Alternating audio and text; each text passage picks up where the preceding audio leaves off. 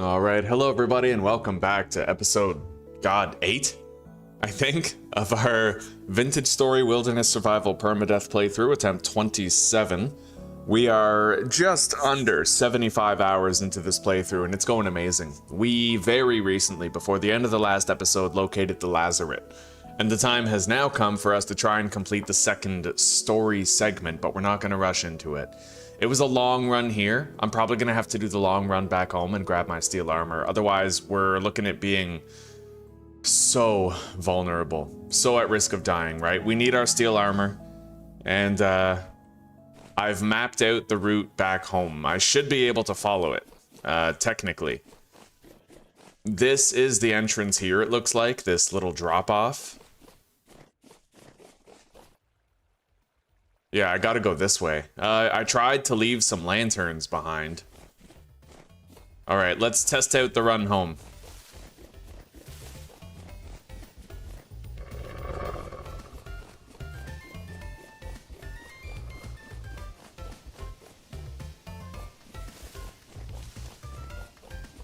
Every now and then, I'm gonna have to look for my waypoints. It's not gonna be an easy run home. I'm gonna try to use water to make it easier to traverse some of the terrain.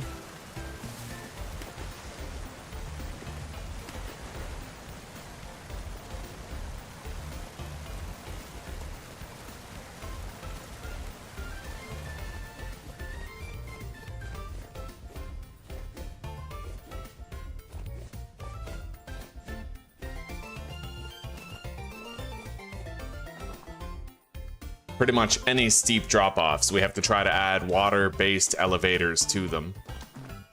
Valet goats, I don't see any babies. Let's zoom out here. Farming for goats is something we can definitely try to do while we're traveling.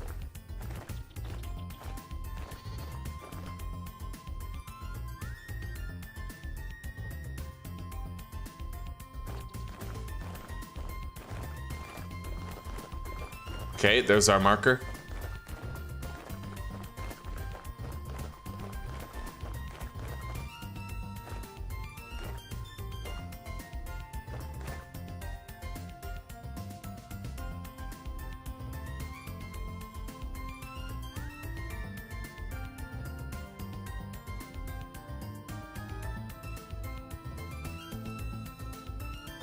All right.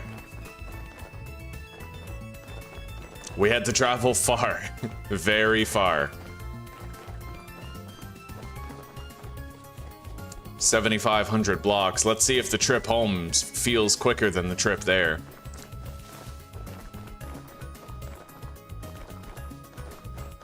I wonder if the elk can swim, because that's the only thing that might make me consider bringing the elk along. Okay.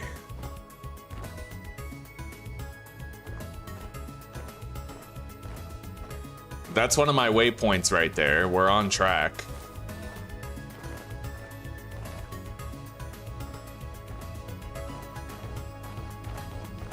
And I need to do something about my food situation. Let's check our backpack. I'm pretty sure I have a lot of food in there. Yeah, we sure do. Okay, fruit nutrition first. I'll eat 3 of those, and then we'll crack into this meat stew. All right.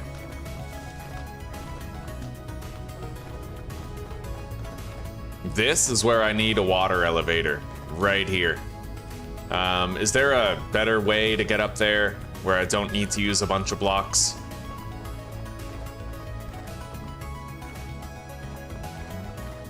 Yeah, this'll do.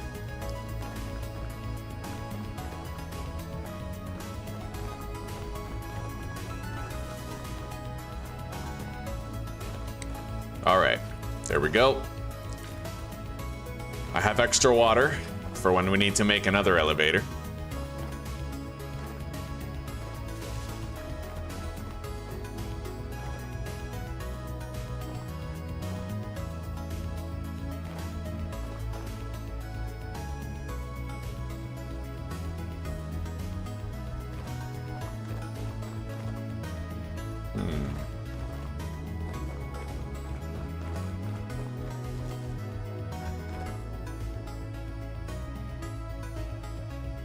I'd like to go to the very top of this and just pour water down, you know? We'll see if that helps me to get there on the way back later. Anyway, we gotta keep going this way. What's really important is that I'm able to find the turn-off point, because eventually there is gonna be a turn that I have to take, right? But as long as we keep on seeing these waypoints, I won't worry too much about it. Let's put some water right here. And then I'll take that down. It kind of goes this way. Which isn't really preferable. Hang on.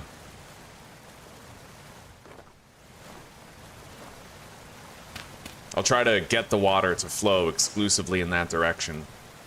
No, it kind of chooses which direction it flows. What if I block off the path over there? No, it always defaults to going that way, but I guess that's fine. Whatever. We'll take this down.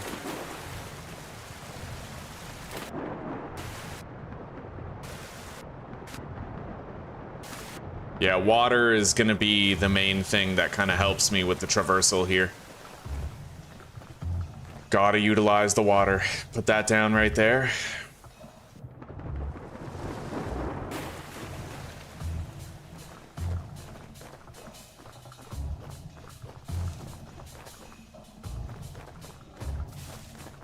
Shit.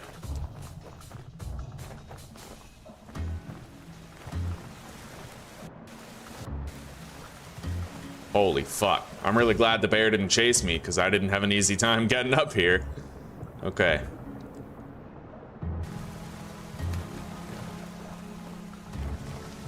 This continues to go up. Yeah, we need to build as many of these as possible to help me traverse. I should have been doing it on the way here. I didn't think to do it on the way, but we'll do it on the way back home. Certainly a viable alternative. Yeah, that gets me most of the way up.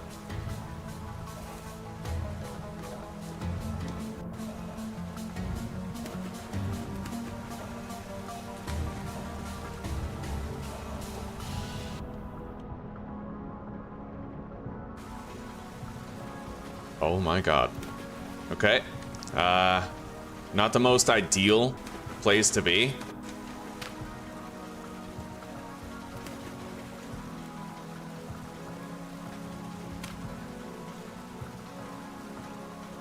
That'll do, I guess. I need to extend this water. Let's get rid of this one and build a new waterfall. That's our best option here.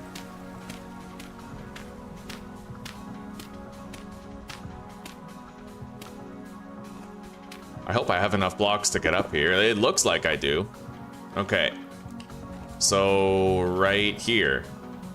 I gotta be real fucking careful of this ice, though. I'm thinking I'll make a little staircase that leads up to it, sort of thing.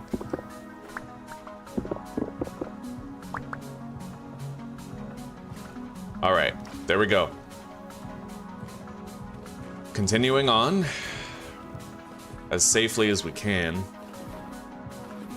Most places I don't need water, I can just sort of zigzag up the hill, but...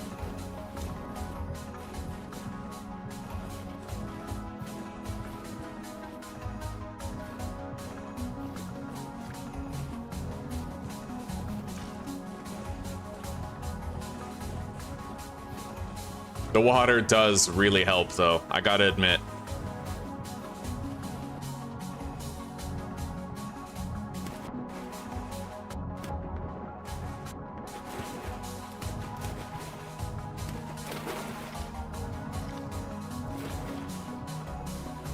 Same thing as before, we inch our way over here.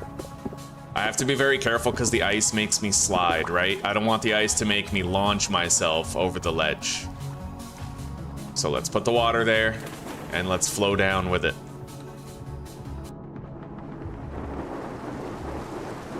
That worked well, yeah. We'll keep using water just like that. Elevators.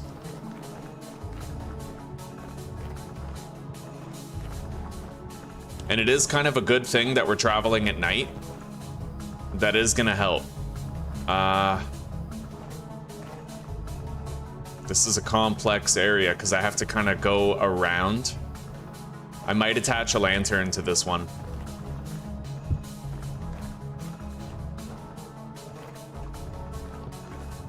I don't know. I think I see the turn-off up there, though. That area looks too bright. That's probably where the lantern is for turning. I'll keep this lantern.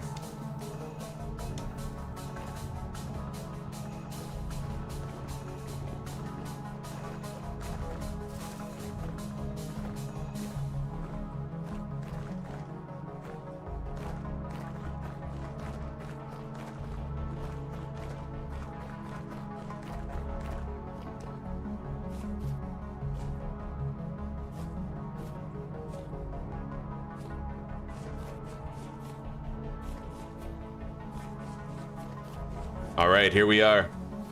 The fork in the road.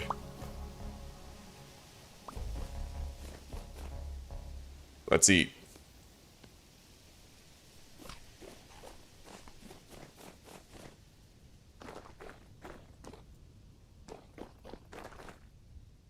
I might want to sleep before we press on. Oh, God. Hey, a polar bear. Right on. I need that. I don't have my... Oh, I do have my spear. Okay, good. We can fight this one safer.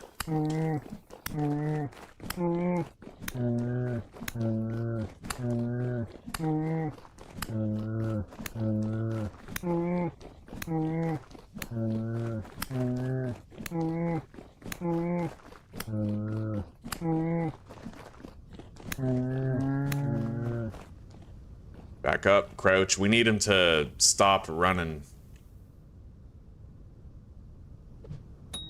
Yeah. Don't want to let him get away, right?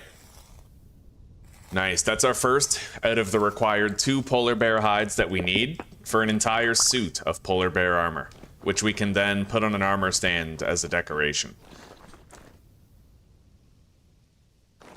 I heard a goat.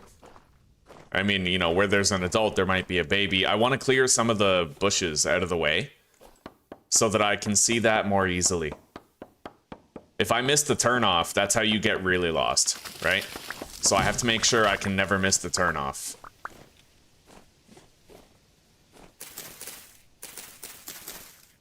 This axe is almost broken. We do have a replacement crafted back at home. But this axe is all we have for the road right now. 118 durability remaining. I'll craft new ones if I have to. Alright, let's get some sleep. I was about to before that bear rolled up on us.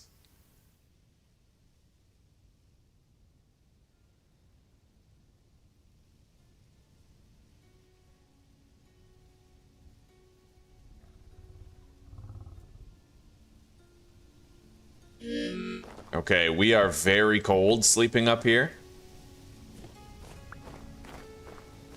So cold that we're actually kind of freezing. So I'm gonna make some firewood. We're just gonna warm up. I'll need a fire starter.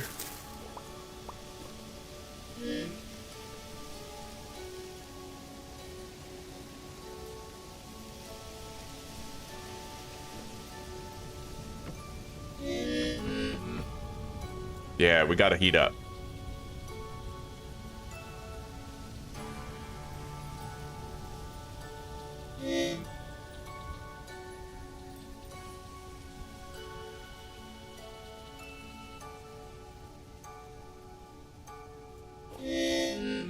Come on, come on.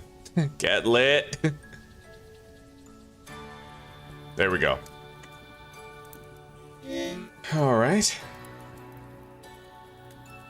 There's a goat over there. No baby that I can see.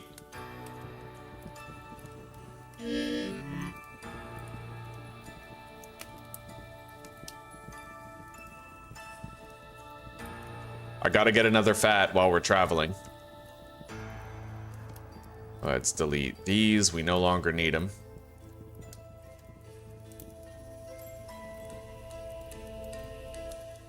All right, we don't need that anymore.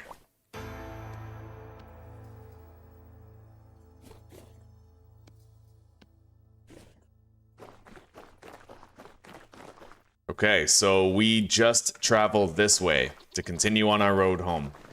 Getting that polar bear hide was really nice. We're going to continue using water to make makeshift elevators over the cliff sides.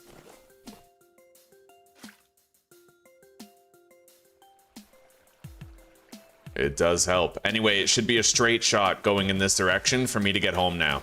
And as long as we're building these elevators, we're helping with the return trip big time.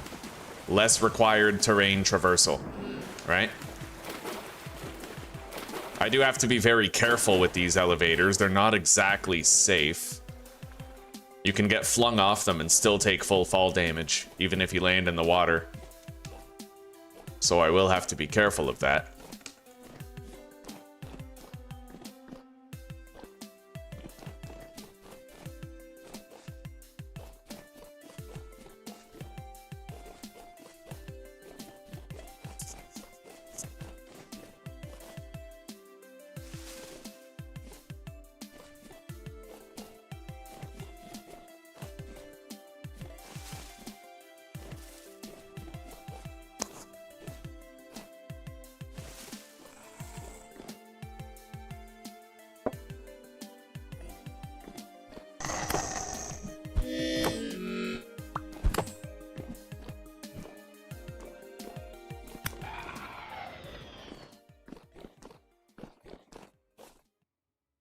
Believe I was running this way. Over there. Yeah, we came from there, as indicated by the waterfall. Shit, I forgot to grab more water after I placed it, though. I'll grab more water up here. It doesn't look like we're gonna need another waterfall before we reach that.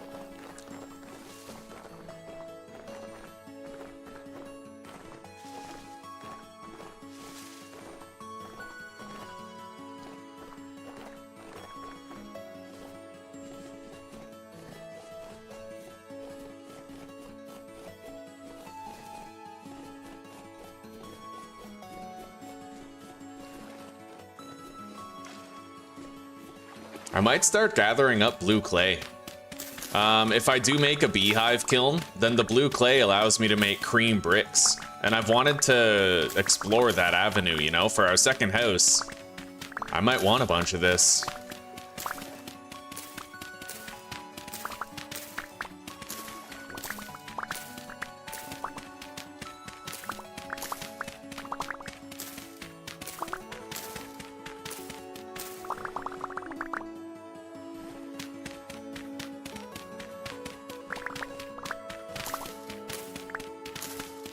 Hell, if I can take it, I'll take all of it. It just depends on my shovel durability, really. But these times when we're traveling and we find resources like this is the time to collect it.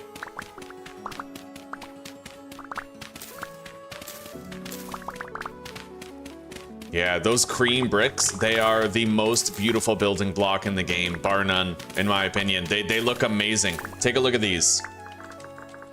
So with the cream brick, you can make this. Look at that fucking block, dude. That's amazing, right? It looks way better than the light mud brick, way better than the ashlar blocks, because they're smaller bricks, right? Yeah, it looks really good.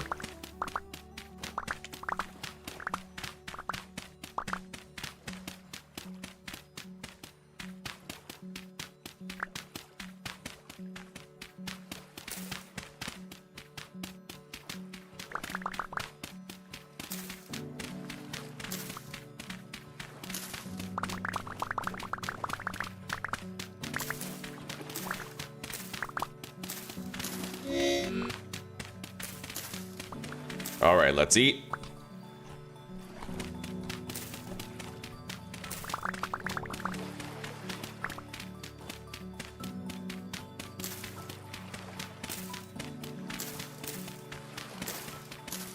Inventory's full. Let's strap our box. The box that's strapped to our back, let's put it down.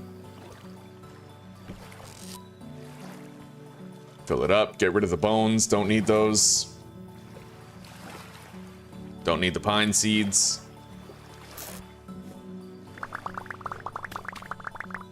Don't even need the glacier ice either. That seems kind of pointless to have.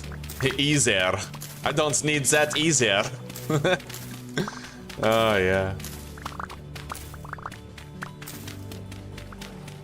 We don't need the glacier ice either. We can dispose of it.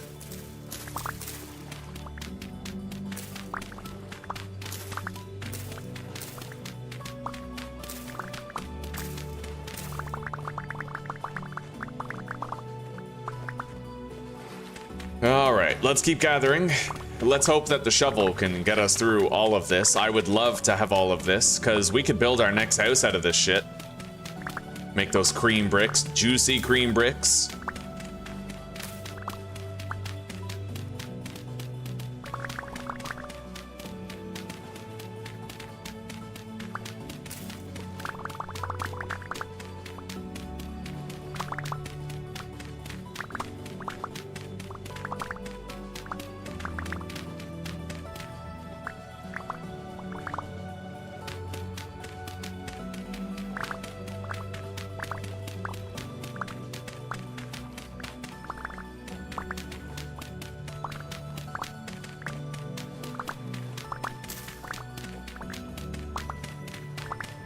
I'm not lost. I still remember which direction home is in. I have to keep the lake to my right-hand side when I go.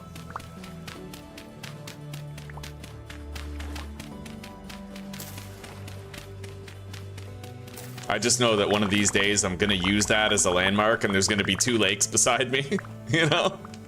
Which one? Oh no. Alright, I think... No, it's not even the bottom layer. We still have more to get.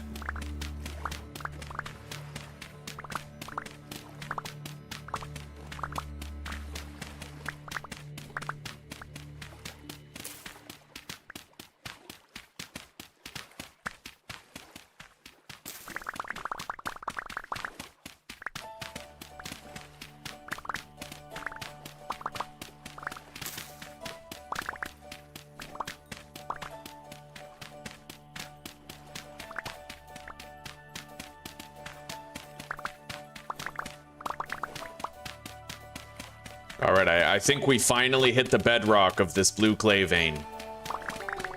We're getting the very last of it right now. We already have, I think, a replacement steel shovel and steel axe back at home. We'll get ready to switch to those.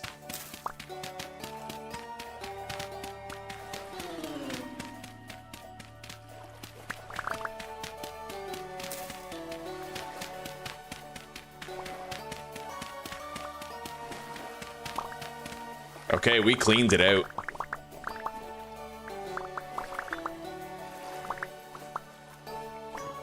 Beautiful. Let's not forget our little box here.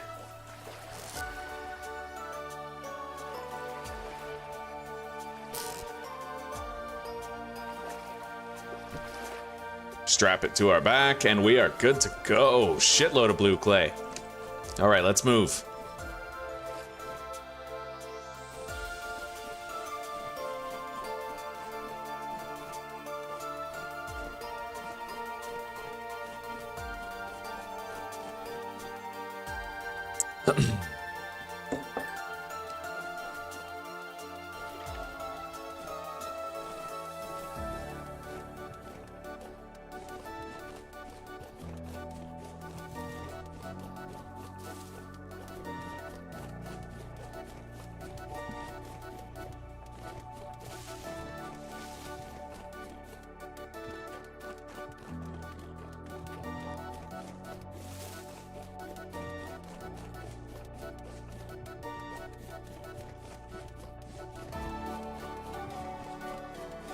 All right, there's another one of our markers, and a particularly large mountain. This is where we really want to make sure that we're pouring water in order to make elevators to simplify return trips.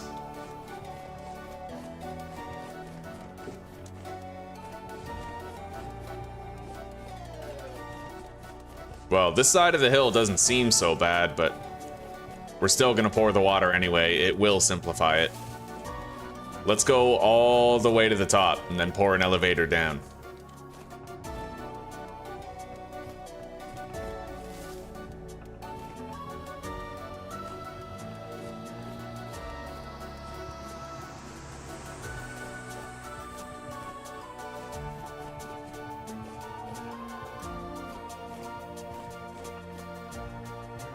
All right, here we go.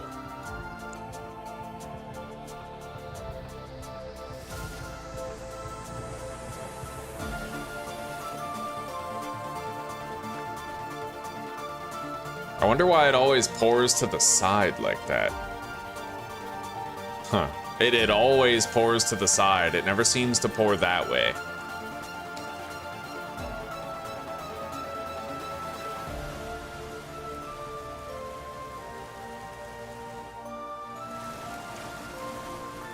But we're just gonna put a shitload of water over the edge. Many different departure points means I'm less likely to fall off and crash down, you know?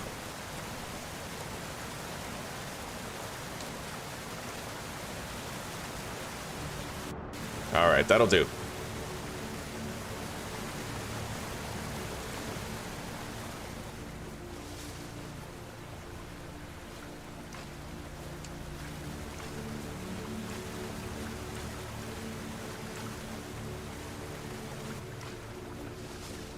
All right, continuing on. We're gonna want to do the same thing on the other side of this mountain. Should I run laterally along the mountain, or should I try to get down to ground level? We would get too turned around. Yeah, we'll pour water over the edge.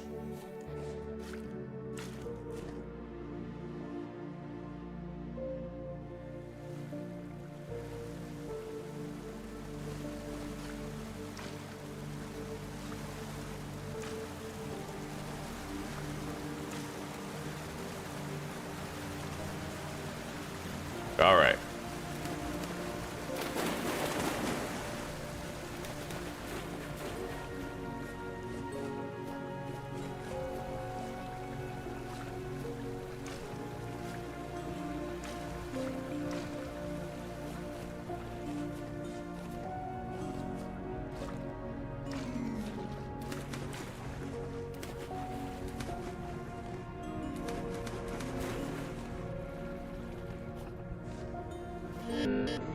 That'll do.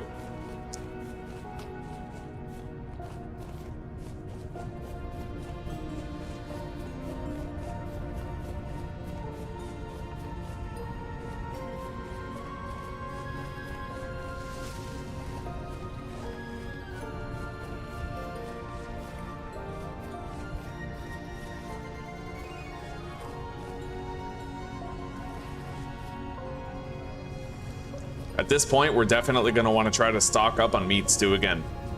I spent so much time fighting underground to kill those bells. And, you know, we've been doing a lot more traveling, so at this stage, we need more.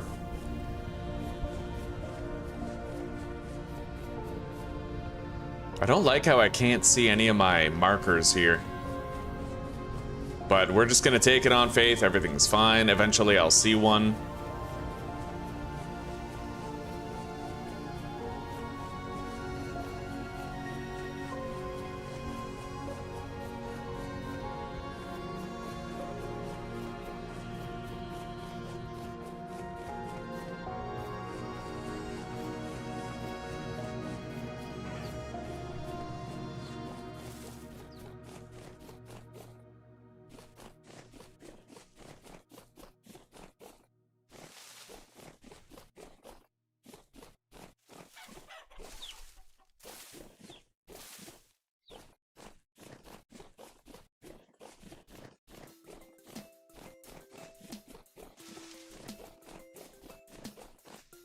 Alright, we got some dense woods to run through. This is going to be a little harder.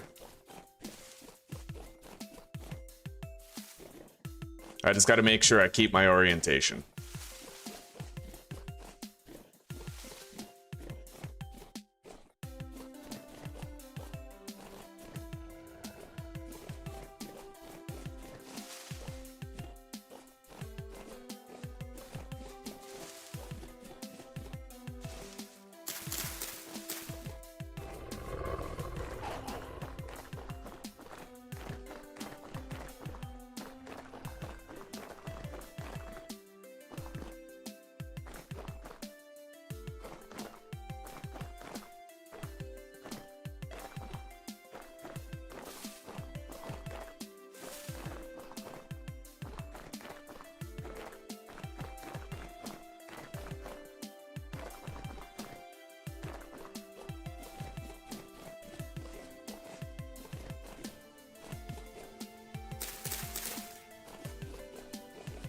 We'll be approaching our home field territory around the time the map says 7,500 meters away from Lazaret.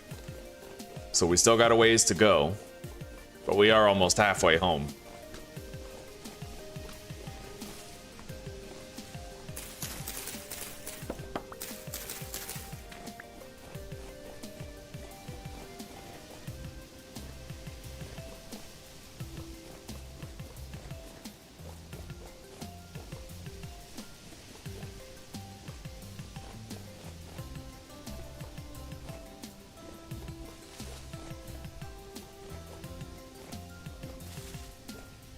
All right, there's one of my markers right there. We're on track.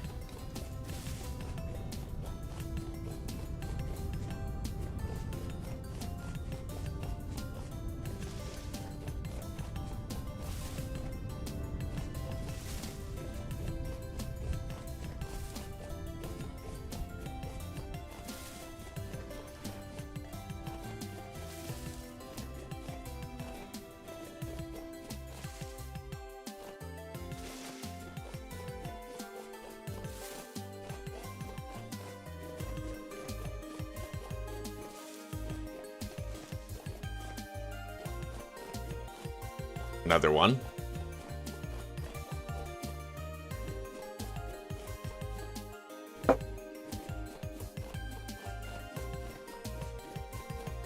Now the beautiful part is I don't even actually have to follow my markers when we're going back to the Lazaret. I can run diagonally. The whole point to this was making sure that I could follow straight lines directly back to my base to make sure I could find it, right? But I can run diagonally directly to the Lazaret using the map to get there in a fraction of the time. I don't need to travel in one direction and then another direction. I can just go diagonally to get there since the map is going to lead us there anyway. But I don't have a map that leads us back home, so I had to do the straight path, right?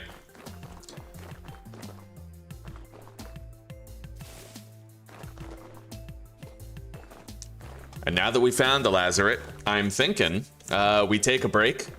We make tier 3 refractory bricks in as great a quantity as we can. We make a beehive kiln.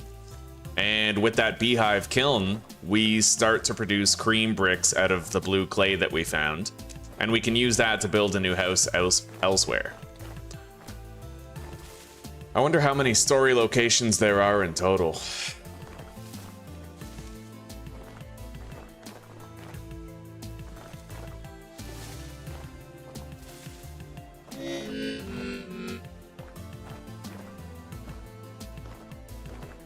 I'm gonna go ahead and build a little pillar right here so that I don't have to swim directly across the lake again.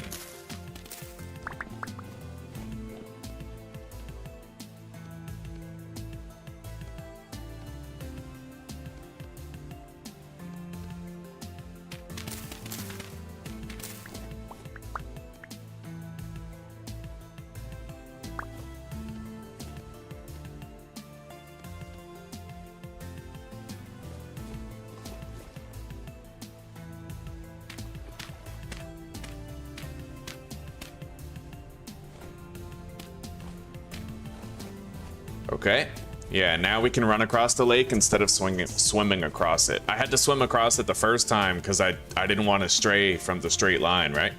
But now that we have a marker built over there and a marker built over here, we can orient ourselves after running around the lake and keep that straight line.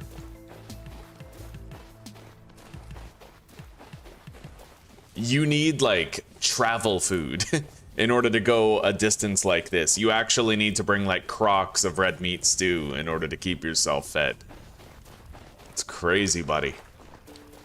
Anyway, moving on. We already have water in the bucket that I can use to make makeshift elevators over here. And we can grab new water source buckets from the water that we placed down.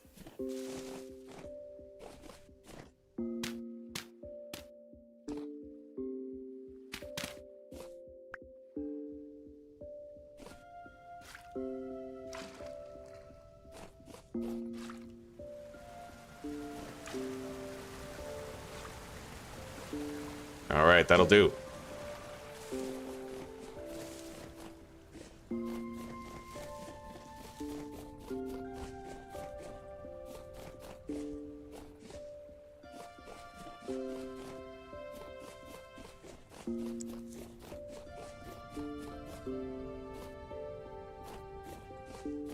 I don't see any baby goats over there.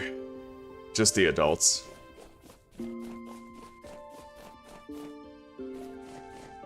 I wonder if that bighorn lamb female is going to be fully grown when we get there.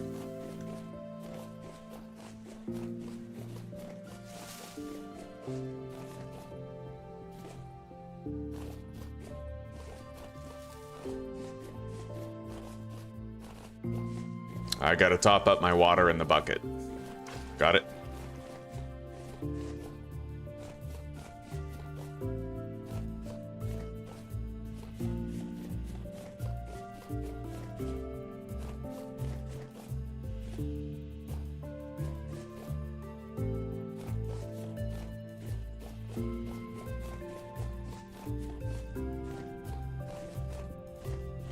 Oh, shit.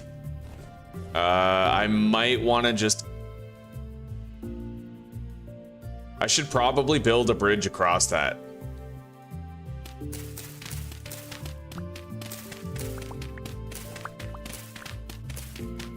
I mean, we could swim it, but, you know, it takes longer to swim. We would need so much dirt, though, to build a bridge across that. So what I'll do instead is I'll do an orienting pillar over here. And then an orienting pillar on the other side.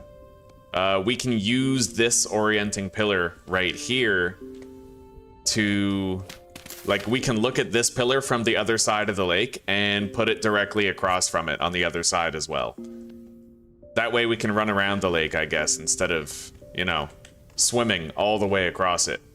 Although, with a distance like that, I have to wonder if it wouldn't even be shorter to fucking just swim the distance. That's a pretty crazy swim. But there's no shallow dirt that we have to walk in. Or shallow water. The waist-high water slows you down the most. If you can just actually swim, it's more or less okay.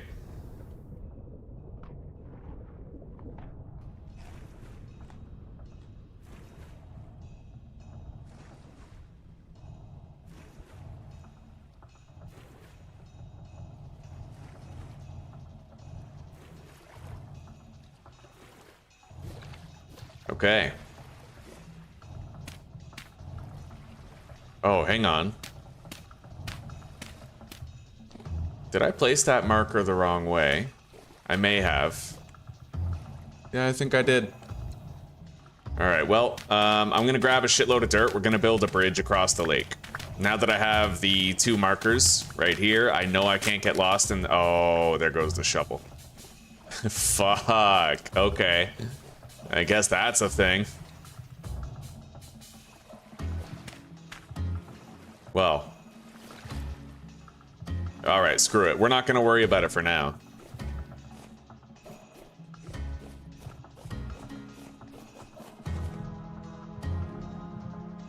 Not having that shovel is gonna hurt, though. I might have to make a flint one. It's literally like a 2-day journey to get to the lazaret from our base.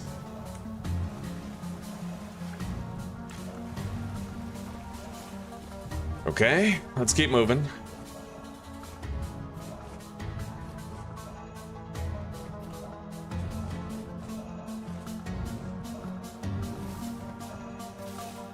Oh shit. Yeah, I need an elevator there. And I might want to get those trees out of the way so I can see. Our axe doesn't have that much durability left, but it does have some. Like 100, maybe? 89 left.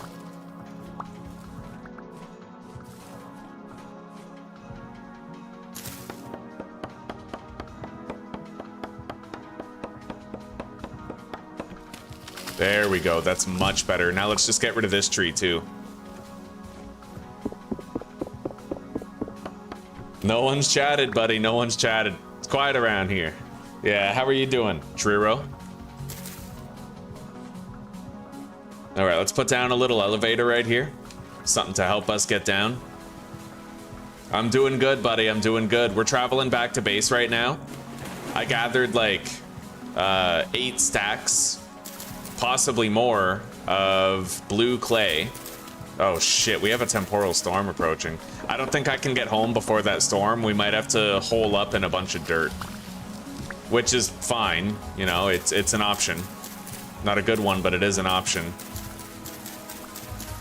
Yeah, we're gonna make cream bricks. I'm gonna get home and I'm gonna craft a beehive kiln.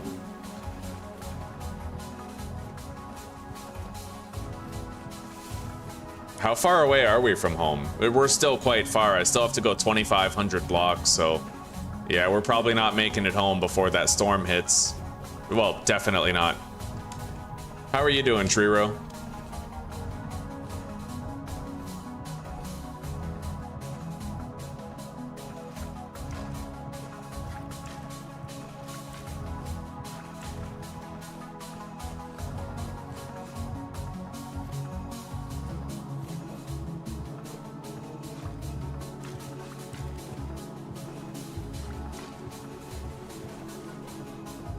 All right, here's another waypoint.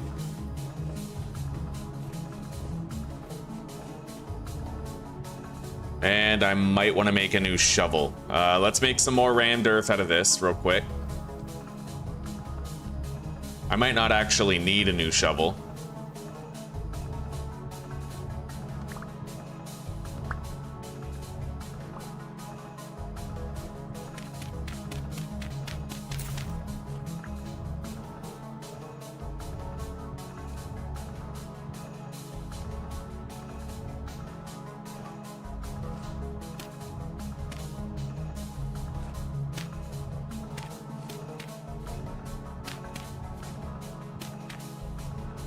Okay, yeah, we're gonna rest in here for the temporal storm.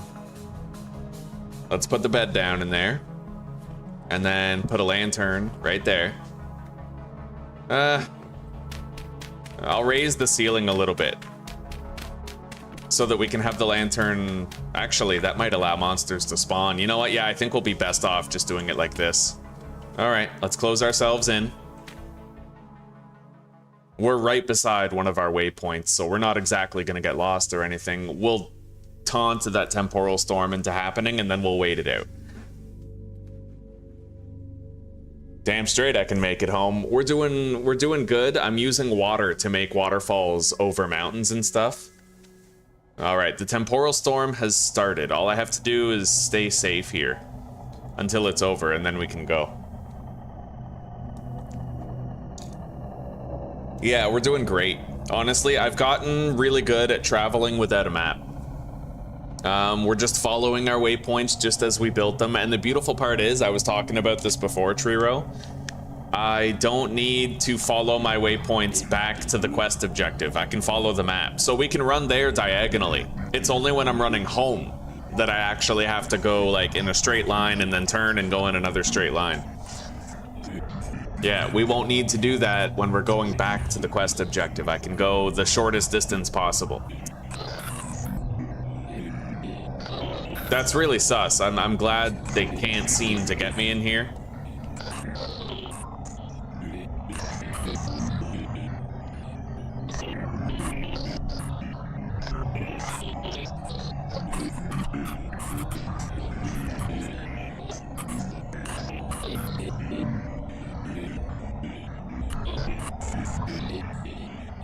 I'm gonna need to oil that polar bear hide, but I need one more animal fat to do it. I should probably try to hunt some raccoons or something, see if I can secure that. Oh! Oh! Susie, I love you. You're great. Okay.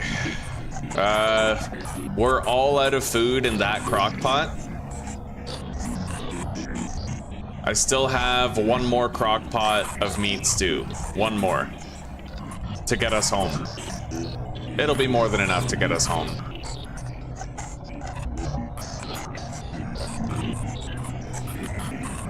And there's berries as well on the way home.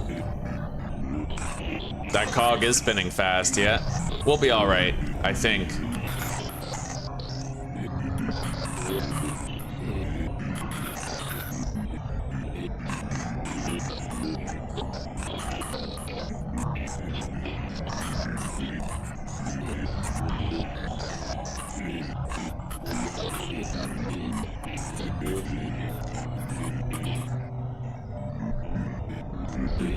I do have a lot of bandages, but I'm worried. If our temporal stability was to start reaching 0, I might have to like giga chat it and go out there, which I don't like. I only have my Gambus and armor. I wonder if I'm in a place that has negative temporal stability. Maybe that's why it's going down so fast. I have no idea.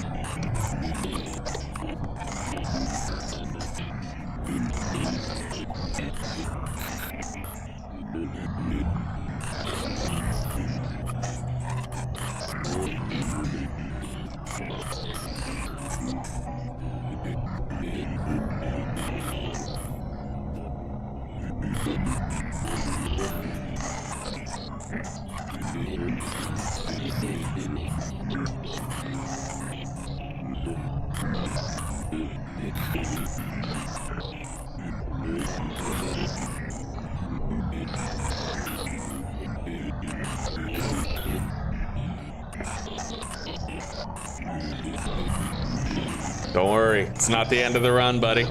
We'll be all right.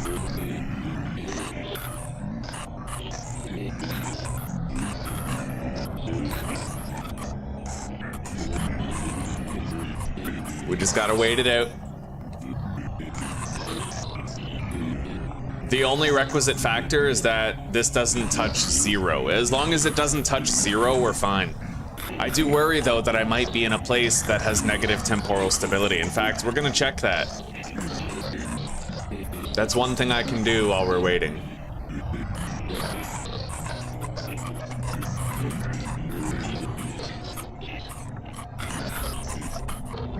Watch me go like...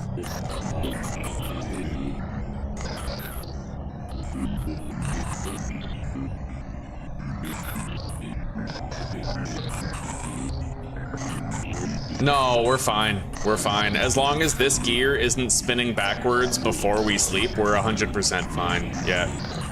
We'll be alright. Yeah, we're gonna be okay. It's gonna end before we touch 0. Long before. Probably around like 20%.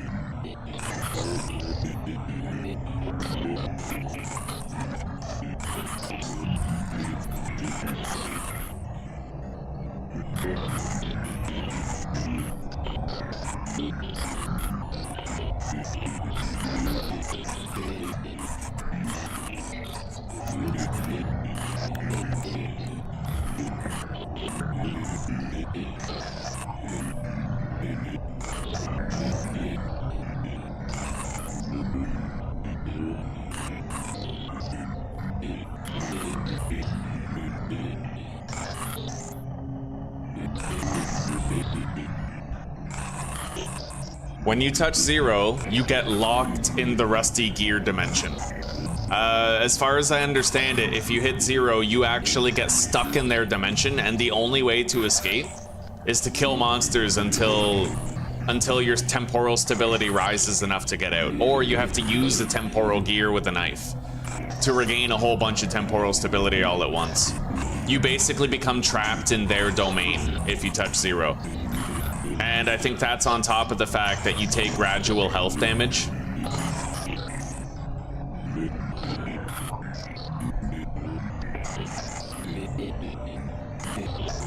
If I was to hit 0 temporal stability, it would create a situation where my only hope of survival would be stepping out there with the monsters and trying to kill them. We would not be likely to survive it.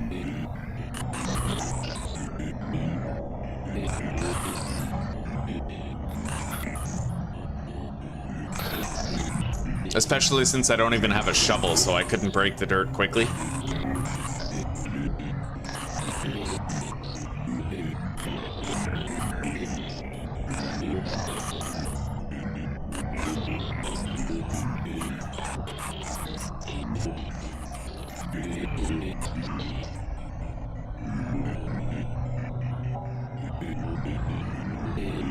However, what I could do is I could make a wattle fence, and then I could try to break out this bottom block, put a fence there, and then kill enemies through it, or like a gate or something. It depends. Like there might be ways to live. I could put a fence down here, break this block up here. I don't know if that would work though, because there's no ceiling block above, but there would be ideas to try.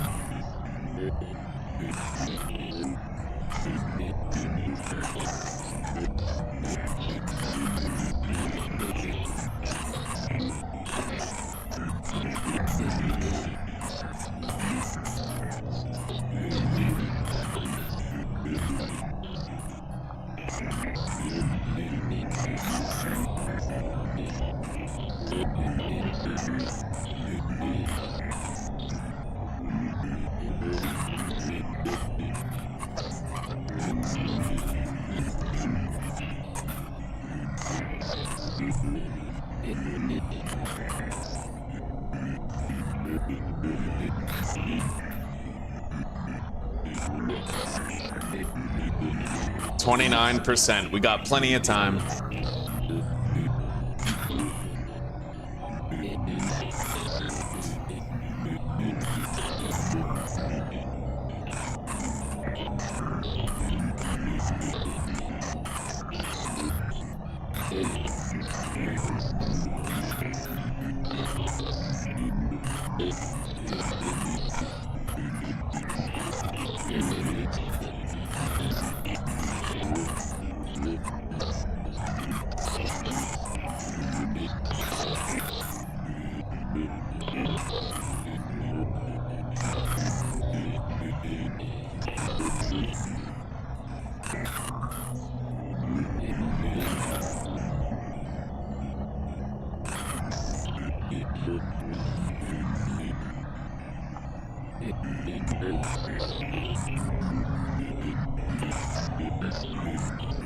It's nerve-wracking, isn't it? 21%. Oh, buddy. Hopefully we get that waning alert soon. All right, well, it's gonna be active for 0.02 days. How long is that?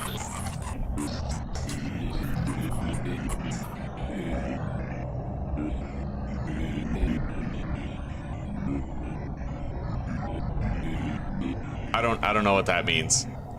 Okay. Possibly like 48 minutes. I don't know.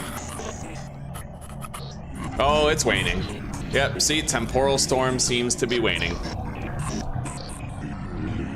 Our temporal stability did get low, no two ways about it, but we'll be all right.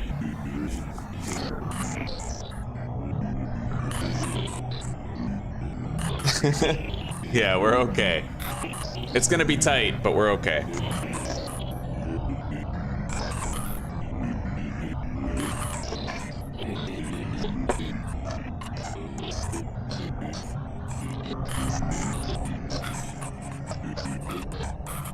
There we go. We're good. Yeah, we're good.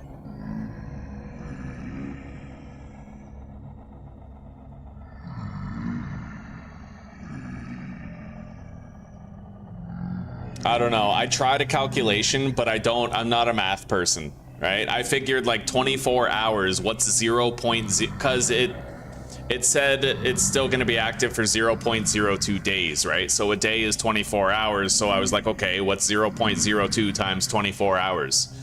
And I think it was like, it ended up being 0.48, so I assumed that would be like I don't know, right? I'm not a math guy.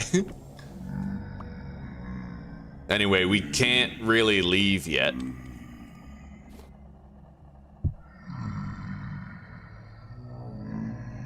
Not really.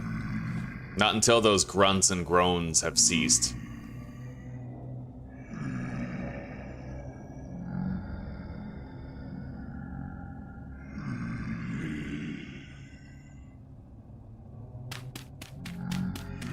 Even when you don't have a shovel, you can do this. You weaken both blocks so that they both break around the same time, right? See, and then it doesn't take you too long to get out.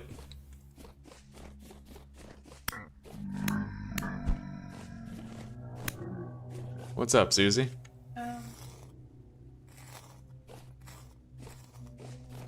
Yeah, I'm coming with you.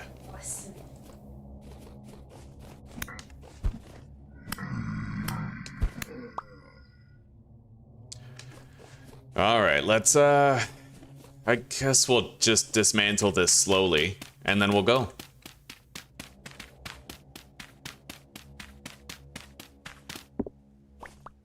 Oh, that's right. Okay, so 0.48 hours, so 28.8 seconds. Okay, fair enough, fair enough. Yeah, I didn't know how it translated, like... I'm smart in a lot of ways, but numbers, math, no. My sister got all that. She has like her fucking master's in math or some shit. Like she, you know, it blows my fucking mind. You can be a fucking rocket scientist and you're a math teacher. At that point, you're just learning math to teach math, right? It's weird. I studied astrophysics so I could teach astrophysics, you know. I don't want to contribute anything to the world with it. I just want to learn it so I can teach it to other people who will learn it so they can teach it. And then those people will learn it and teach it. And on the cycle goes. You know? It's crazy. All right. Let's keep moving.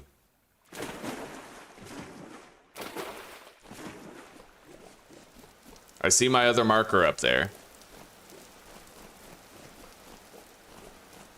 And I'm gonna try to get some animal fat on the way so that we can oil this bear hide.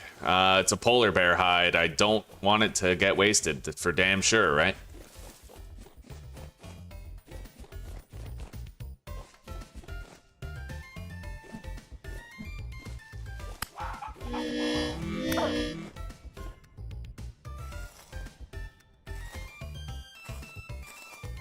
No fat. Take that, I guess.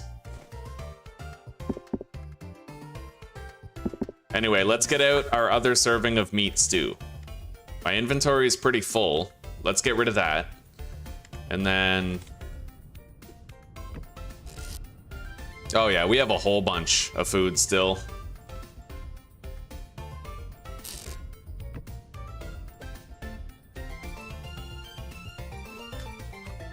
Okay, let's go.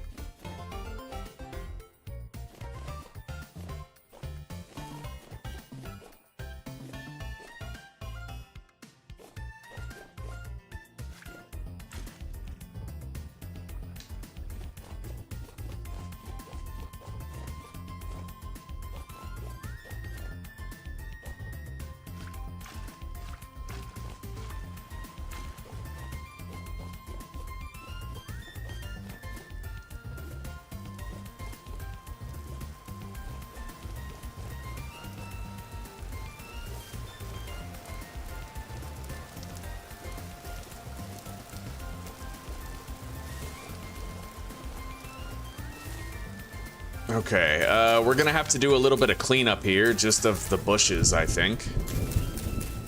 And then we can pour water down there, make a little elevator. Yeah, this way I don't need a shitload of fucking dirt to climb up, right?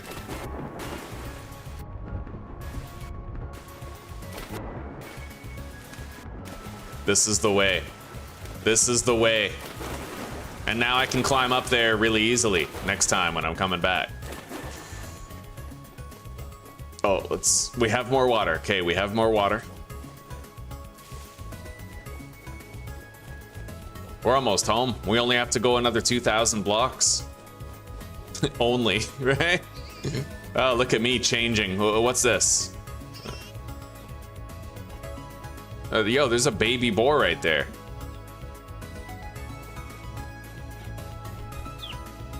I don't really need a baby boar. I mean, we can take it.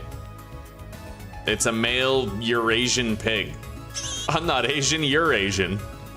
Okay. Yeah, we gotta continue that way.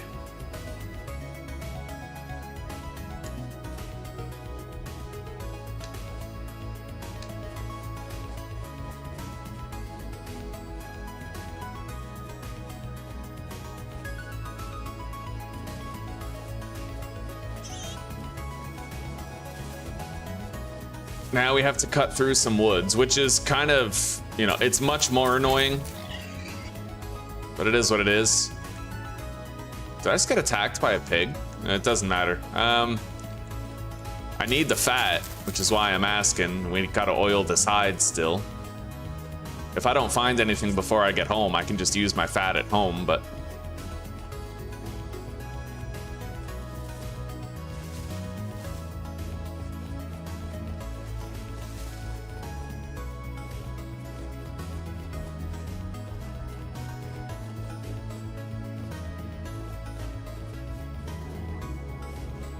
Brown bear.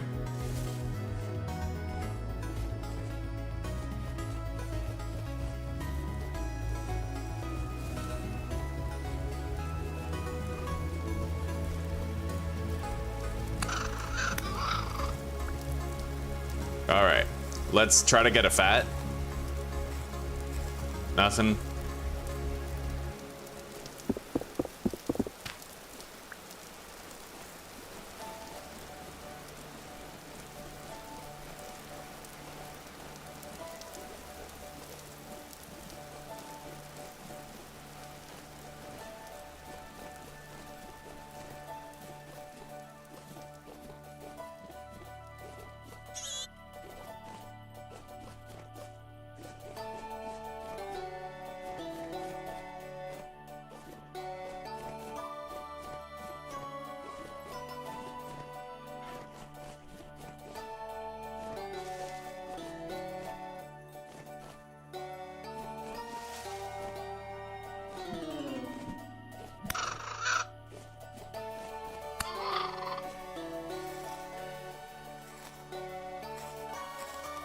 Nothing.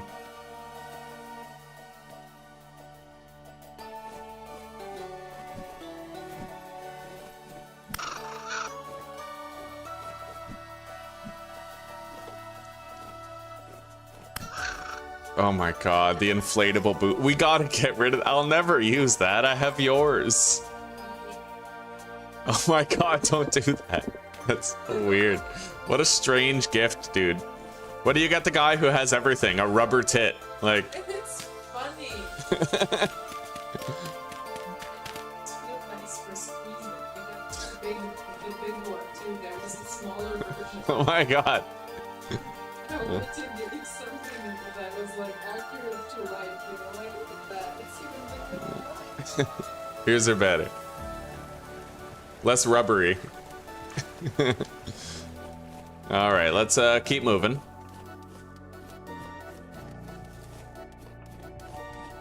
It's crazy that I can just sort of travel that far and then comfortably find my way home again. 7,500 blocks, you know, even despite the tricky terrain.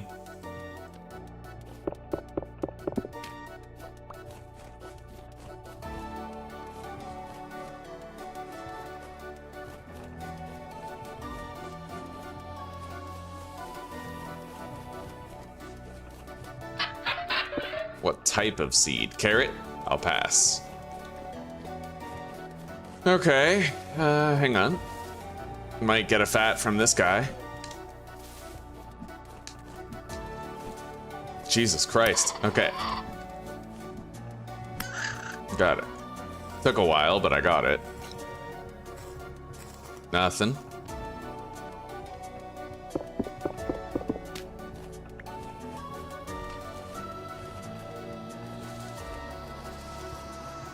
All right, this is definitely a place where we're gonna want a bucket of water, I think.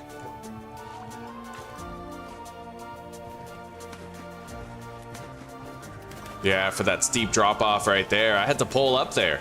I won't have to pull up now.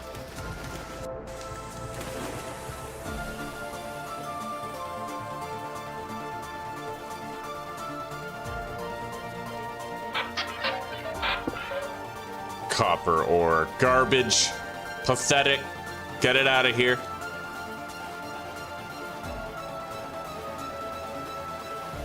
A bunch of early game Andys in chat just like, yo, fuck this guy. Bad mouthing my copper. I'm proud of this. Damn straight. Yo, getting copper is, man, it's like a drink of water in the desert in the early game. Okay. I have water in the bucket. Put the lotion in the basket. Are there any baby Valais goats here? I don't see any babies, just that one male.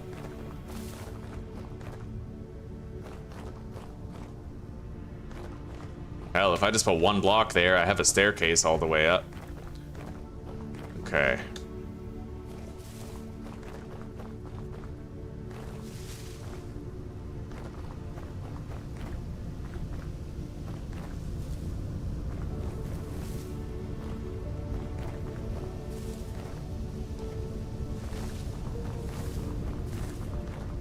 We're almost home.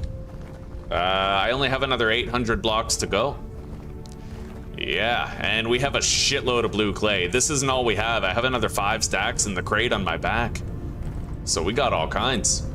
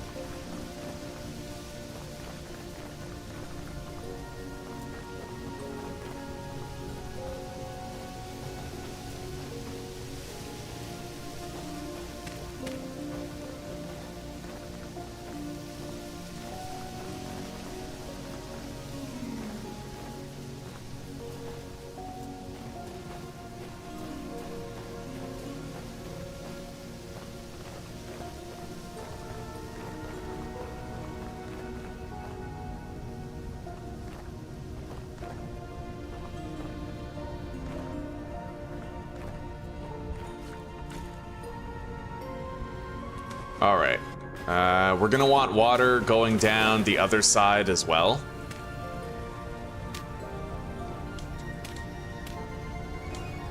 Because this nerd polling, fuck no. Let's pour some water down. That covers us on the return trip. And then we put more water right here. I suppose I might be able to skate around. Okay. Oh, you're the best. Thank you, sweetie. I'll keep it clean while you're working.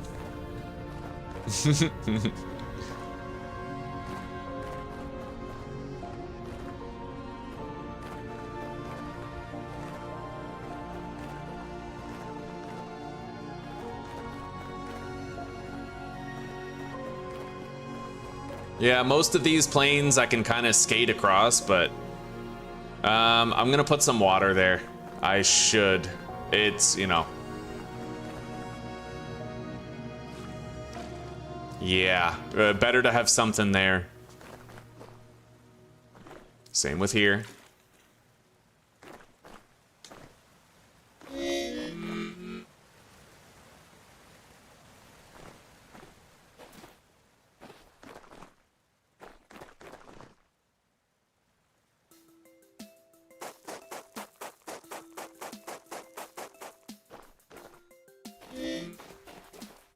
Okay. It is pretty easy to get up here, but I'm still gonna dump some water down.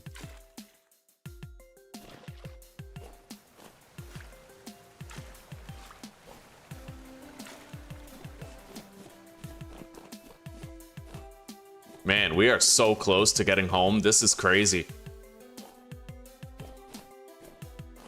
The traveling 10 billion miles situation is crazy.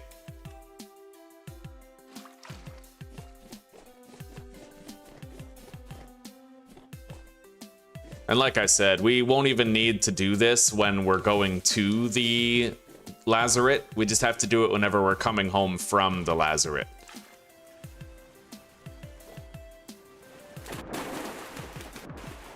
Oh my god. I don't know. That seems a little steep. That's really fucking steep, actually. All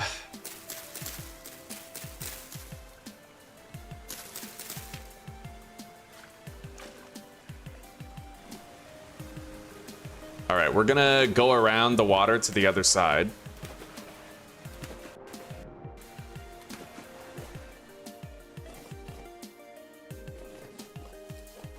And then we're gonna dump another bucket over here.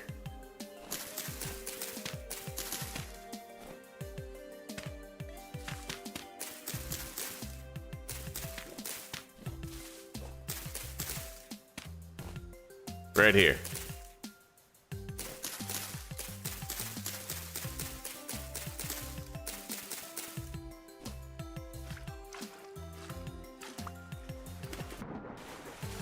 Yeah, it's something. That'll help. It kind of goes the wrong way, but it doesn't matter as long as it gets us down there and then we can take the other one up. Let's go over here. Dump a bucket.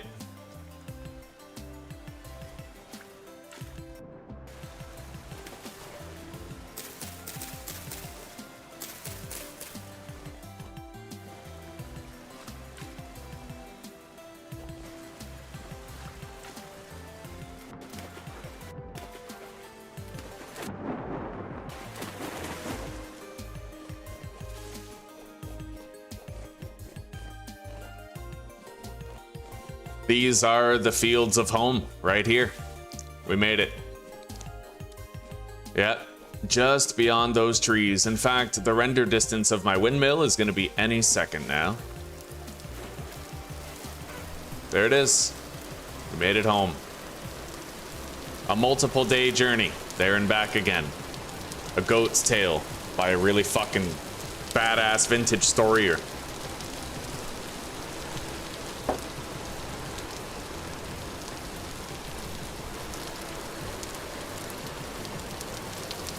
For a second there, I thought my windmill looked like a TIE fighter.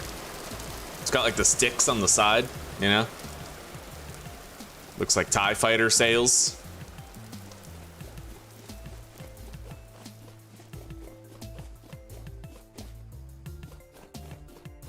A lot of our trees have grown, which is nice. The bees are ready for harvest. That goat is still a baby, like... That's fucking crazy how long that thing has taken to grow. The flax is almost ready for harvest. It seems to be like 7 out of 9. The rye is all done. We can harvest the rye. The onions are getting there. The parsnips are done. Let's go clean out our inventory.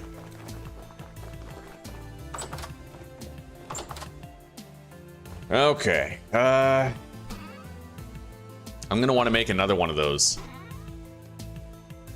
After, let's deposit.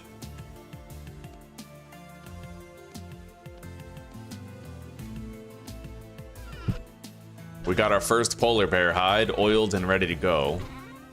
This is going to become more rot for compost. Let's put this on the ground. Okay.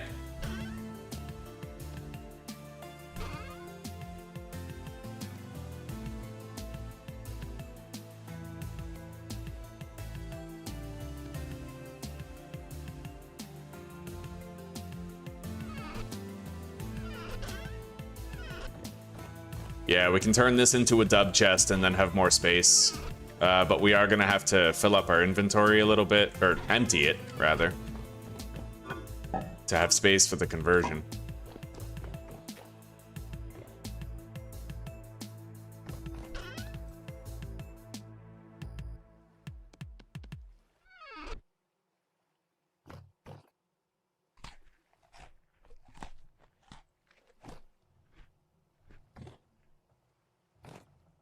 Okay, there's our new shovel and our new axe.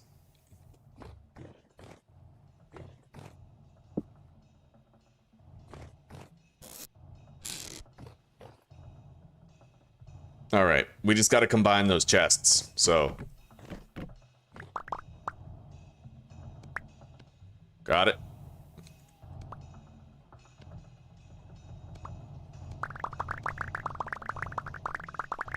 Oh, come on, just pick up the fucking chest. All right, there we go. Getting cheesed, bro. Fucking getting pepperoni and cheesed here. Fucking unimaginable. Anyway, we gotta move some shit right there. Grab that, ditch that, collect the chest. I'll have to, here.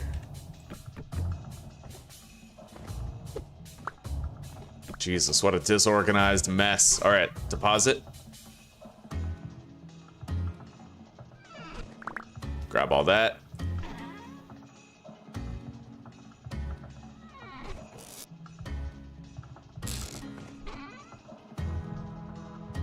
We got more than enough blue clay. More than enough.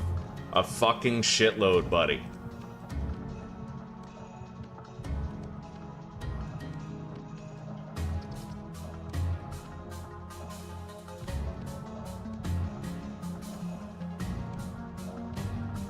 Beautiful.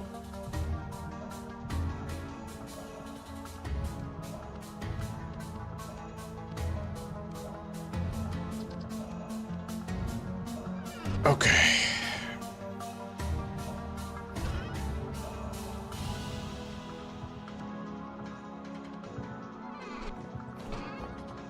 Deposit the wood.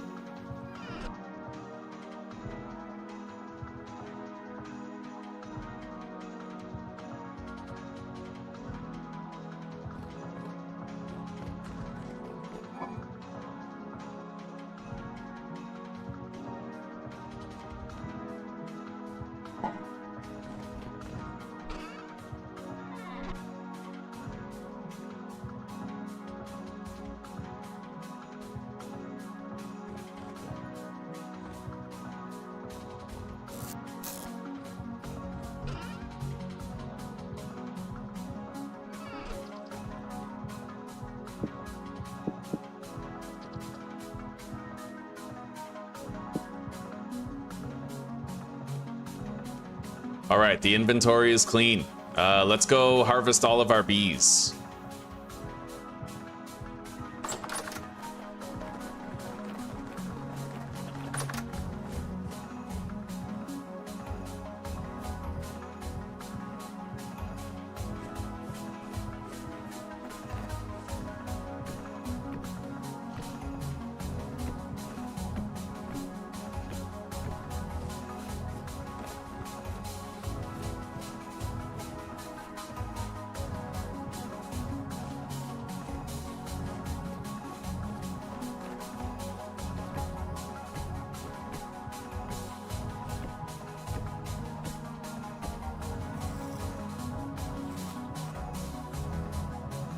And I can eat some of that honey to top up our fruit nutrition.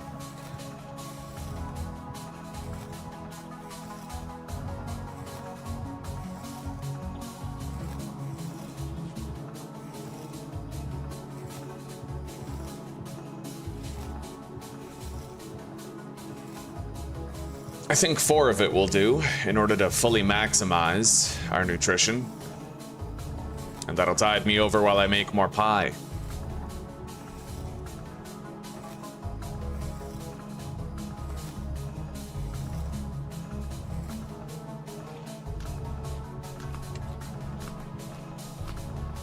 Okay.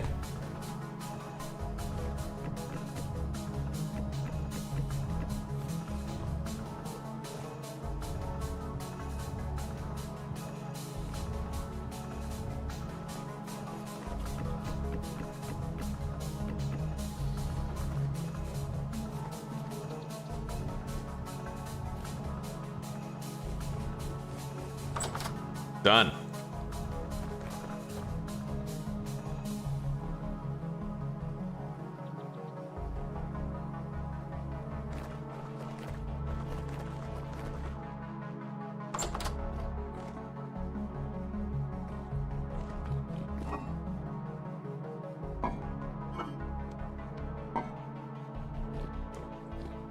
Can't I make like double gates? Where's my gates?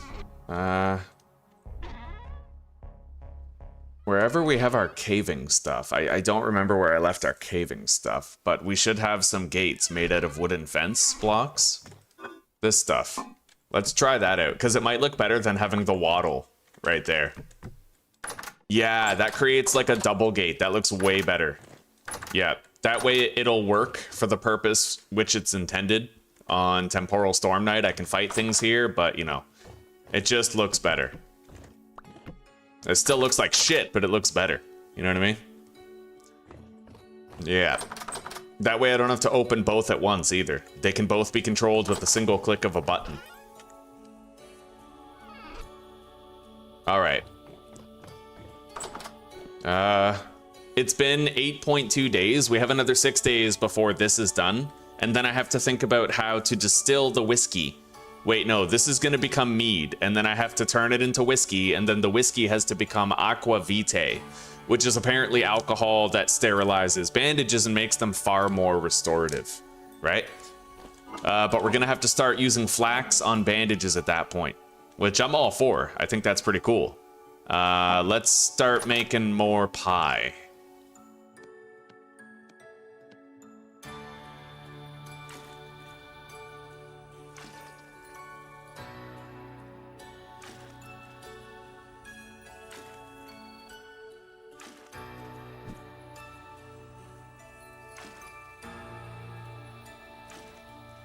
Okay.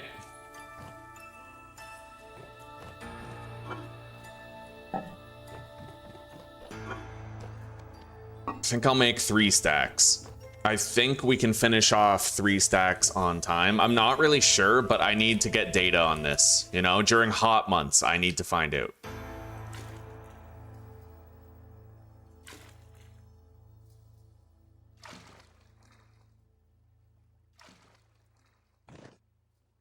So let's preheat the oven. Ovens.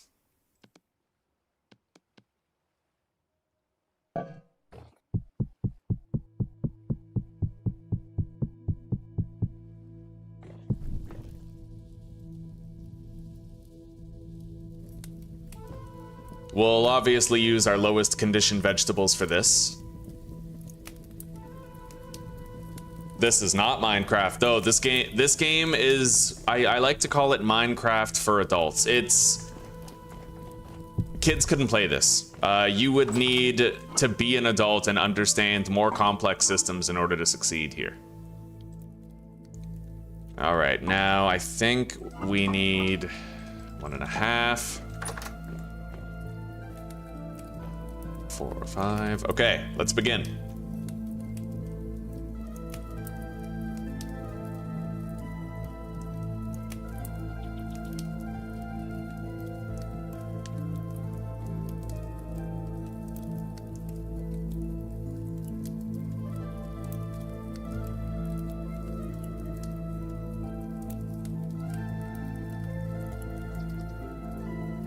Yeah, this game, unlike Minecraft, requires extreme hard work in order to succeed in. Everything is very laborious. Everything takes more time to complete. It has far more steps involved. You should go on YouTube right now. You should look up like Vintage Story, Anvil, Minecraft versus Vintage Story. There's like a video that takes you through everything required to get an anvil.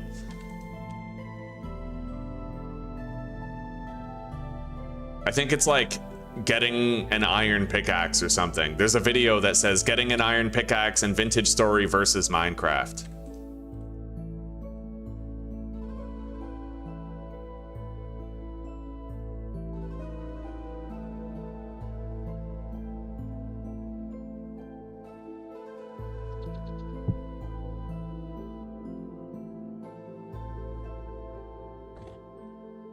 This game makes 7 Days to Die look like Minecraft.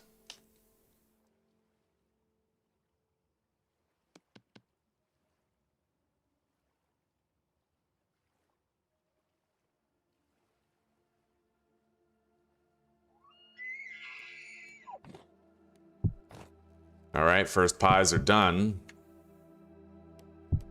Throw those in there.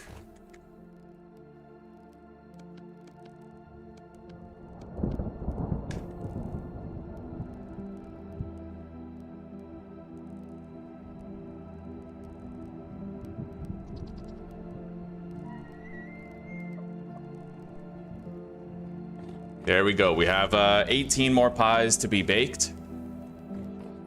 And this is going to restore our fruit and vegetable nutrition for a time. We got those bases covered.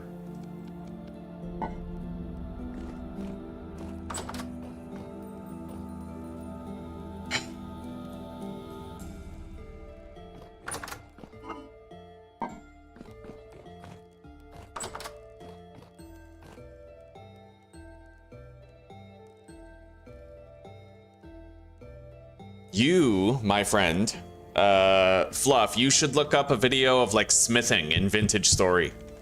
It's amazing. So I'll walk you through some of the stuff that this game has to offer, right? Let's talk about what's required for you to get your first copper pickaxe. No, that's a bad example, but let's go like anvil. In order to get your first anvil, okay? Your copper anvil for metalworking. So first thing, you need to get some clay, and you need to shape that clay yourself. You have to individually move the voxels around, and you have to make yourself a pickaxe mold, you have to make yourself a hammer mold, you have to make yourself an anvil mold, and then you actually have to fire those clay products. So you're gonna have to dig a hole in the ground, put some fucking dry grass, sticks, firewood. You're gonna have to fire and harden those clay products, and then you need molten copper to pour into those molds. But you're gonna have to go panning through sand in order to find copper nuggets. When you have the copper nuggets, you're gonna have to melt them down. You're gonna have to clay form a crucible. You're gonna have to dig a charcoal pit, convert firewood into charcoal.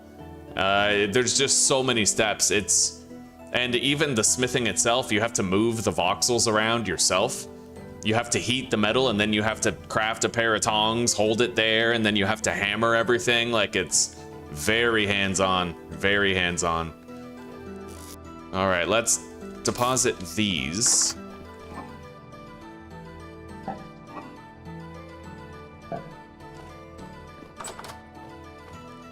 There's a long-running joke in the Vintage Story community. I didn't get it until I started live streaming the game, but pretty much every single episode I do, somebody comes in to ask if this is Minecraft.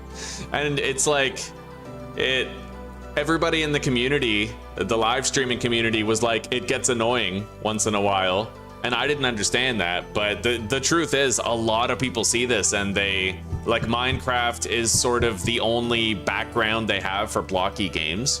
Right? But this game, it has so much more to offer. And this is kind of like, I always say it, this game is Minecraft for adults.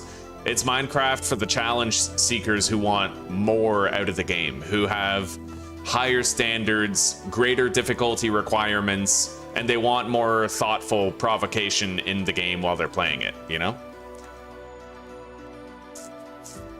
Right on, Fluff, right on. You are gonna be very happy with this game, guarantee. I guarantee you. There's gonna be other times where you're kind of frustrated with it because the systems are very complex and very hard to learn, but it's extremely rewarding to play this game. I'm sure you already know that if you've been modding Minecraft to have the similar effect, right?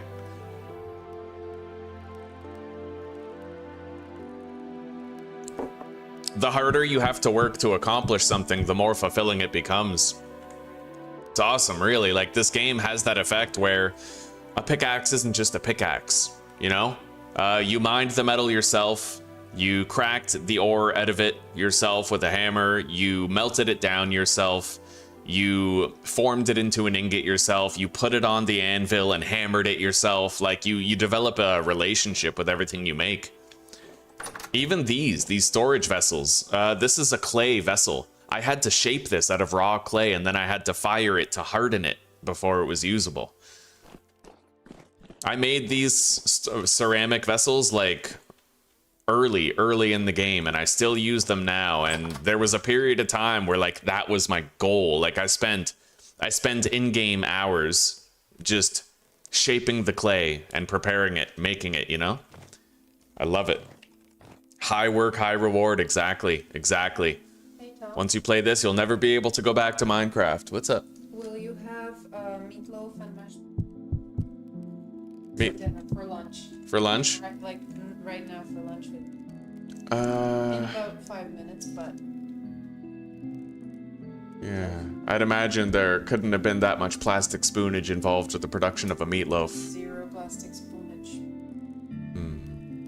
What about the potatoes, though? Like, I don't... No? Are you sure? Yes, I am. She used a metal masher Okay. and just boiled the potatoes in a pot. What do you want? Okay, alright, I'll do it. But if you see a plastic spoon sitting in the potatoes, you gotta let me know. I will take it out. No, you'll tell me so I won't eat it. Okay? Alright. Yeah, Susie's mom has a really bad habit of leaving plastic, like, utensils, like ladles and large spoons and hot things, right? Like, she'll have a bubbling sauce, and she'll just leave a plastic spoon in it, right? Like, so I'm pretty, anal about that. Shitty part is, she's had that habit for a long time, so now she's older, it's hard to break that habit, right?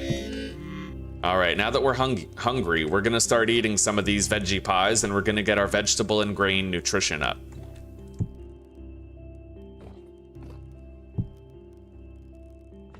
I'll just give myself 7 slices for now, and we'll store the rest of the pies in here. Oh, and Fluff, there's something I gotta show you, buddy. It's called chiseling, and chiseling is the bread and butter of why this game is so extraordinary. Check this out, right? Technically, this was... You see this block right here? This entire square right here used to be that. This blocky, the brick block, right? But with the power of chiseling, I was able to transform it. So, like, look at this, right? You can puncture holes, and I can replace it. See, I'm replacing it with the block texture now.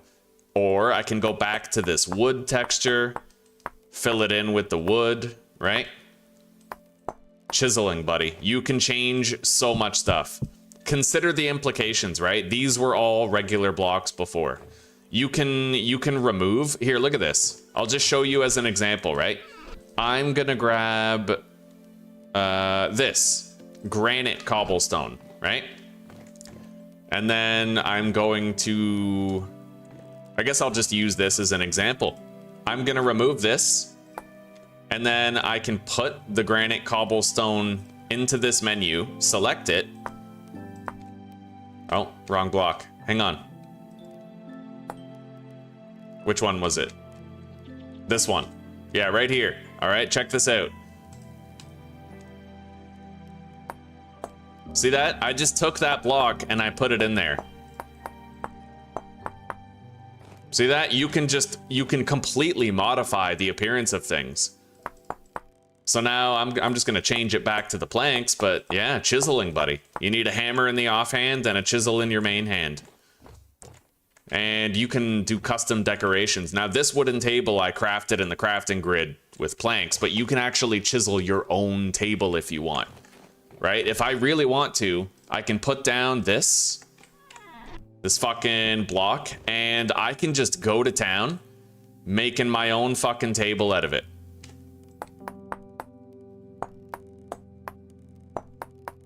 See that? And the beautiful part about chiseling is that the amount of detail that you have is entirely up to you. Look at how small you can really go. One by one, look at this. I can remove that size, right? So if I want to like add a trim to the table, I can do that. If you want to insert other blocks into the table, like this, right? I can actually add the cobblestone, or any block for that matter. See, I can add a cobblestone edge to that table.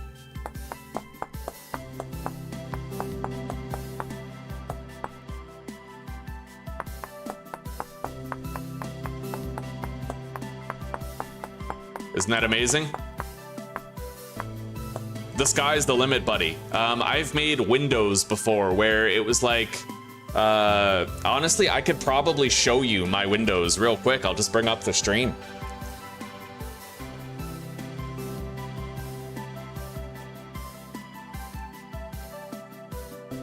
Yeah, check this out. In my previous series, this one, making windows. I was so excited about it. It seemed so basic, but the windows turned out amazing, and I'll show you what they looked like when we were done. I'll be able to see them here in a second, once I turn around and look at them.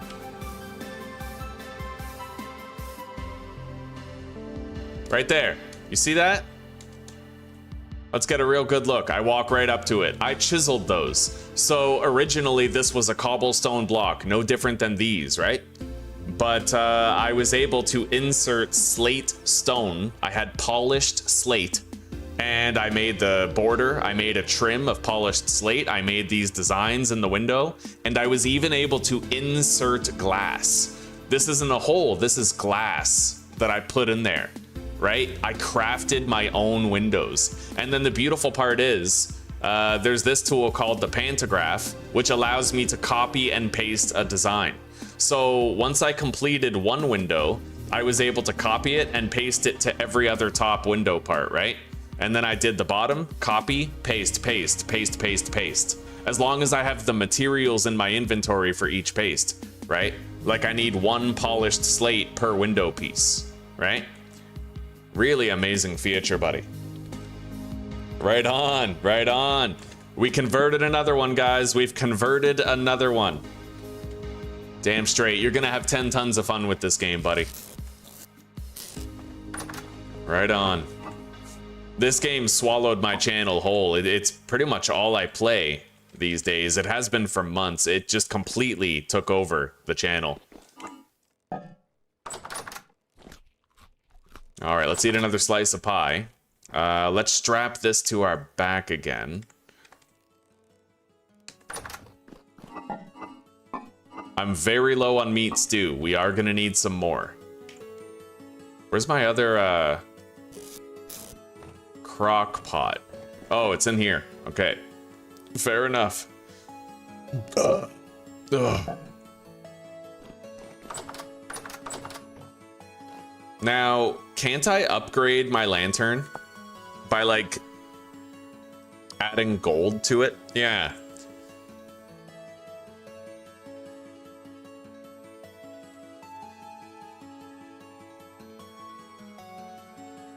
Interesting. You can change the color of the glass panes as well. All right. I don't think I'm going to do that, though. Otherwise, they probably won't stack. I want that goat to hurry up and grow. It's taking forever, buddy. We can't breed them until they do. For now, I think I want to go caving again. No, we need to... Right. I need to build a beehive kiln. We've put that off for too long, and I kind of want to get started on it. Where do we put the beehive kiln, though? I could put it out here, right at the end of this road.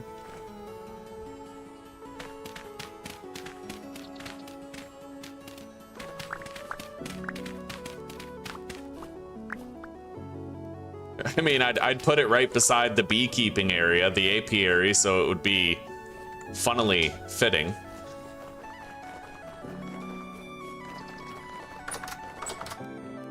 All right.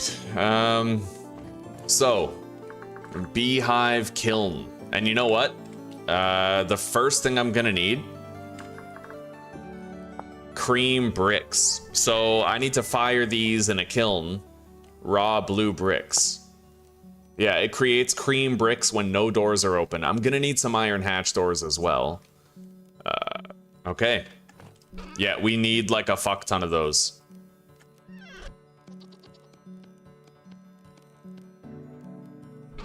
And we have to fire all of them. That's gonna take quite a while, but I want to build my next house out of this shit. So That's what we're gonna do.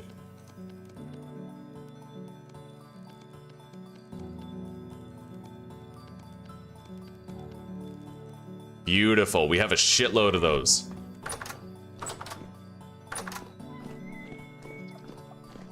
All of our bowls are done. So we can convert these into oil lamps, which we can use for various purposes. We're just gonna have to get more animal fat, go hunting a lot.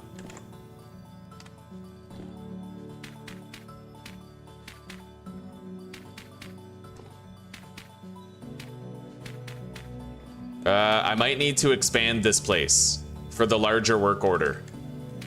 I don't even know if this is going to be enough space. I might actually want to go back to our previous area down at the beach. We have so much stuff that needs processing. I feel like, yeah, it's time we went down to the beach and used it again.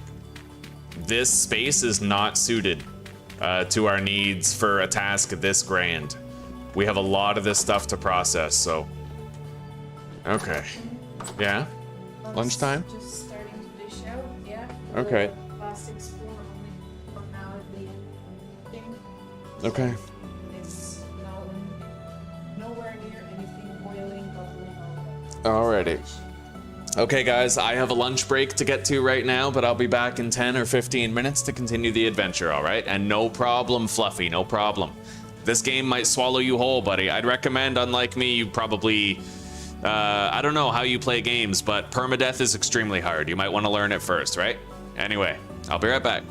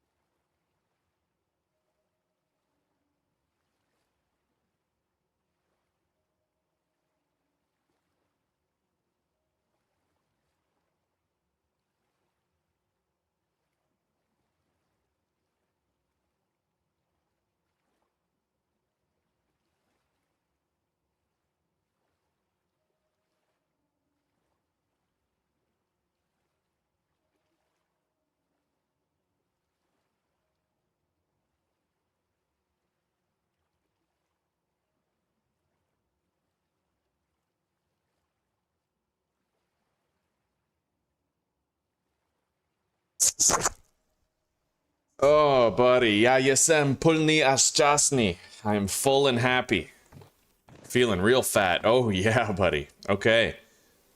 Man, this table's not looking half bad. I might actually finish this table, but we have some shit that we have to go set up first. So, let's grab dry grass and sticks. I definitely need to gather far more peat bricks. Oh my god. Okay, we're gonna deposit all of these clay bowls in here, since we're gonna use them to craft oil lamps later anyway. Alright, let's go. I'm gonna need my scythe. I don't think I'll need more sticks than we already have, but I will bring the shears just in case we do. Yeah, let's go. I do have food, so we don't need to worry about going hungry.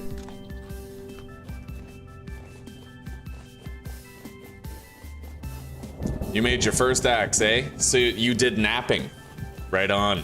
Yeah, napping is, I'll tell you right now, Fluffy, the game's highly moddable. And napping is one of those things where when I first started, like, it's so fun to do. I wanted to, you know, but you're gonna be able to mod the game with a lot of mods. There's mods that simplify napping where you just hold a button and it happens for you, right?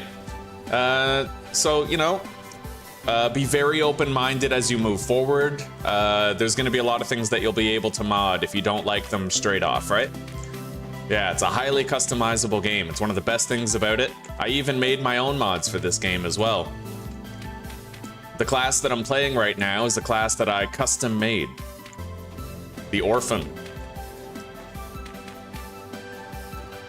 It's very well suited to permadeath on the hardest difficulty.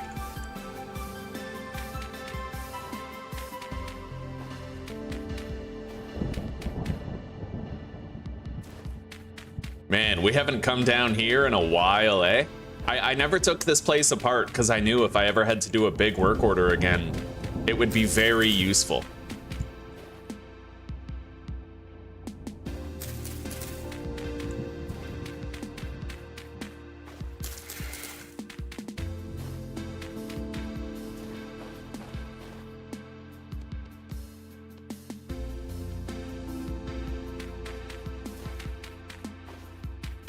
We almost managed to fill the entire thing.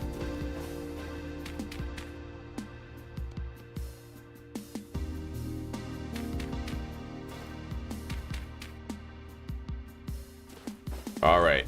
Yeah, we'll fire all the bricks that we currently have. Got some rain coming in. Now, I might actually be able to finish that batch of 12. I have 7 blue clay back at home, and there might be more in this box here. I definitely need to start scything grass right now, though, so we'll start doing that right now. We're gonna trim the grass with the scythe.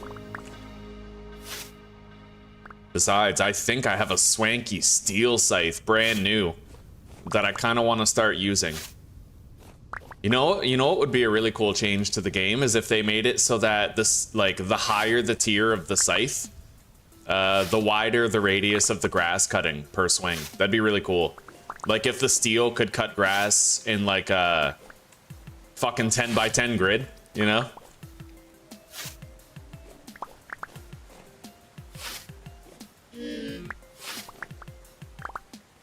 Let's eat.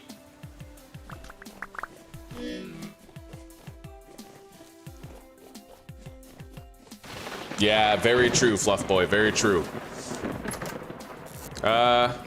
Watch out for bears.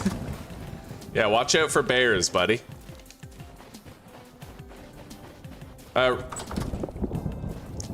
One thing that I feel I should tell you is that not all bears are the same. In fact, there's only one type of bear that's most deadly. It's the brown bear. The brown bear, for some reason, is crazy fast. So fast that I actually made a mod to nerf it to balance the permadeath. So don't despair if you get ran down by a brown bear. There is a mod to fix it, and other bears are reasonably reasonably fast, but not too fast. Black bears, sun bears, polar bears, they move at like a regular normal speed that isn't super crazy. Yeah, so brown bears, just know when you get killed and ran down by your first brown bear that that's not the way it normally is.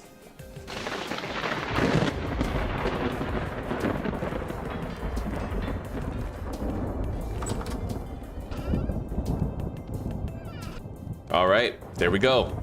2 more bricks, we can finish the batch. Let's cut a whole bunch of grass on the way down there.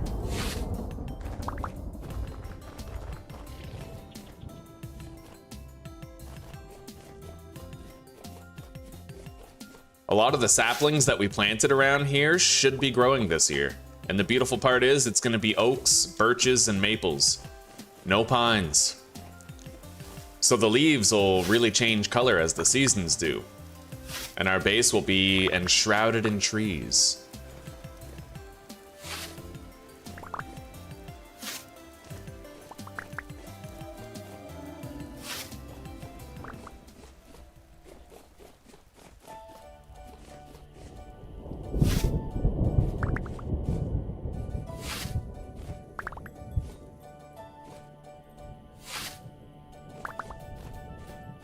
Yeah, the brown bears are crazy.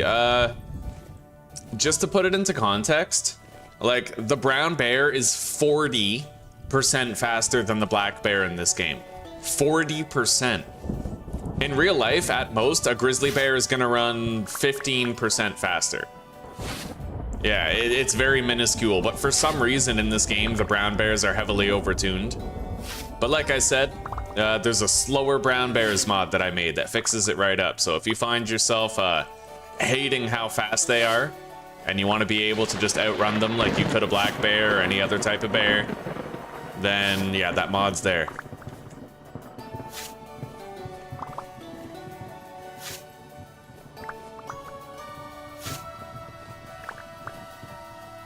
Man, I gotta start charging these devs for commissions.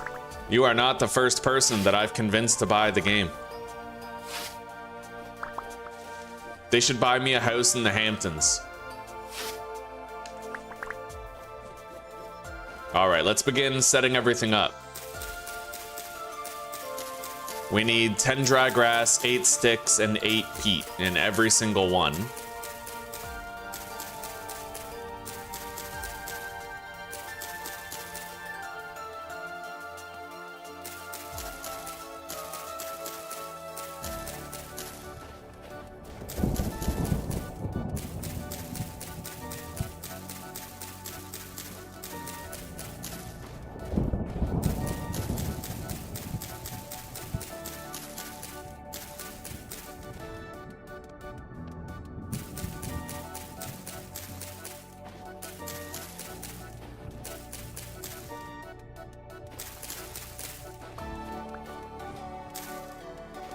All right.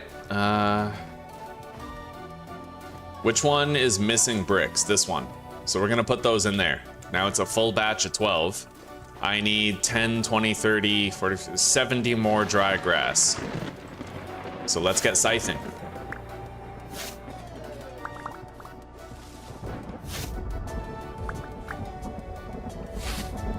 Yeah, I got so bitter about the speed of brown bears that I like researched it. In real life, black bears typically run at 30 miles per hour, and grizzly bears, brown bears, they run at 35, right? That denotes like at most a 15% increase.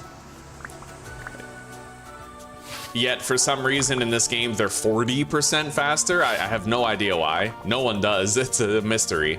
But it was easy enough to mod out. That's what I love about the game. You know, it's highly moddable. To the point where people are even able to add new mechanics, new systems, revolutionize existing systems.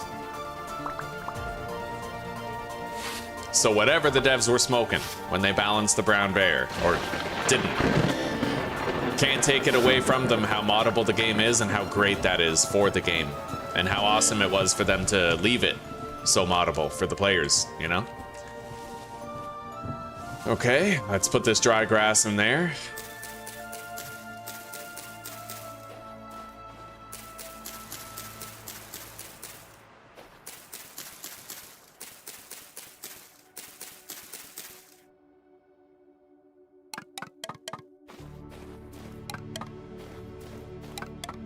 This game has so many, like, ASMR sounds. Putting sticks in a pit kiln is just one of those things that feels, oh. Oh, yeah, like, you hear that? Oh, buddy. That's nice.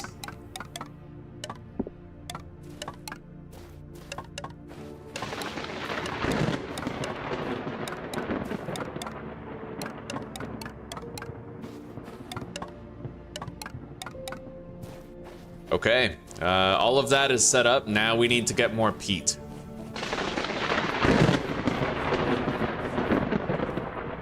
More burning soil here.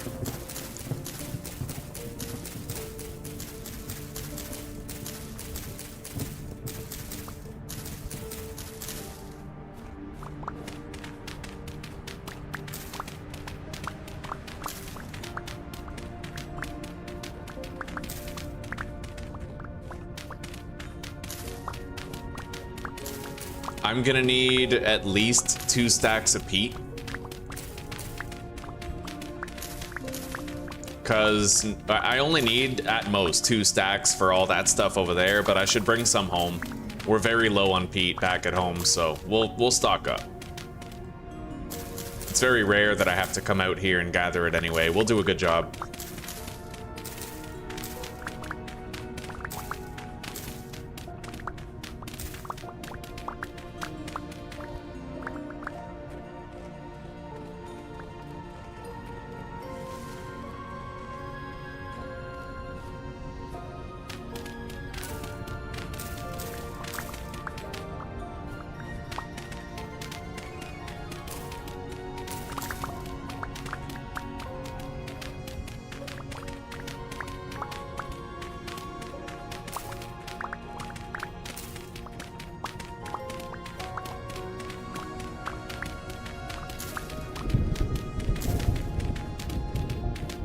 Okay, inventory is getting full. Let's ditch that vine, as well as this limestone. Now we can have 2 more stacks.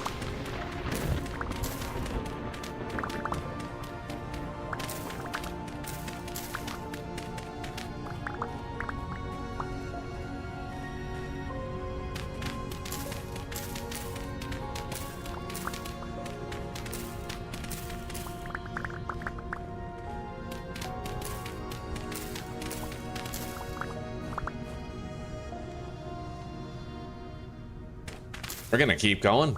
We're gonna get as much as we can. As much as we can carry right now.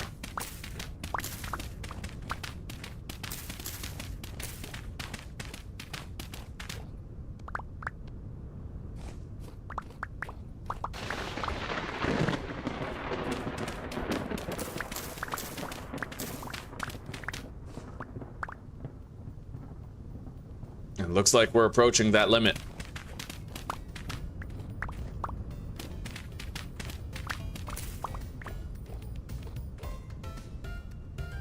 All right, looks like that'll do.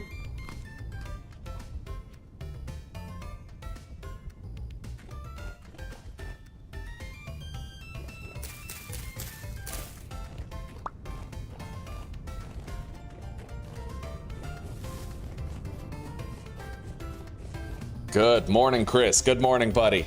Good morning, Jesper. Good afternoon, morning. How are you guys doing? Is there a specific objective for the game? Build the most beautiful homestead you can, and yes, there are quests. There's story mode. Like, not story mode, but there's story quests that you can do in the survival sandbox. You have to talk to a treasure hunter trader in order to initiate those quests, which are quite common. It's usually not too hard to find a treasure hunter trader. Yeah, there's quests to do. And they're very difficult to do. You're gonna want to make like full steel plate armor for these quests. They're no joke. Yeah. So really invest yourself in the game systems, try to learn everything, and there will be story at the end to really challenge how much you know and how many advantages you're able to leverage in your favor in order to get them done.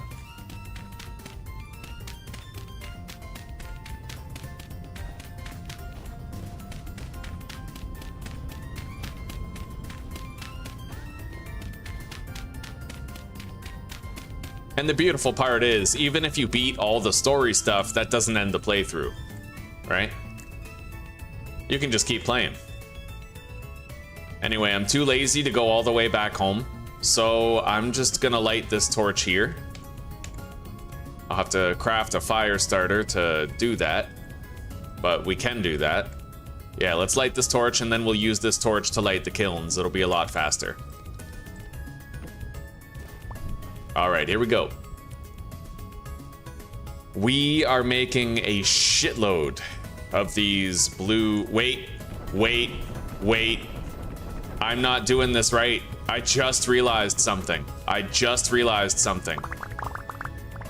Yeah, this is what the kiln is for. Oh, buddy, I almost played myself. Hard, but we're okay.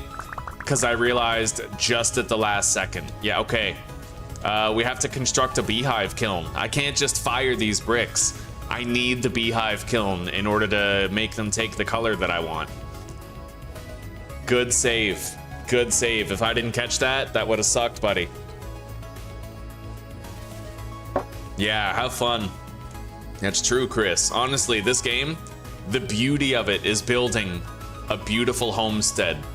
One thing that separates Vintage Story from other survival games, Fluffy, is that in other games, your base is an afterthought, and it's everything you do out in the world that matters most. In this game, everything else out in the world is an afterthought, and your base is what matters most. Building a beautiful home that can meet all your needs. And every time you leave, it's so that you can make your base better, you know?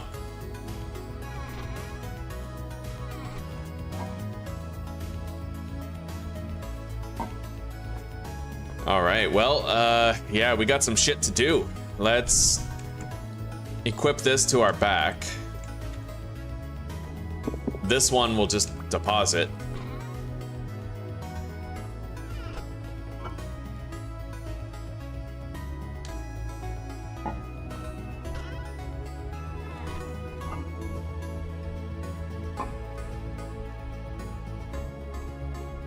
I'm really glad I caught that. So, beehive kiln. We need to build this. Yeah.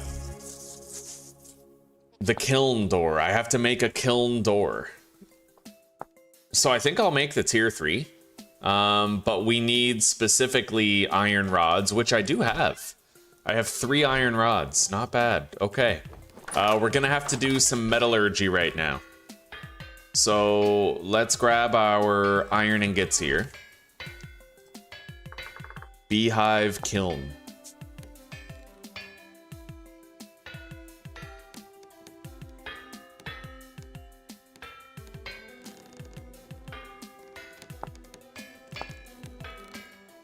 I'm okay with using tier 2 refractory bricks for this. Like, I am okay with it. In fact, I feel like since most... I wonder what the conversion is like between these two. Like, can I convert this into a beehive kiln, for example? What's the dimensions? The interior volume is 3 by 3 by 3, which looks the same as this. Let's take a look.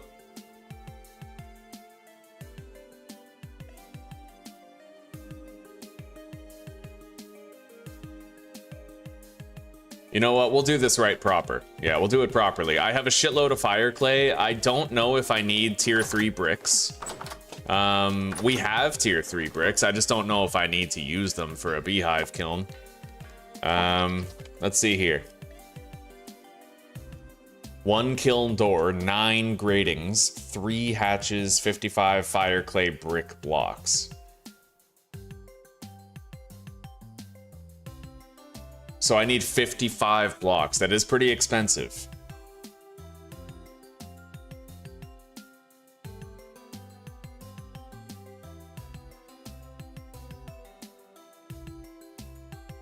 I do have the fire clay. It just comes down to whether or not I can do like full refractory bricks.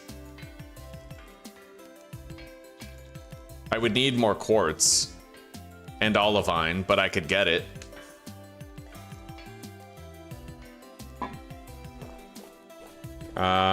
I think I'm just gonna repurpose these. Yeah, we're gonna take apart one of these. Now, question is, do I want it over there or over here? I think I'll get rid of this one, actually.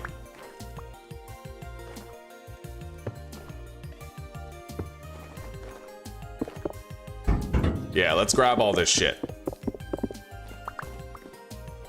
We don't need 2 cementation furnaces anymore. Like, we just don't, right? So I'm gonna use all these blocks to make the beehive kiln, which will save me a lot of time and energy.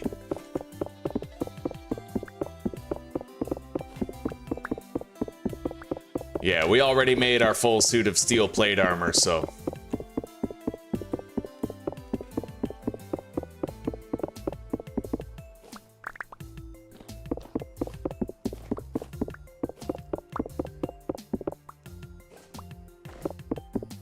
Now, I don't know if I can just put it here, where the cementation furnace was. I'm not sure, but we'll see. There's like certain rules. I think you have to surround it with iron hatches.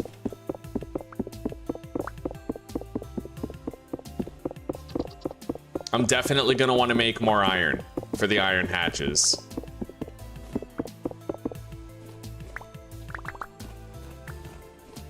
Okay. We took apart the second cementation furnace that we built. We're just gonna fill that in with dirt.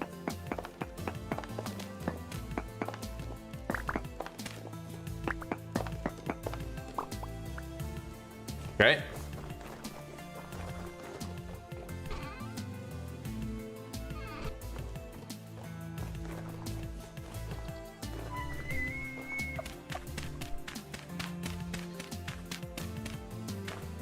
There we go. All right, and we still have this cementation furnace if we feel that we want it, right? So we're good.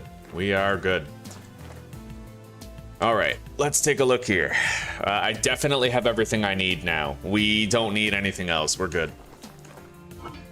Yeah. I don't have any more tier 2 refractory bricks for making gratings, but I can make enough for this, easy. Yeah, let's just make a little bit. Let's grab that fire clay. Put it right here, and then we need the olivine, quartz, and bauxite. Yeah, 45, that'll do. We'll just need a little bit more quartz if we want to make more, but I don't think we'll need more. Now let's go fire these.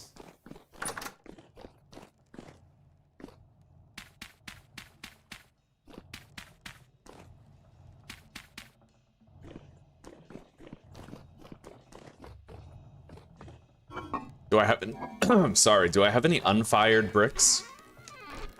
I don't think so. I think they're all processed. Yeah. Okay, so fair enough.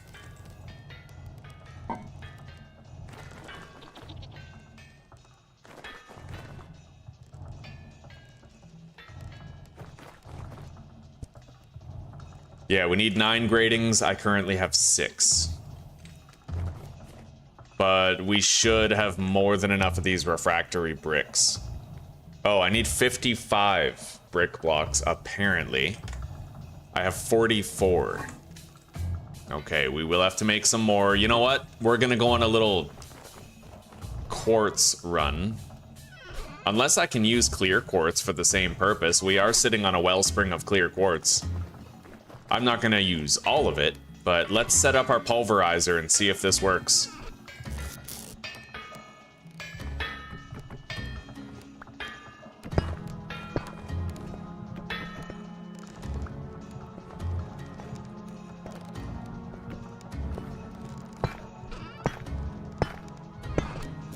Yeah, it looks like it does. Okay. We'll be able to finish it.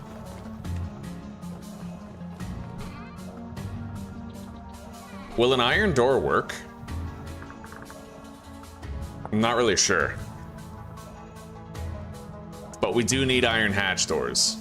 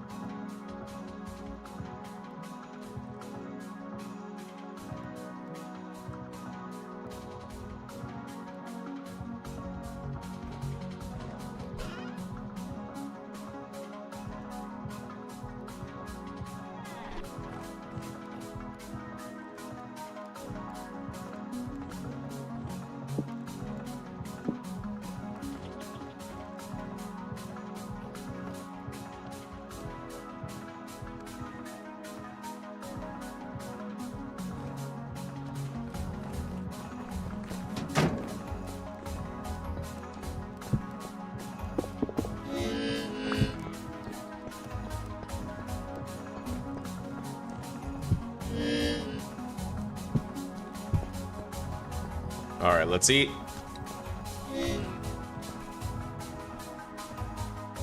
A 5-year run? Jesus. Okay.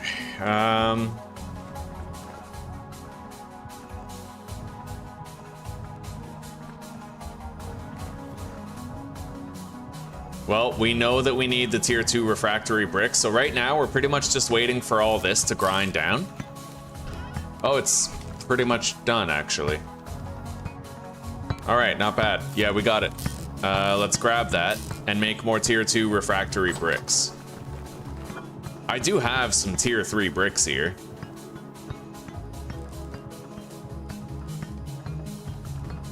It comes down to my olivine supply at this point.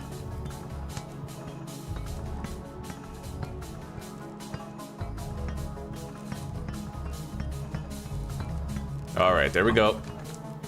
This should be enough, I'd imagine. We'll fill in the gaps with tier 3 bricks if we have to. I'm not too worried about it.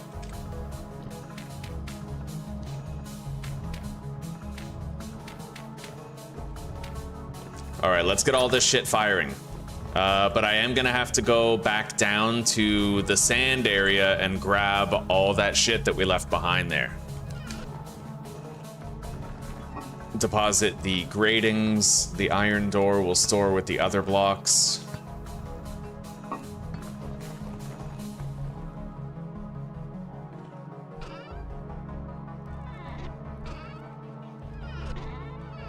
This is getting pretty untenable here. I think I'm gonna get rid of all these trapdoors. Can I refund this with like hang on. With a saw? Is that a thing? No, that's only for slabs. Okay, fair enough. We're deleting them then.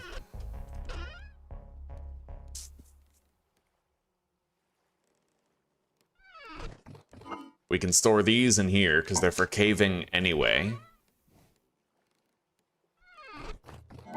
We only need 1 hay bed for travel, and there it is. Yeah, we can mitigate a lot of this inventory mega fill here. Stack those slabs together. Get rid of the solid oak trapdoors. We have 2 fire clay bricks here. I don't really think I need those, though.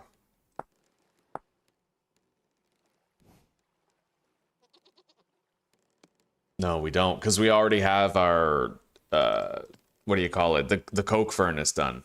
Let's grab this wood, put it with the other wood here in the dirt chest. Yeah, we cleaned up a lot in here. This is looking much better. Got a lot more room. Time to start filling it again. Okay, iron door. And let's go grab all that shit that we left behind down there. However, I am gonna need more food. We're just gonna eat this bowl of meat stew. That'll tide us over for a good long time till we get back from grabbing that stuff. Coffee time, right on, right on.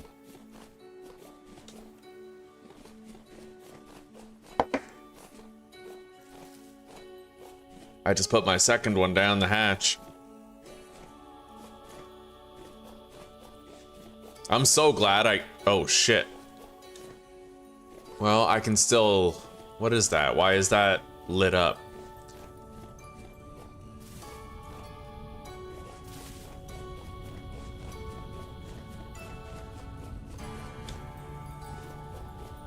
Weird. There's like a residual fire effect here. Yeah, we just gotta collect all this shit back. Easy enough. We break it, we grab it.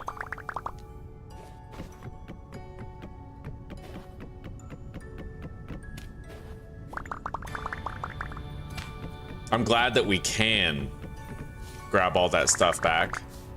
It looks like it counts as a wood block, so you just have to hit the kiln with your axe.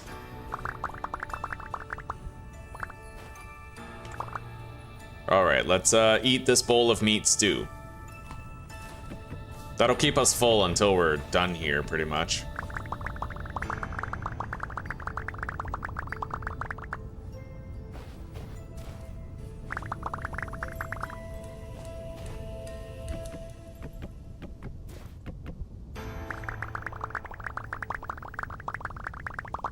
Yeah, Chris, we're in the process of making cream-colored blue clay bricks. But we have to craft a beehive kiln to do it.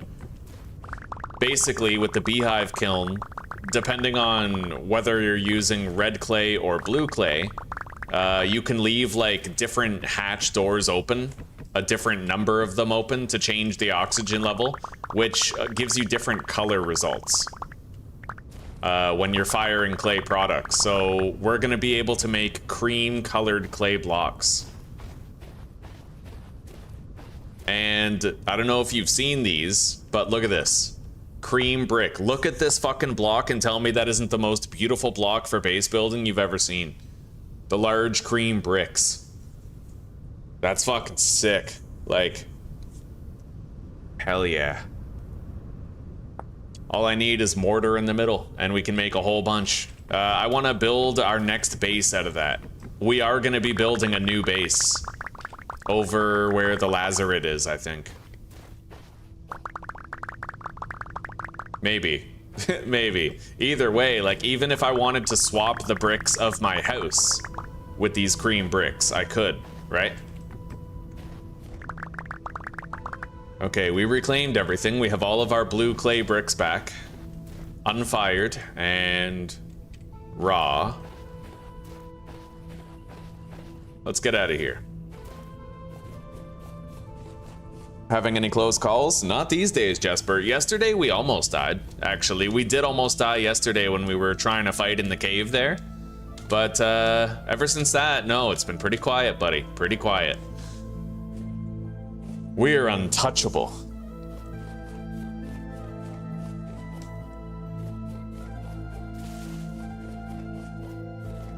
I don't think you can combine red and blue clay. No, but the two have different outcomes of color in the beehive kiln, so I think that you have to find the special ones with the stuff on them, like these. How would you? Yeah, this, you can find it, or you can buy it from an artisan trader. Doesn't look like I can actually craft those.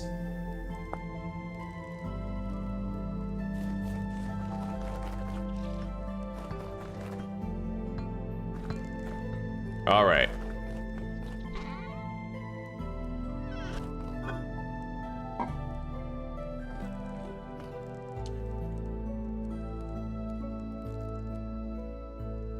I think I'm gonna start producing more iron right now, because we know we're gonna need it. I don't know how much I'm gonna need, but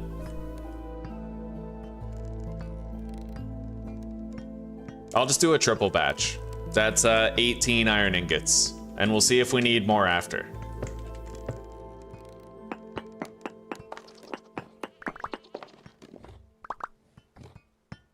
I can't place them there.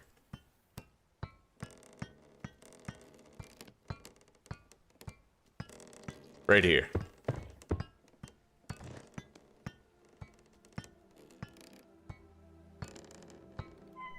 Oh, by the way, Fluffy, I gotta let you know.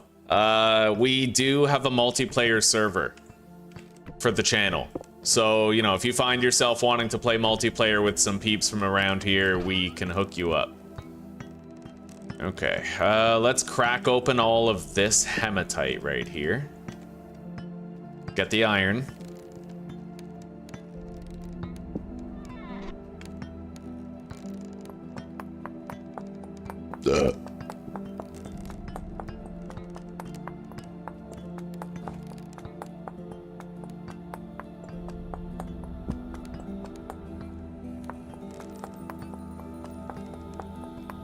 Have I been able to set permanent death on a death penalty in 7 days? No, I think the closest I could do in 7 days was like, you die and then you respawn, but your skills and stuff are reset to 0. But you still get to like go back to your base and use your old base and stuff. All right, let's fill this up with charcoal.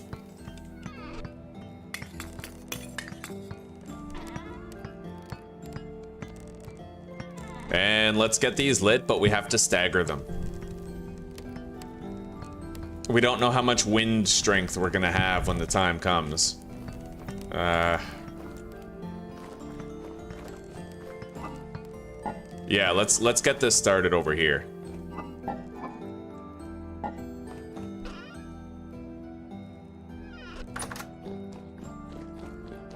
We gotta get all this shit producing.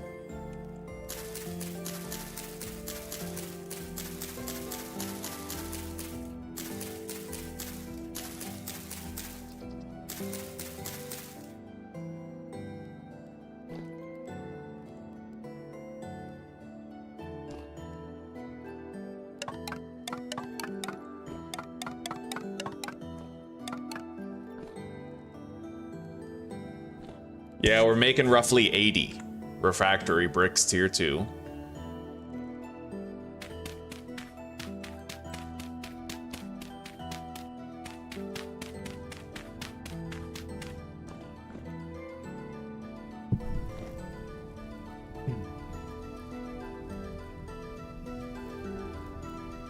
So 16 hours and we'll have these bricks, and then we'll be able to build the beehive kiln fully. I think. If not, we'll just use tier 3 refractory bricks to fill in the gaps.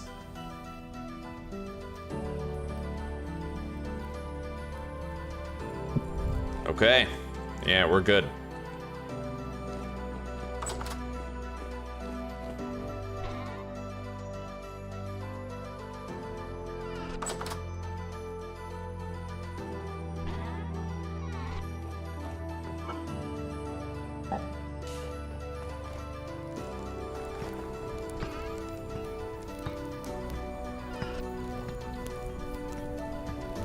We could do an hour-long stagger.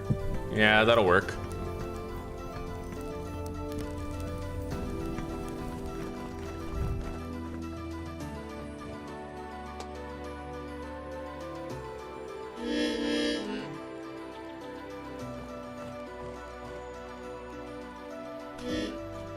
I'm gonna need to go grab more slices of pie shortly. Let's light this last one, get them fully staggered. And then I have to just sleep for as long as I can.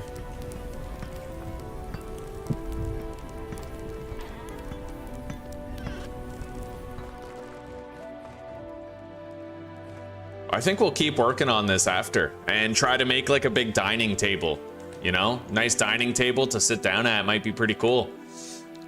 Yeah, we'll try. I'm gonna have to keep these blue bricks in my inventory until we have everything ready, like the beehive kiln, so let's go grab some more food.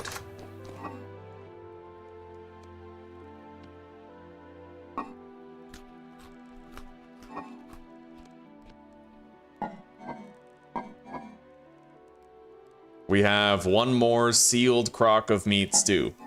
We did a good job of using that stuff up. I'm gonna cut 7 pies into slices.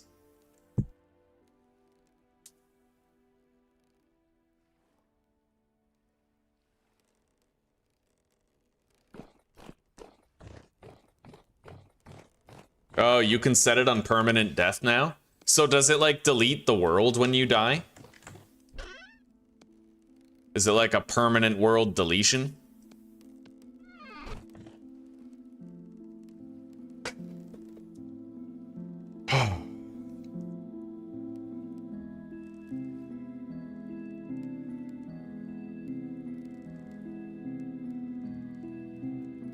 All right, we're gonna get up now. I gotta go take a look at when this is gonna be done. Oh god, 2 of them. I overslept. Okay. Yeah, we like totally overslept. Hopefully we still have time to get this done. Let's set up both of the Helve hammers. And let's crack these open. Okay. I need the tongs.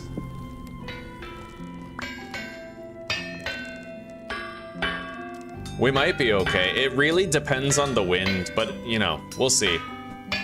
If I have to reheat them, then so be it. I shouldn't have overslept. It's my own problem.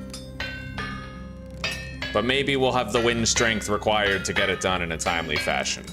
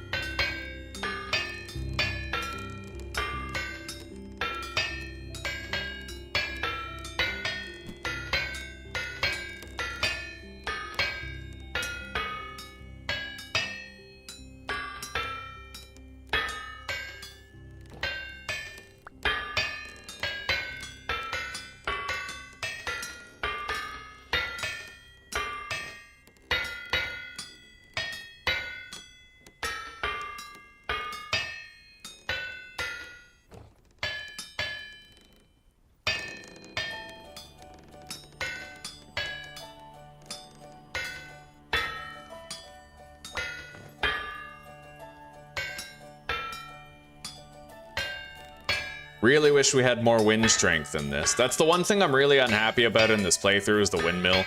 I probably should have increased the height of it a while ago. But, I always felt like it was good enough, you know?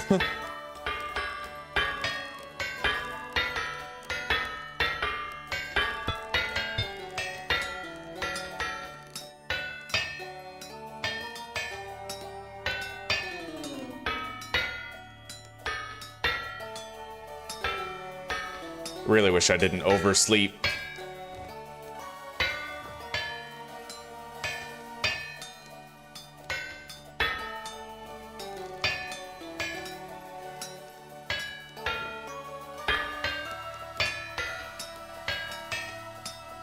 I'll try to get as many of these done as I can before they're no longer a workable temperature.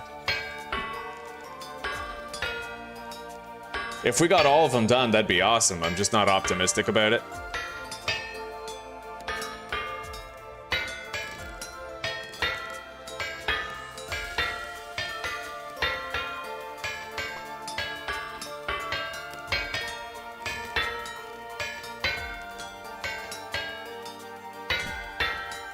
Anyway, at best, it's only gonna take like one coal to fix the problem, even if we can't get them all done. So it's not a big deal. Not really.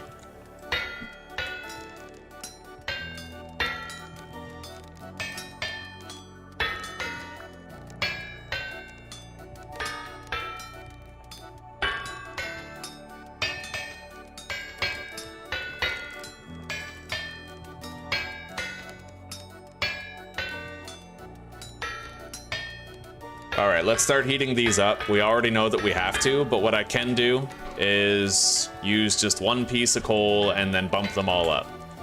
They're all still hot enough where I can do that.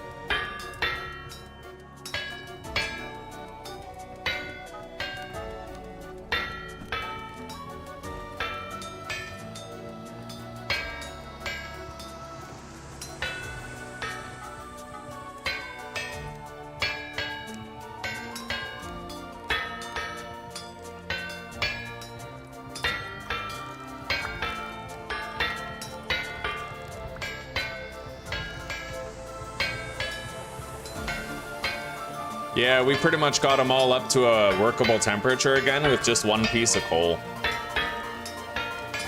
It's really not so bad.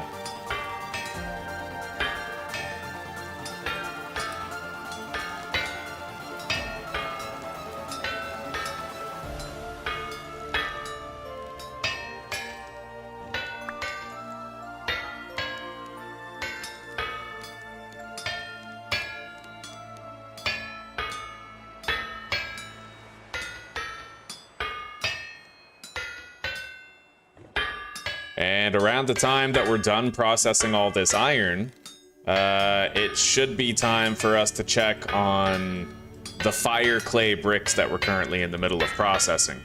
They'll probably be done very close to when we're done the iron. With that, we will build the beehive kiln and we will make our first batch of cream-colored bricks.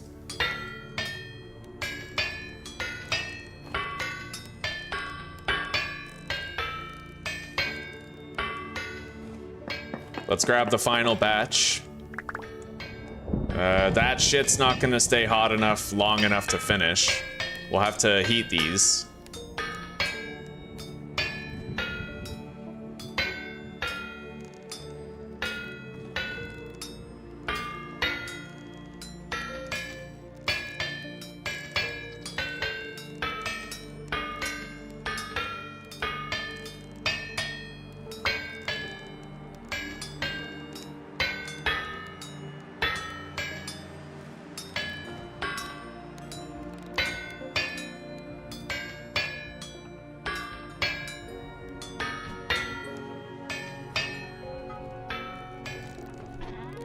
Grab another coal. Chuck that on there.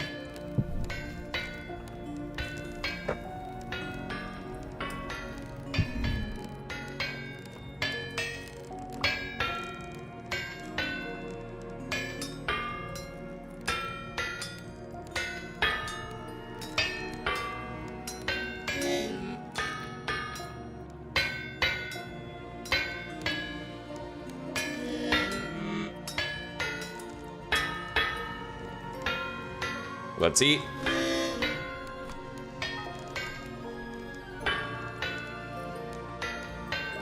Damn, that one step pretty much got all these workable. That's interesting. You can just take one that's super molten and combine it with ones that aren't, you know? Anyway, let's keep going.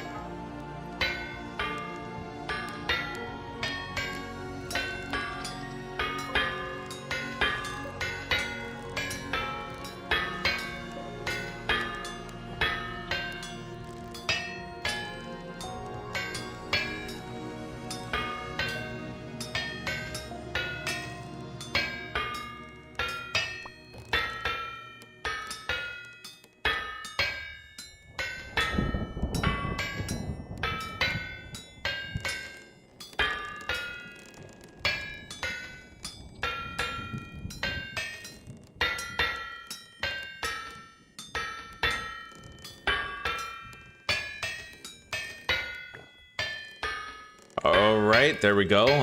We got a full batch of 18 iron ingots done.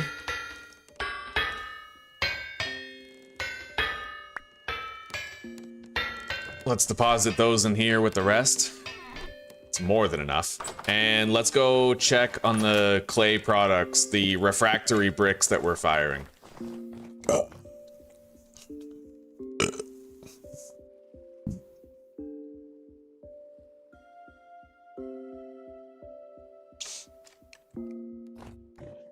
You were almost, well, I've been there, Jesper, yeah.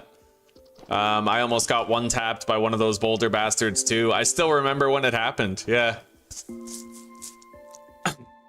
I don't remember which series, but it's fresh in my memory, dude. I was so invested in the series and then boom, massive explosion and I'm down to like 15 health out of nowhere. Yeah, that shit was crazy.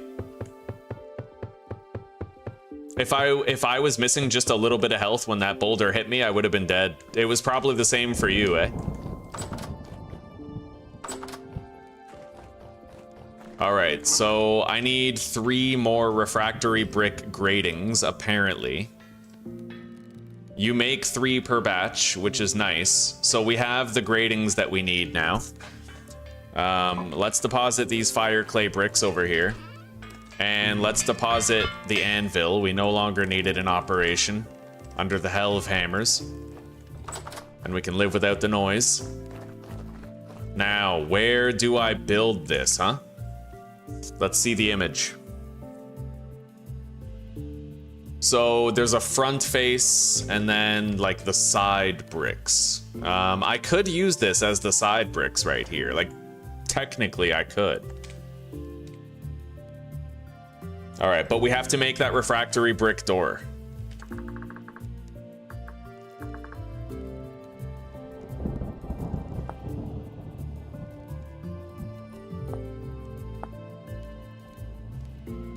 And the door is so expensive that I feel like I should just make the quality one. I need nails and strips, as well as an iron rod. So we'll just craft those now. I already have 3 iron rods over here that we can use. I'm also gonna need some iron plates, actually. I don't know how many hatches I'm gonna wanna make. I need 3 iron hatches, apparently. So, okay, let's do the math then. I need to do 1 batch of 4 nails, that's an ingot, right? And then I have to do another iron rod, that's another ingot. And then 3 hatches, which is 6 more. So 2 furnaces worth of iron. Let's grab the coal, heat those ingots up, and get working the metal. Yeah, if you want to see how the smithing works now, Fluffy, or Fluff Boy, then this is a good opportunity. I'm heating up iron so I can work it on the anvil.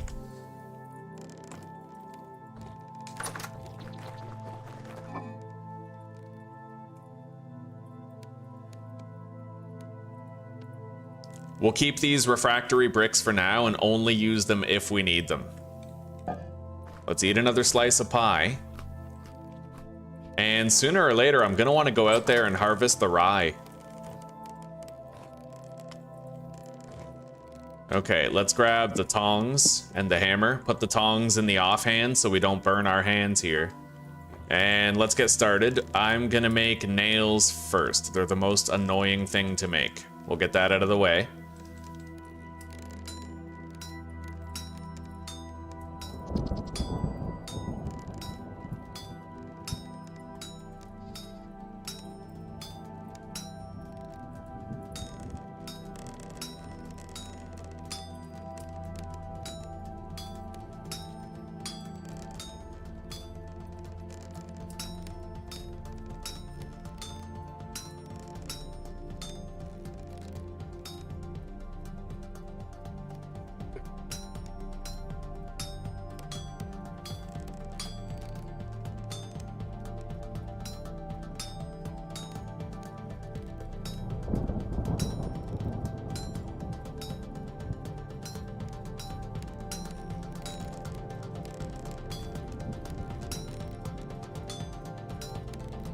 Now let's trim the fat.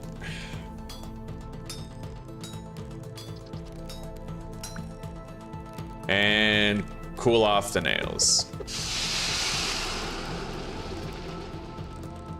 You're trying to figure out how to make planks? Oh, buddy, you're in for a shock. In order to make planks, you need a saw. In order to make a saw, you need to enter the Copper Age and start doing metalworking. Yeah, you're coming from a Minecraft background, so you're a long way from home, cowboy, but you're gonna love it. You're gonna love it, dude. Yeah, you're gonna love the process of earning that saw. And it'll get easier and easier the more playthroughs that you have. It's one of those, right? You'll get better and better at it every single time that you do it.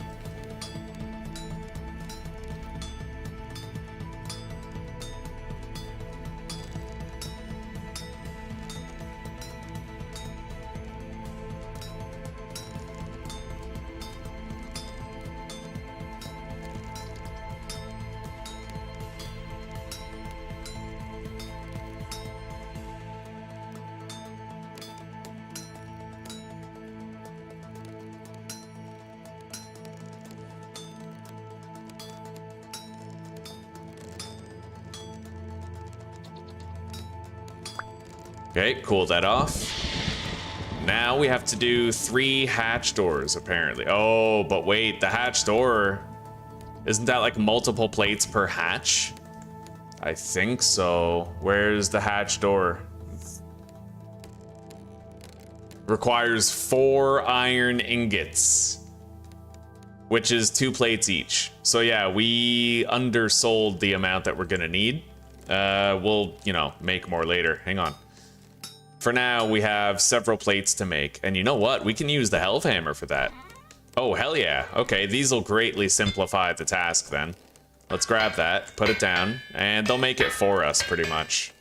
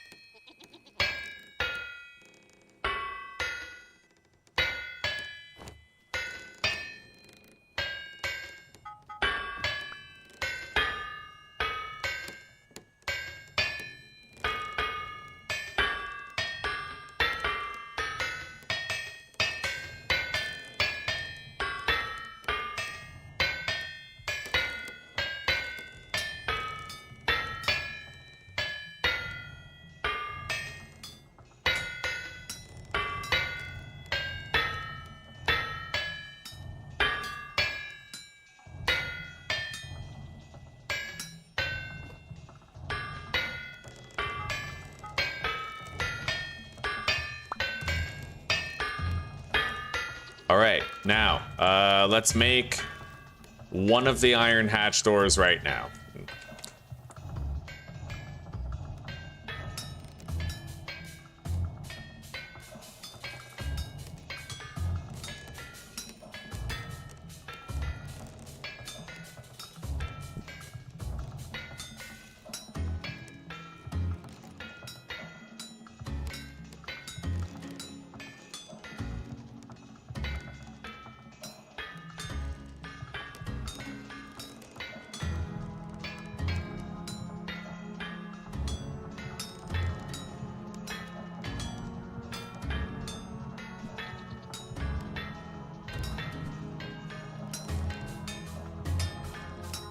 Theoretically, I could, if I wanted to, I could repurpose the iron hatches that I already have for the coke furnace.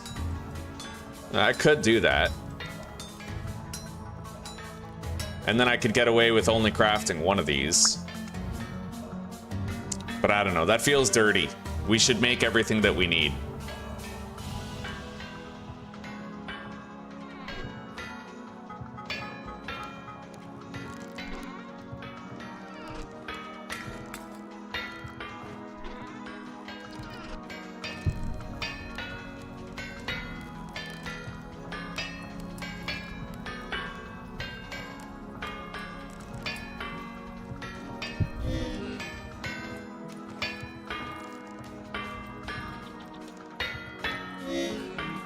Let's eat.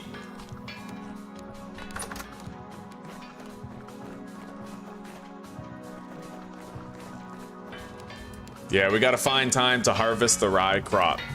It's gotta happen. Maybe I'll go harvest it while these are hammering out the plates.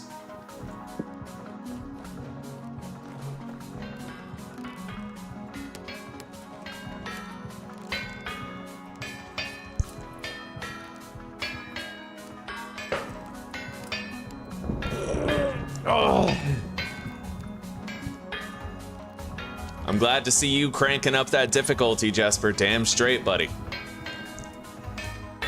I'm struggling to get back into 7 Days to Die because I know that they ruined my favorite horde-based design. IZ Prebuilt made a video about it that was just, it makes perfect sense, his video, right? The entire community is getting sick and tired of the devs, like, they find out what works and they nerf it. Like, they get offended when the players figure out how to do stuff better, you know? And it's slowly killing the game.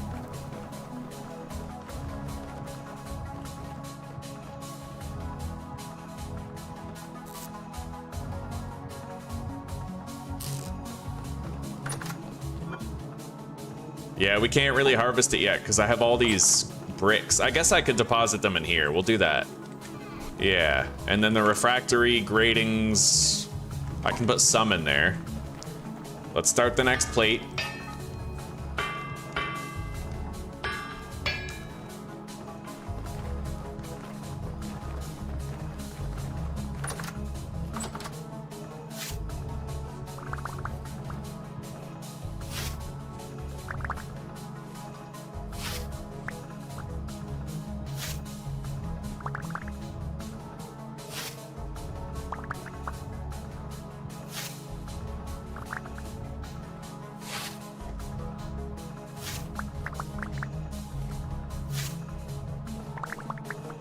right, let's go start that next plate now. Got some harvesting done.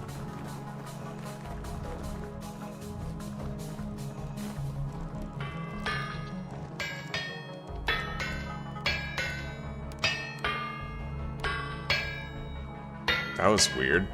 Okay, that was a very strange little glitch we got there. Never seen that before. Okay, let's do another hatch.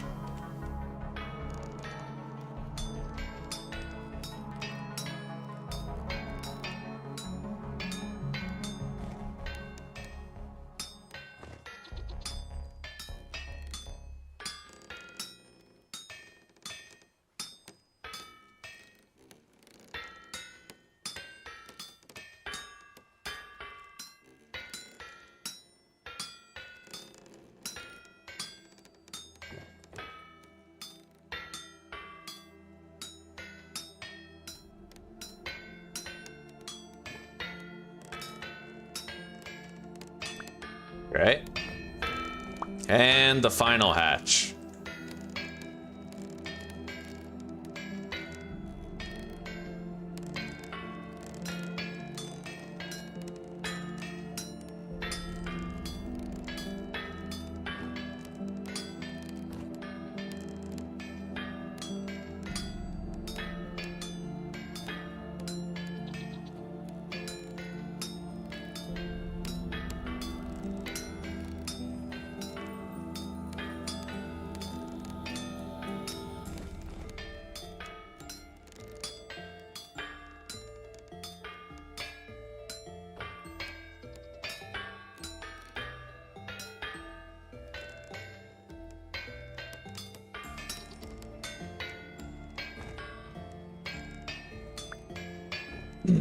There we go. We have all 3 hatch doors that we need. Let's deposit the hammer and the tongs. They're no longer requisite. Let's eat. And let's store the anvil again. Now I'm gonna go finish harvesting those crops. And we can continue building our beehive kiln. I've never used a beehive kiln before. I'm pretty excited to get to try something new. Who knows, maybe it'll become like my preferred method of doing clay firing.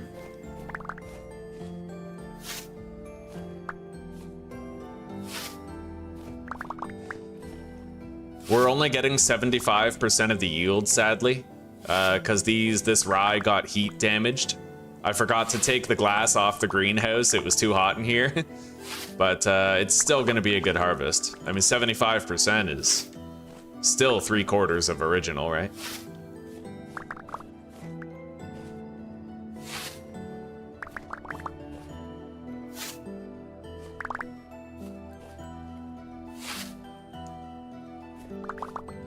How high is your base? Because from what I heard, the zombies have a new rage mode now, Jesper. They have 2 rage modes. Like, you should check your pillars.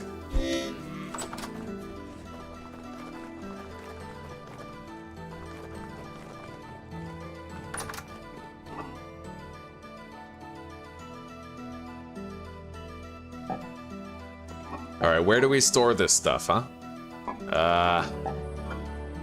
We got a shitload of rye grain here.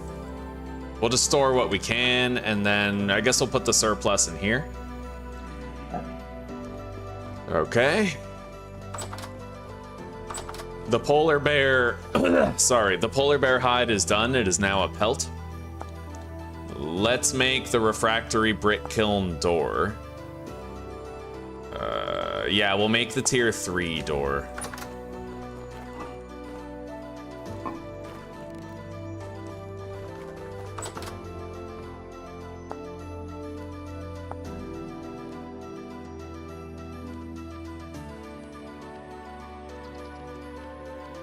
There we go, tier 3 refractory door.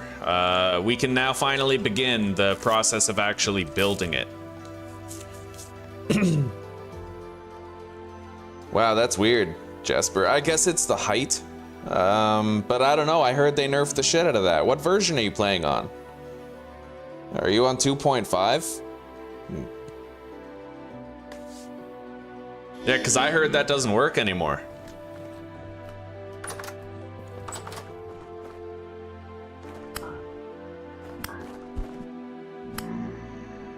And there's all these fucking videos on YouTube now about people trying to like cheese it with water and stuff. All right, so that's the side wall, another wall, and then the door. So the side wall, another wall, and then the door.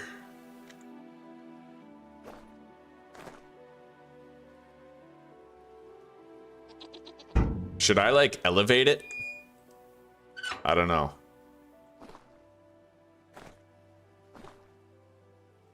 Okay, structure preview. It's comparable in height to the cementation furnace.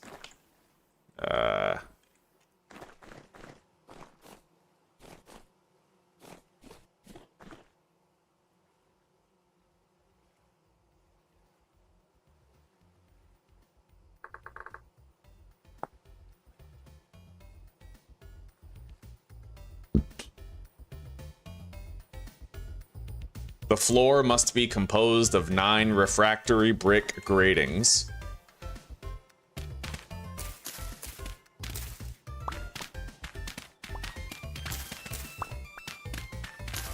So right here then.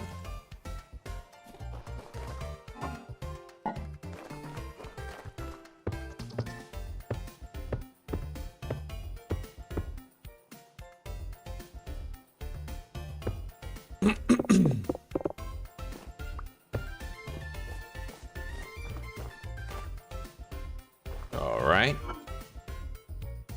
Now we need these. What is that? Oh, you know what? I might want to elevate it a little bit. Is the door elevated on this? Yeah, it is. Okay, yeah, I gotta move this. I have to elevate it. All right, fair enough.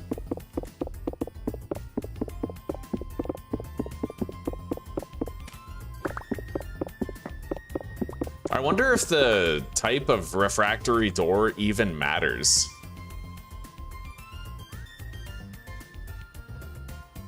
Can refractory door break?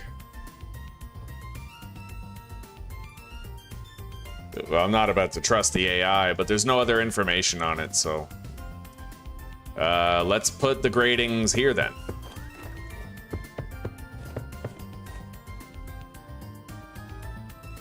Okay, there we go, and then...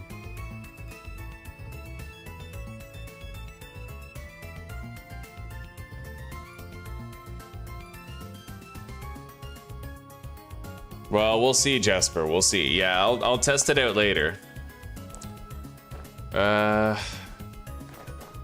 Where's that picture? Hang on. All right. Let's open that, enlarge it.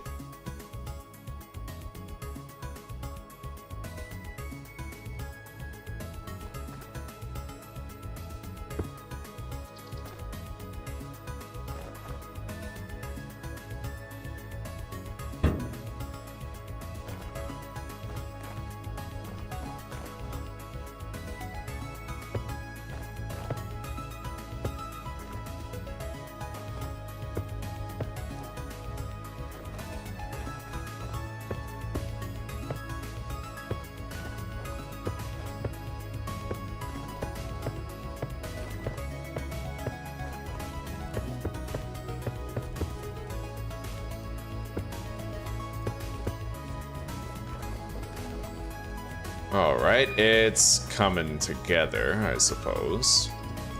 Oh, this is where the hatches go, though. I need to leave that open, and I have to put the hatches there. Which means I probably can't adjoin it to this one. 'Cause we need the hatches, so I can't build it here. As much as I want to, I can't. We're gonna have to do what we originally intended. And we're gonna have to build it at the end of the road here, beside the bees. Fair enough.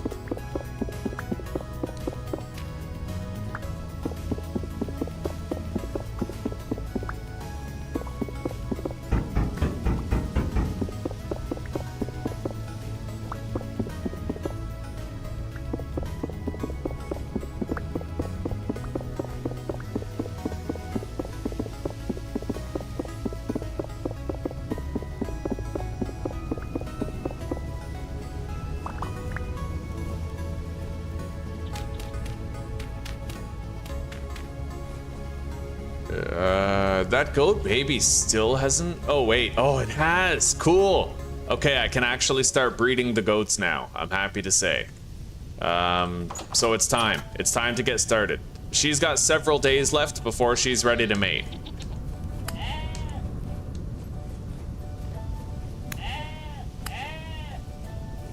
We're gonna kill the undesirables. Yeah, we got some undesirable goats here.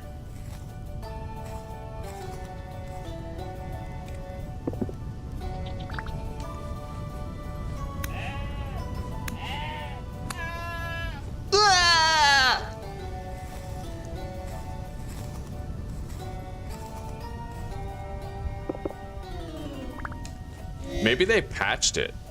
Maybe the Fun Pimps like patched it and reduced the rage mode bullshit because of negative feedback or something. Let's find out.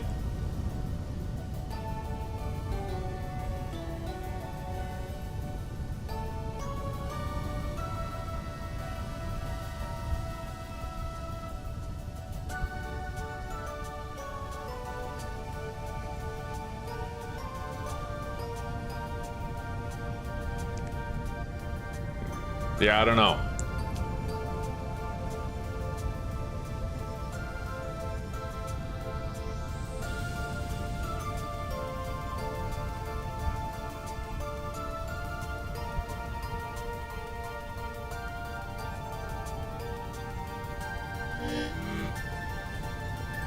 Let's eat.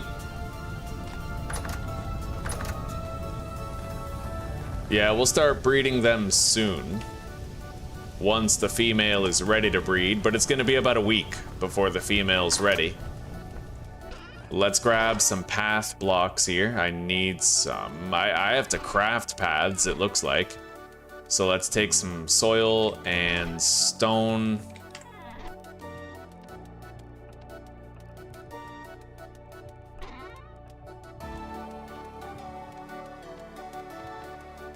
That should do. 2 stacks will definitely do.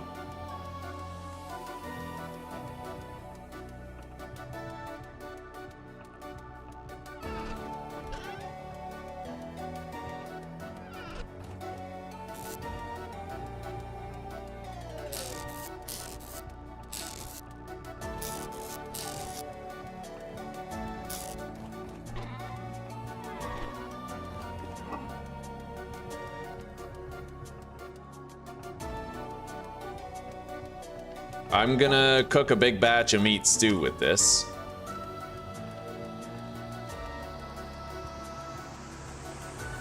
Seven servings of hefty red meat stew. That's gonna require 10 peat brick, I think, but we'll go 11 just to be safe.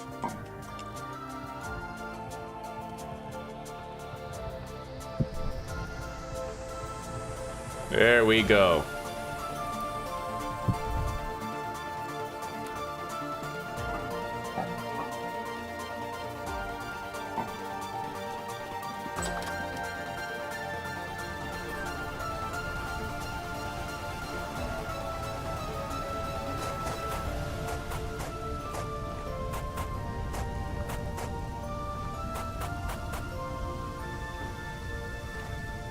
All right. I'm gonna need some dirt for over here. We'll fill that in. I gotta make sure I have enough room to build this whole thing with room for the hatches. I need to be able to access the hatches on the side. So we'll grab some dirt, fill that in.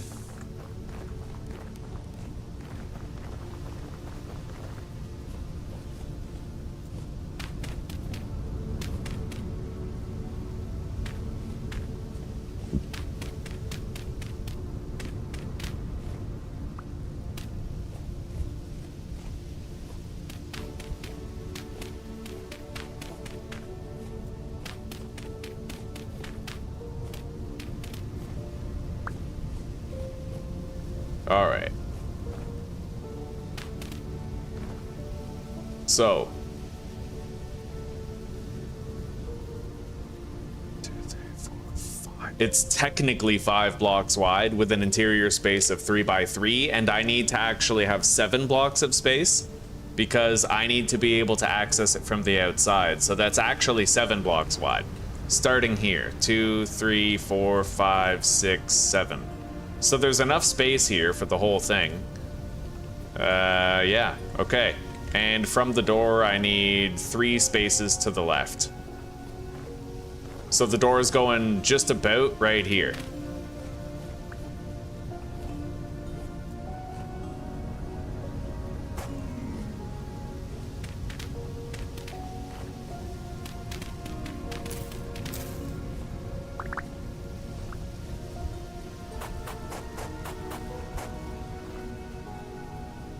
All right. Let's begin.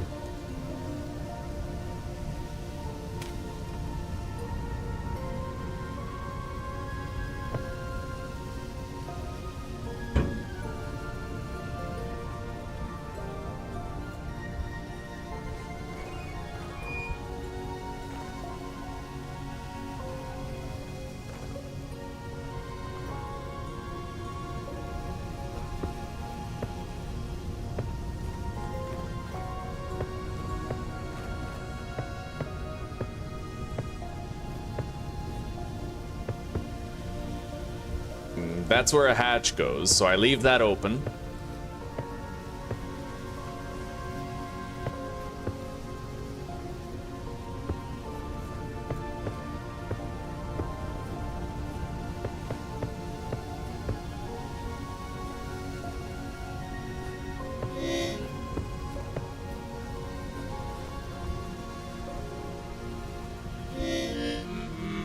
Let's eat.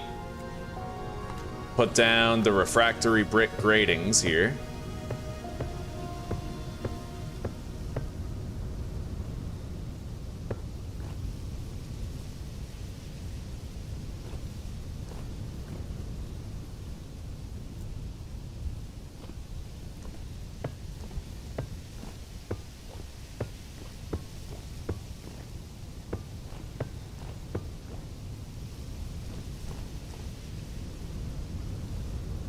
Alright, we're gonna need to craft more of those blocks now.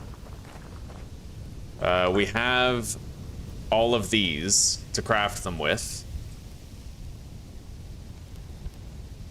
There we go.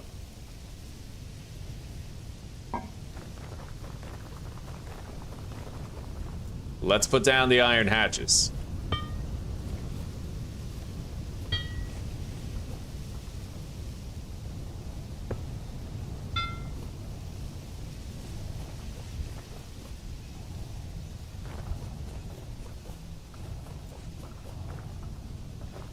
And then we gotta do the top.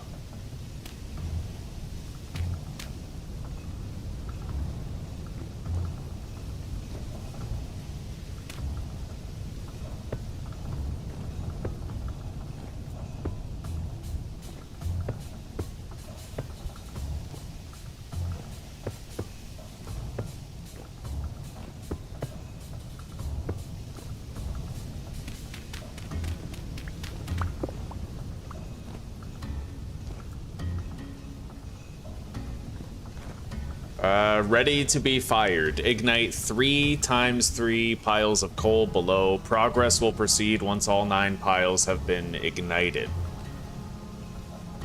But how much fuel do you need? That's the question. Like, what's the max capacity of the hive?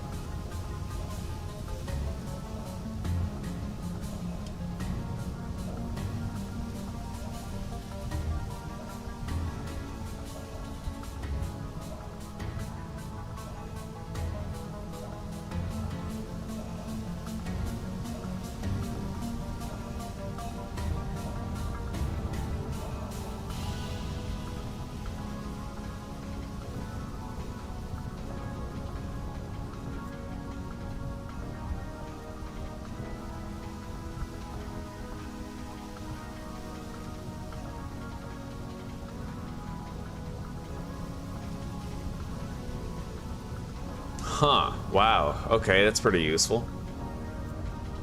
All right, so we have to stack all of our bricks in there now. And I'm gonna need an access point to dig underneath. so I can fill it up with fuel.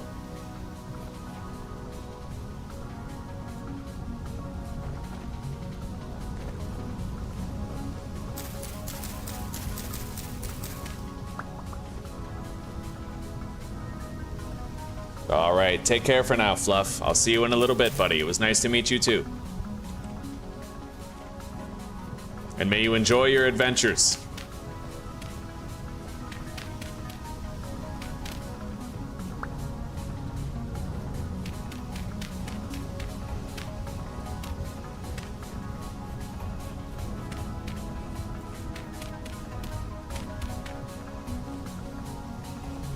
All right.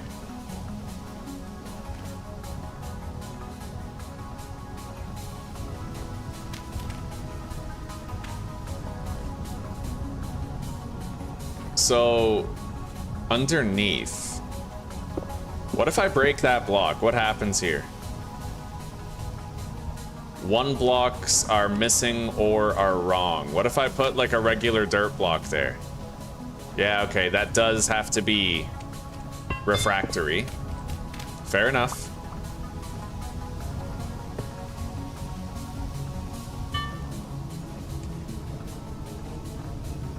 All right.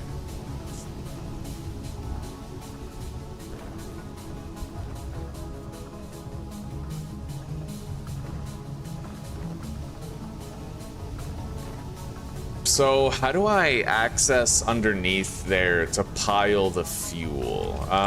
Let me see here. Okay. So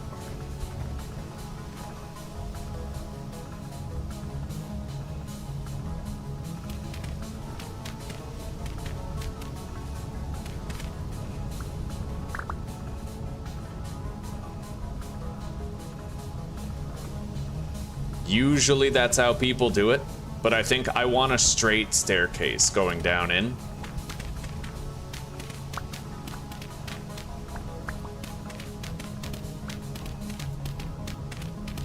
This is where the fuel goes in, right here. I'm gonna fill that in. Then we have that staircase right there. Fair enough.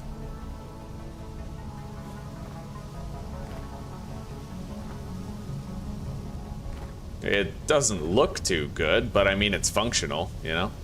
However, I think I want the staircase to be further back, so we're gonna put it on this side.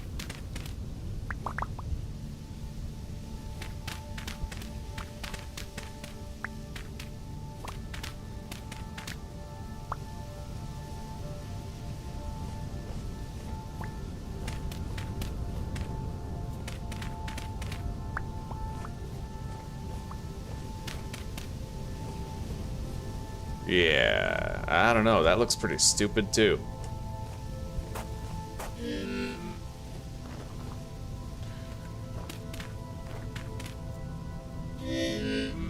Let's eat.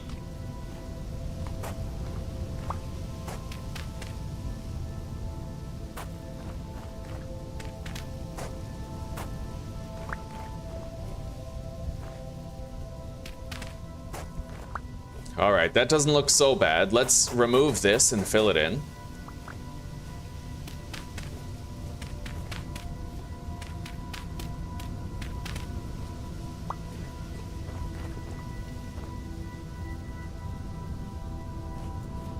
And I'm gonna want to swap out whatever this block is right here. I'm thinking we just do like a nice limestone cobblestone base for it.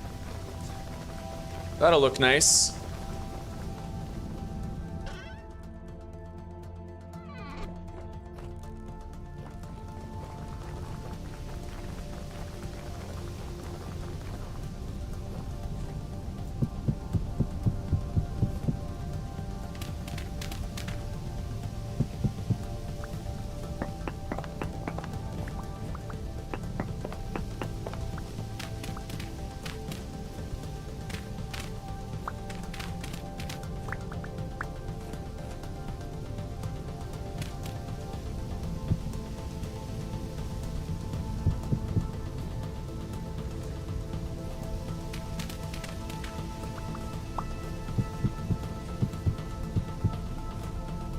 Yeah, that looks half decent.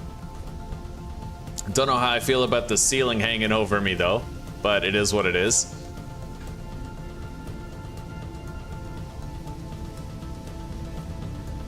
Maybe what I could do is put this there and then use the planer on the bottom to shave it.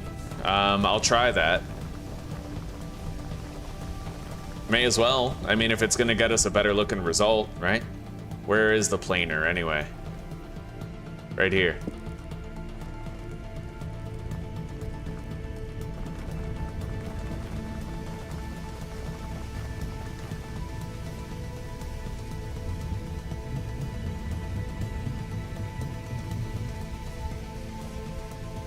Yeah, that'll actually work.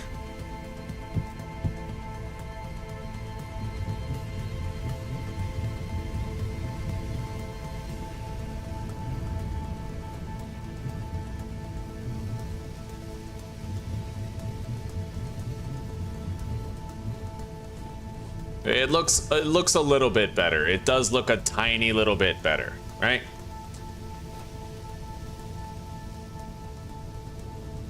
In fact, if I really want to, I can grab... Oh, yeah. I'm getting an idea for making this look much better right now. Let's grab our chisel. We need the hammer as well for a job like this.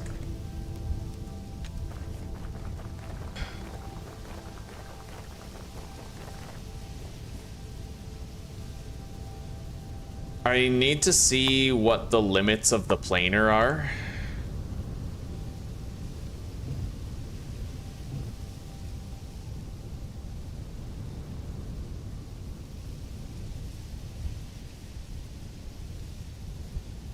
You know what? There probably is a way faster way to do this. But I'm gonna do it this way. I don't know what that faster way is, so I'm gonna have to do it the slow way. Let's put the lantern down so I can see what I'm doing. It's slow, but it still won't take too long. Basically, all I have to do is completely fill this in.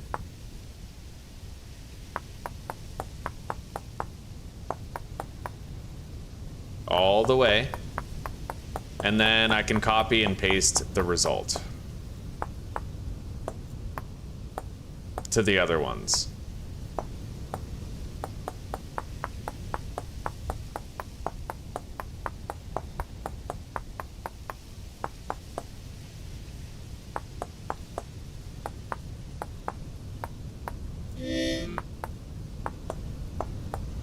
Let's eat. Always have to eat. Yeah, pie is good. Like, it's a good food, but you gotta eat pretty often. Ain't as hearty as a nice meat stew, you know?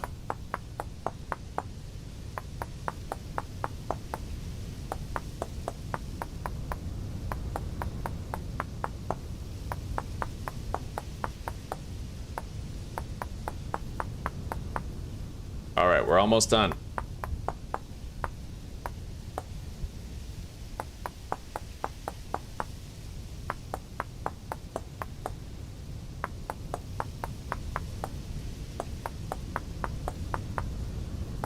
This is gonna cover up the ugly ass dirt look down here. I may even be able to replicate the same change. What's this here? I have to restore that. Hang on. Right here. I may be able to replicate this same look over at the steel kiln. So let's go grab the pantograph.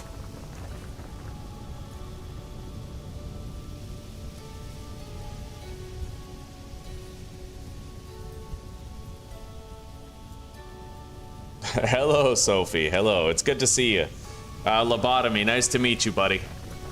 And nice to meet you too, Sophie.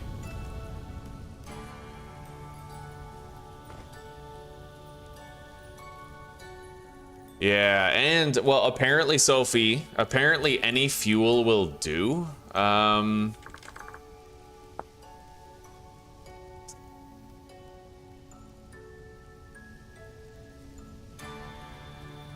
You can use any stackable fuel from wood to coal.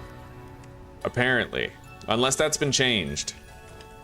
Which it very well may have, and maybe he just hasn't gotten around to updating that handbook tooltip yet. We're gonna need a new lantern here. I guess I'll hang it from up there. That looks nice. Okay, so now copy shape, paste, paste. Except we're gonna need another wall over here on this side, which kind of sucks. Can I like... You know what? Hang on.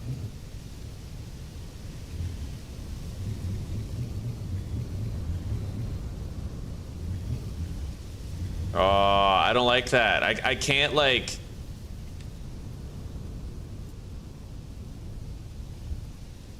I don't know. I can't do it. Yeah, what I want is to... I want to pane like most of it, but keep the corner, but I can't really seem to do that.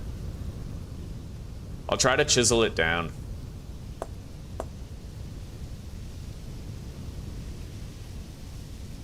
Well, I didn't want to do that. Hang on. Pantograph. Okay. I may have to do this one manually again, which sucks. I don't want to, but I think I have to.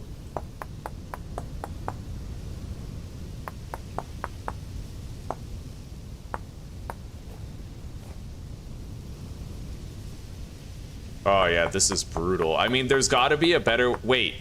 Island mode. Maybe there's a way that I can use island mode for this. Let's test out island mode and see what happens. Yeah, if I can learn a tool for this, that'd be great, because, you know, then it would save me work 100 times. So add/remove island mode. Oh my god, it works. Holy shit, it works! Didn't want that to happen, though. Okay, copy. Paste, right? Wait, no, copy, paste.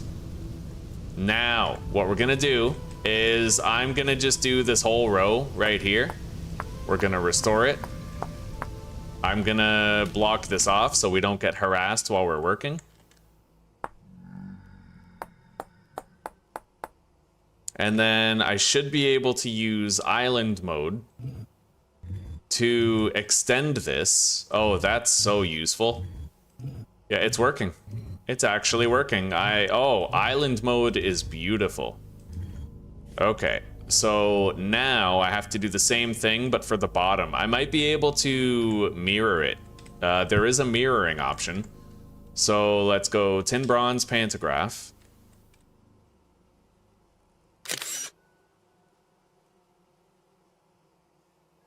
I can flip that, can't I? There is a tool that lets me flip stuff. I don't really know... Hang on. Let me go grab my other QP tool. Yeah, QP's tools, there's a lot of different things that you can do. Like, a lot of them.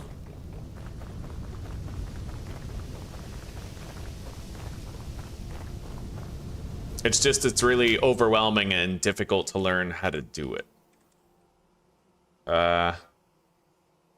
We don't want flip textures. Rotate block.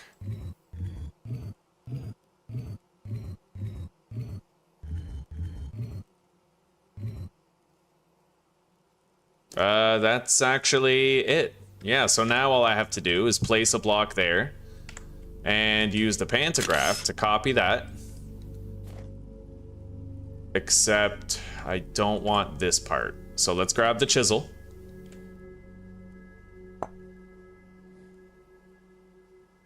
And you know what? The planer will make this a lot faster. No, it won't. Hang on, island mode. No. Okay.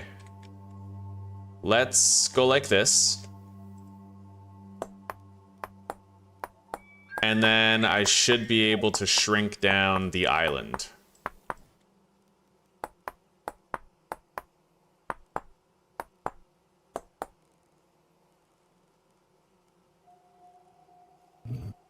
I'm a genius. I am a lord. Except with the floor there, I can't really... Okay, you know what? Yeah, we're gonna have to get rid of that. Hang on.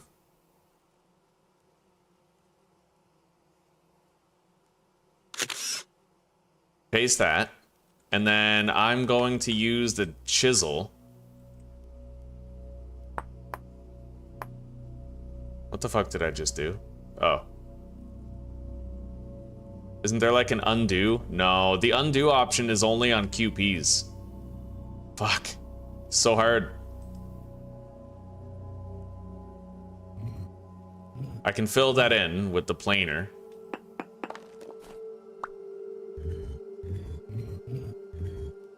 All right. Oh. Okay, I can shave that off right there. Good. And this one I can't shave off. Hang on. Yeah, remove that. Break this. Crouch in here. I just got to make sure I don't take off too much, you know?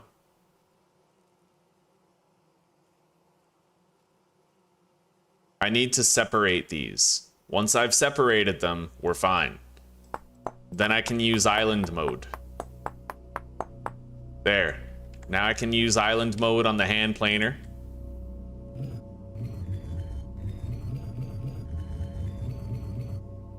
Good. We can just put limestone blocks under here for the floor. And this part's easy. Yeah, just put that there, grab the planer.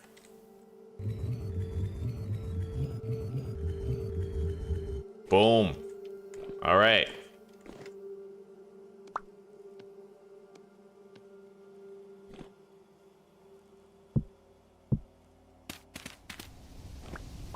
There are some funky lighting glitches involved. The lighting never quite looks right unless you're holding a light source, right? Like, it gets weird. Hopefully that's something the devs will be able to address later.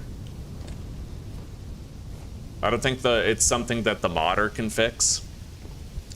Either way, it looks better now than it did before. In fact, I could just put a door right there as well.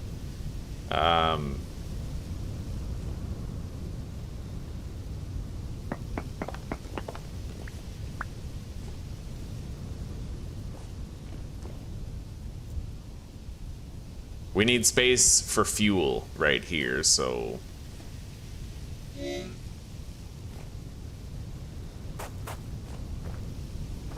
Yeah, we'll put a little door there. Make it look nice.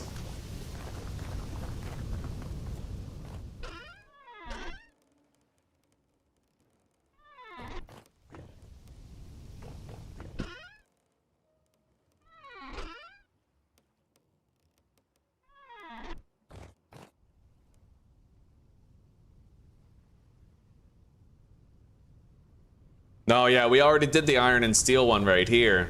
We used to have two of them side by side, actually, but I repurposed the brick so I could make a beehive kiln. There. Don't know how I feel about that. We're gonna have to put a different block here. I guess I'll just put that, right? It looks a little weird.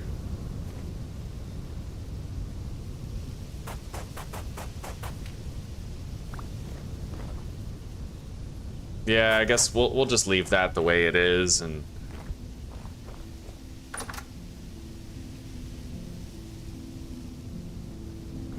Alright, so we have our little fuel area here. The door kind of juts out, which I guess is fine. I can't put a little roof there. I mean, maybe I can. It depends on what I can do with the planer, but let's see.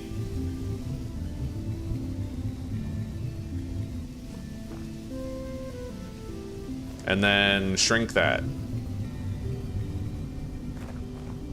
Yeah, we have like a little tiny, you know. It's a little weird, I grant you.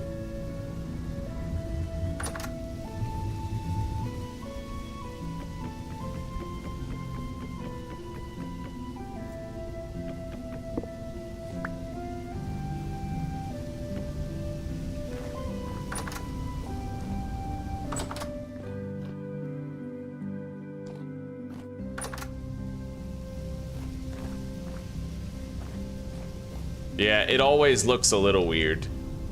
Always. It's really hard to get a result that doesn't look funky, you know?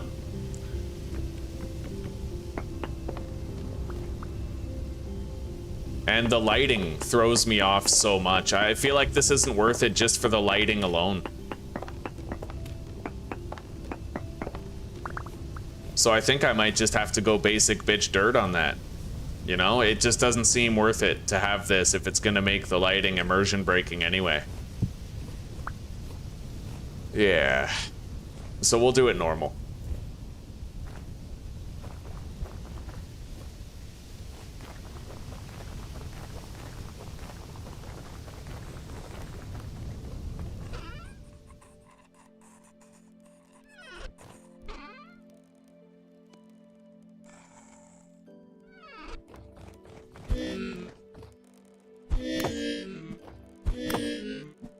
I hate fighting these guys. The way that they jump over you and shit. They need to extend the attack range of shivers so that they're not constantly like molesting your anus when they attack you, you know?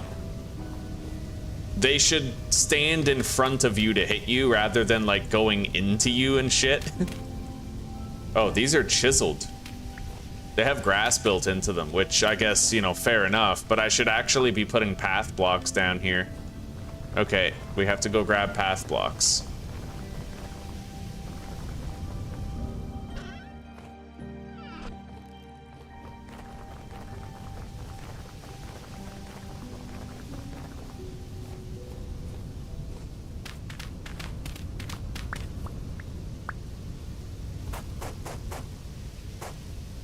Okay.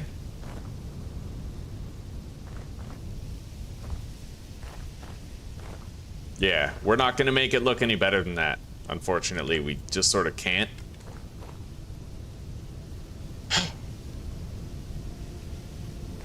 All right, I need to start setting up my bricks.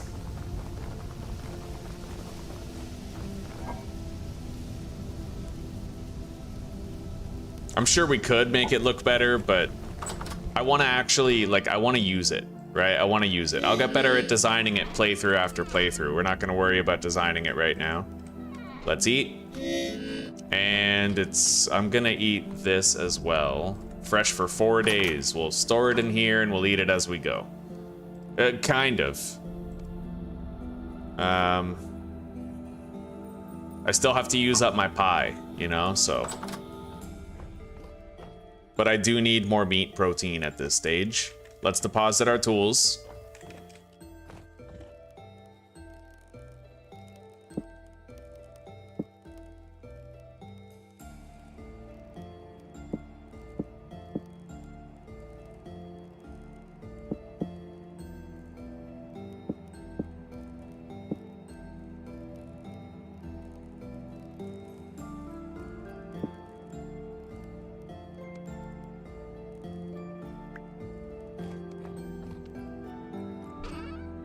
Deposit the door.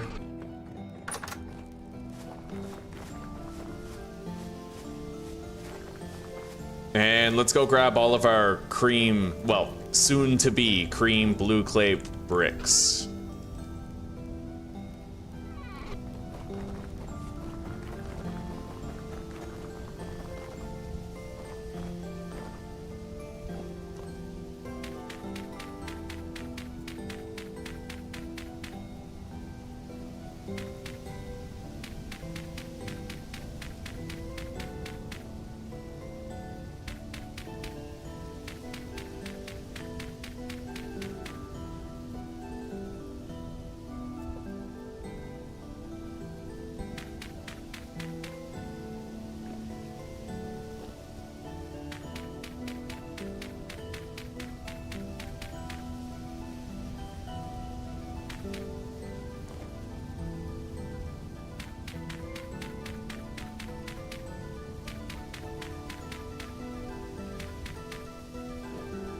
That'll do, I think.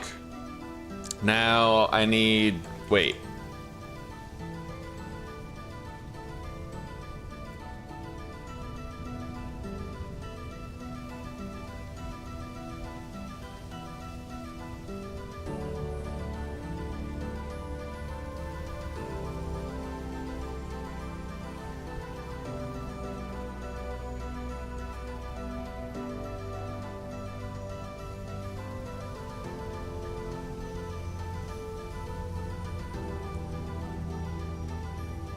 So is that like per slot? Yeah, that's per slot. So you need 21 peat per slot, 20 firewood per slot.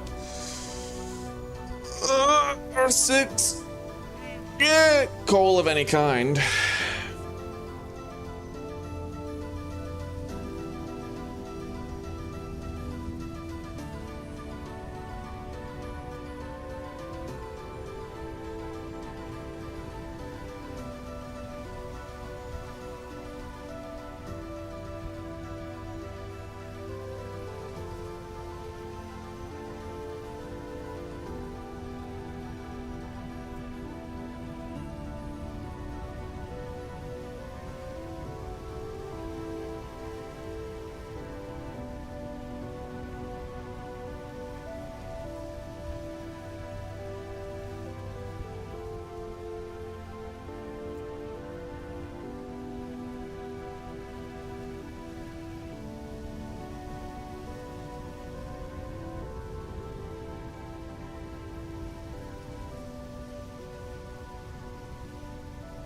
I don't even know how much fuel I need here.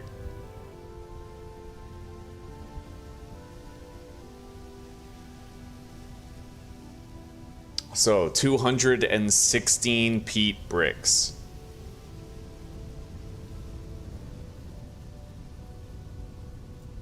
We have that in spades.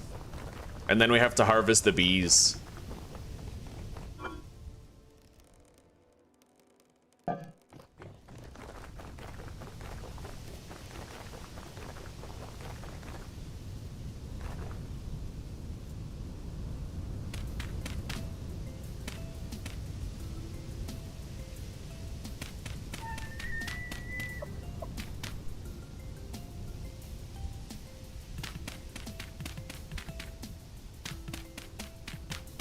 Is it supposed to be like... Hang on.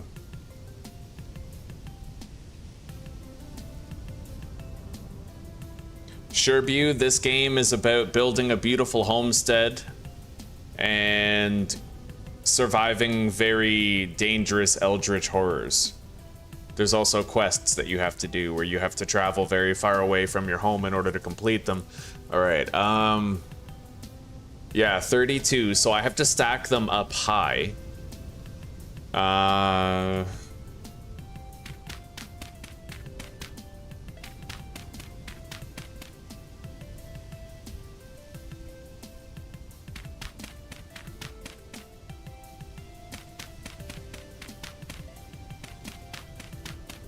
So if I light one of those, will it light all of them? I don't really know.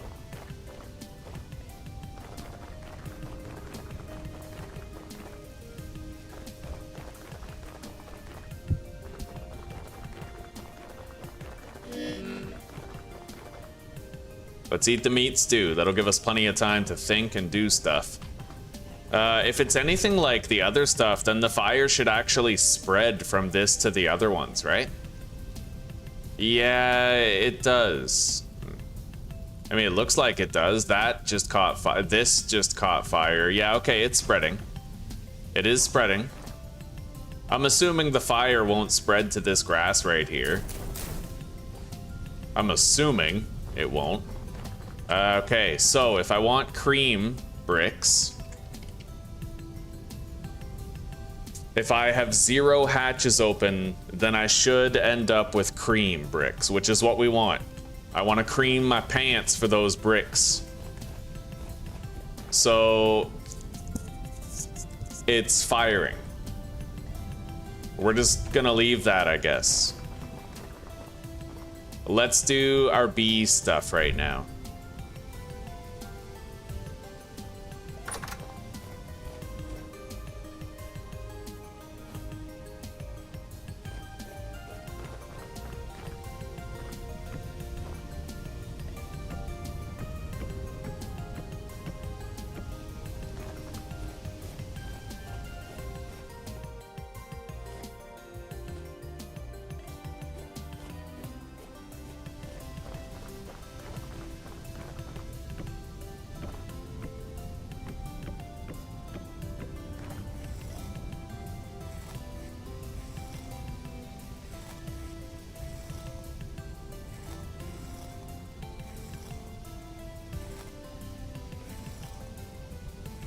Yeah, for those of you in chat who are interested, we have a channel community server, like multiplayer. If you guys are interested, there's a link in the description down below. Oh wow, I haven't even had my light on all day. Sorry about that. You guys probably can't even fucking see me. All right. Yeah, we have a channel server, so if you're interested in playing, you can play multiplayer with other people from here. Just follow the Discord invite link in the description down below.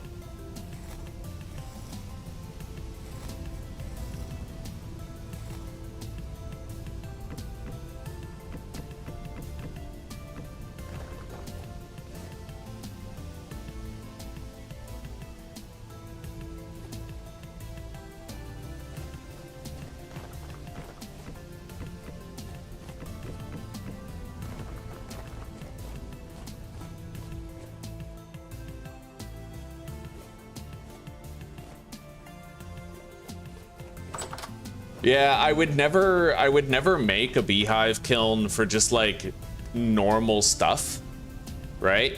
But I would make it for the cream colored bricks. Those cream colored bricks are the only reason I would ever make this. Anyway, I might want to change the entrance down into the bottom here. And now that we don't have two of them side by side, I don't need to enter down here to access both anymore, right? So maybe what I could do instead is just have a little staircase that goes down right here in order to access them.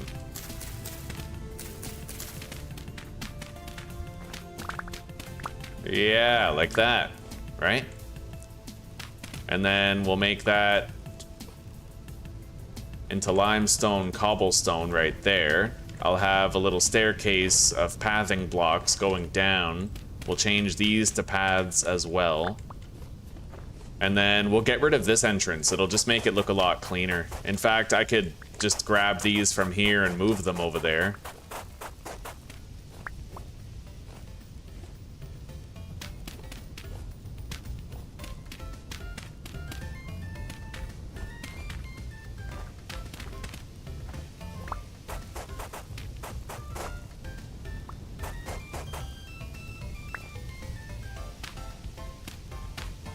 We need more dirt.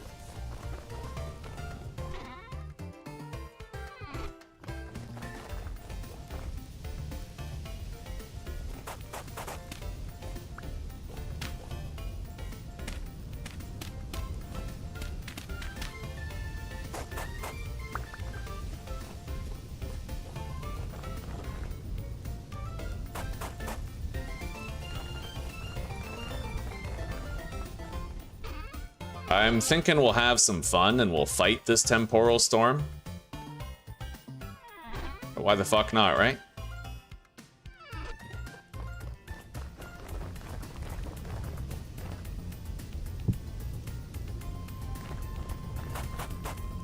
All right.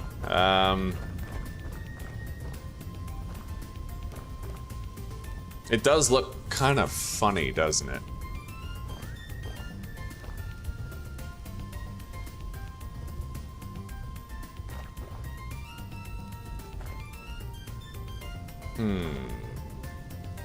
Maybe I can just have the central path down. I'd kind of prefer to have just the central path.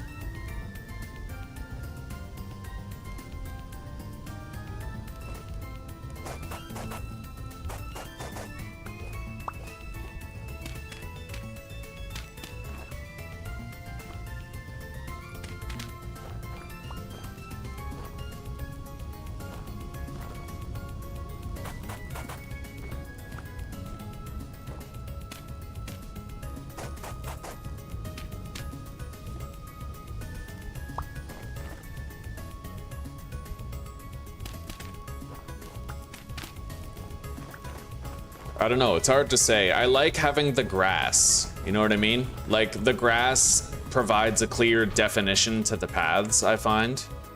I don't want to use these chiseled blocks, though. They can't grow grass like these regular dirt blocks can.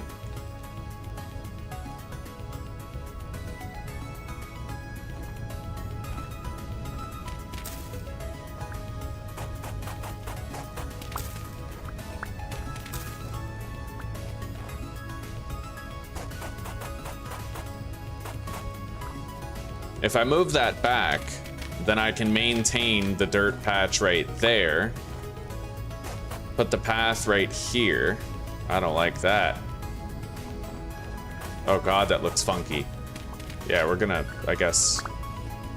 Well, we need something down there, though. That's a shitty part. Yeah, these pathing blocks, they need some work. There's some strange effects and artifacts that kind of look weird. Like, look at that, right? Fucking strange. Anyway.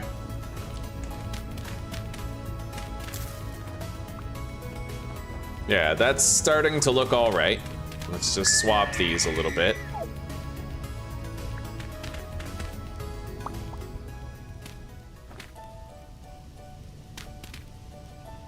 Yeah, I need regular dirt there. This is a pathing block. These are stairs. Can you imagine going all the way back to your base to grab a wrench so you could rotate a fucking stone, like a gravel staircase? Holy shit, buddy. Yeah, honestly, I feel like I'd like to move that over. I want to move it over so it's like a centralized crossroads, right? It feels weird now. It feels real weird. And then... yeah, it made more sense when we had two of these side by side. It really did. It made a lot more sense. But we had to repurpose the bricks in order to make this, right? Anyway, I'm gonna go to sleep. We're gonna fight this Temporal Storm. Let's deposit our honeycombs. We're pretty much maxed out on them. I don't think I'm gonna harvest anymore for a good long time. Deposit the dirt, as well as the peat. This torch goes here.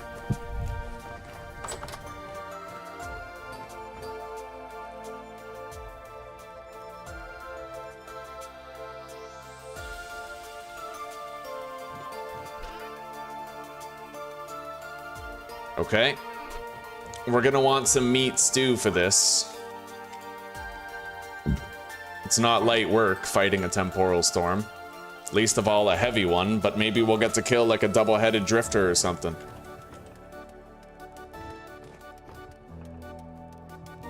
Yeah, let's go to sleep. Make sure the doors are closed, which they are. Close that. Okay.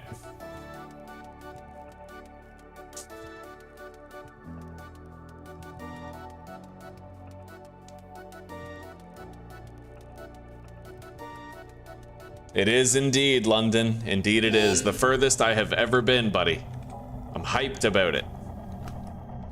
Alright, let's throw on our steel armor. And let's get out there and kill some shit. Where's the shit? Where's the shit that we kill? 8.58 hours. I don't know how long. I think it's like 10 hours for that to finish, isn't it?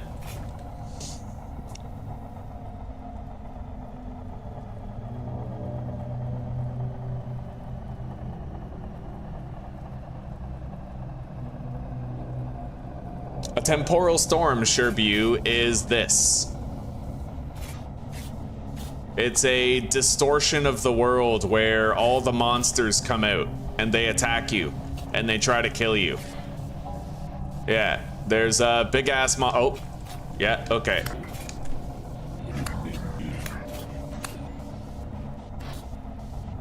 So far, it's been pretty quiet, but I'm expecting a lot more is gonna show up here real soon.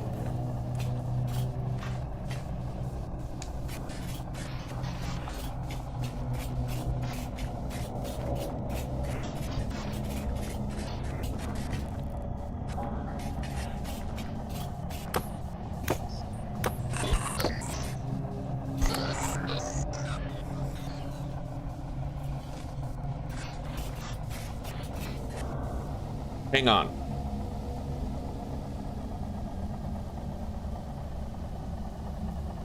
How long does it take to finish the batch?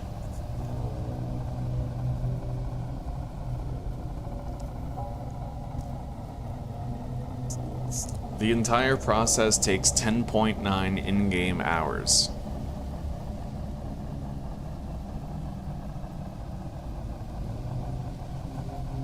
I have no idea. I have no idea. I've never used it before. I don't really understand the mechanics of this thing. Nightmare shiver. Okay.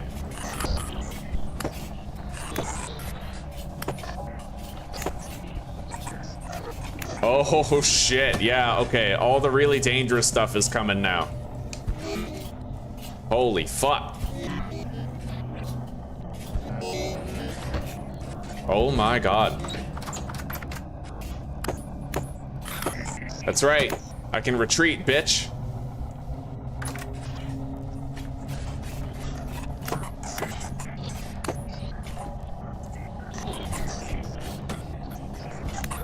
I really want to kill that double-headed drifter right there. All right, I trapped it. Good. I can totally kill it. I have to deal with this guy first, though. Okay. Yeah, that double-headed drifter might give us the Jonas parts that we need for some powerful tech.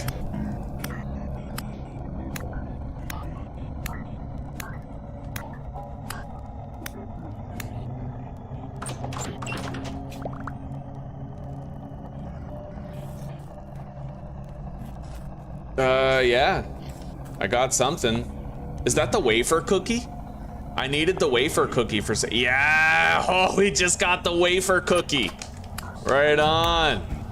Fucking wafer cookie. Suck my dick, drifter.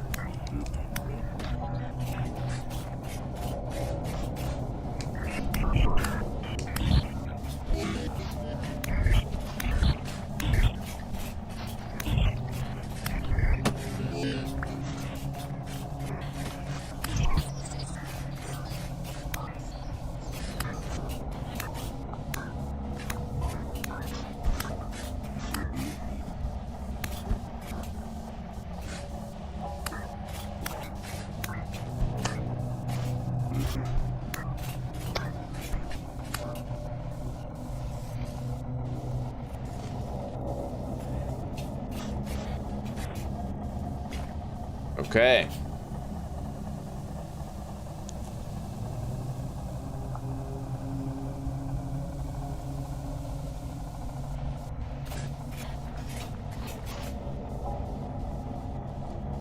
Can't believe we got the fucking wafer cookie.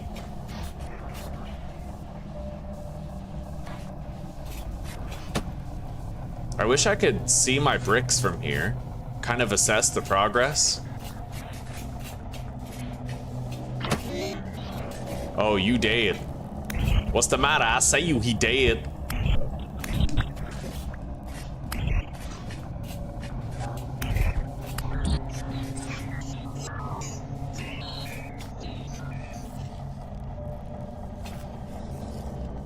Yeah, we've needed that wafer cookie for a while. It's still gonna be a long time before I have the base return teleporter, but that's what we're aiming for. I want the base return teleporter. That shit is so important to us. We don't have a map, right? So being able to just teleport home would be crazy useful whenever I'm like 10,000 blocks away doing the story missions.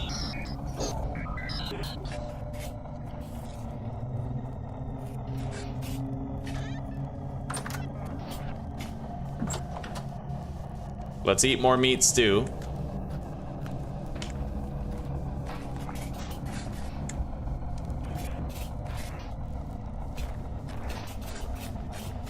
And let's try to heal up a little bit. Can I like... Oh shit. Can I open the door to check on the progress or something?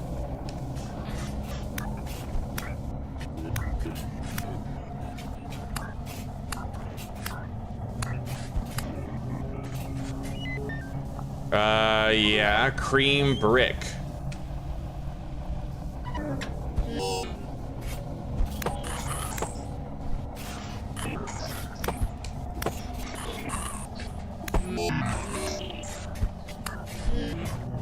Jesus fucking Christ, I hate fighting these things. The shivers. I keep saying it. I always say it in this game, but they need to increase the range of attack on shivers so that they don't enter your body when you're fighting them. It's just obnoxious, right? They should be standing like a foot away from you so that although they can hit you, you can also hit them. instead of them just like molesting your body and just like entering it, you know? Oh, yes. Interesting choice of word, Claudius.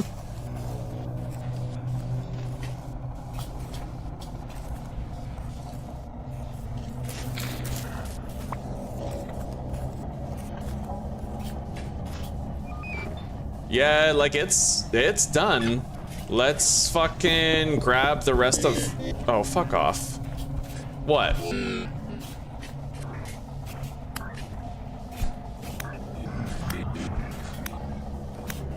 I don't think I can grab the rest of the fuel.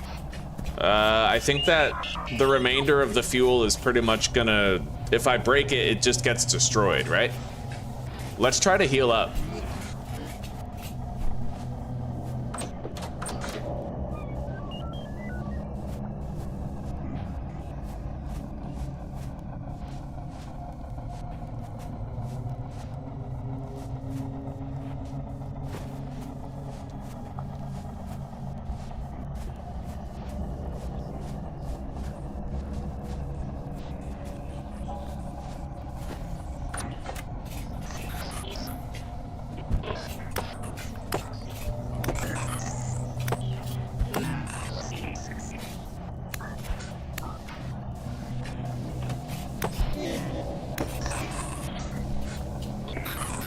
Holy fuck. Yeah, it's always shivers. They're a pain in the ass, dude.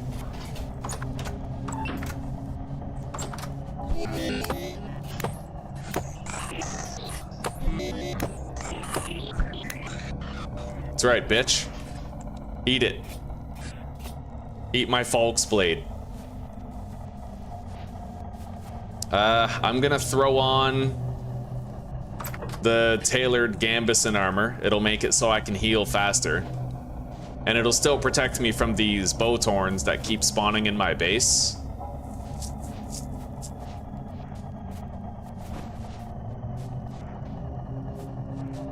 Well, Sophie, maybe it's time. Maybe it's time you get like a beefy, like whole ass computer. You treat yourself, you know?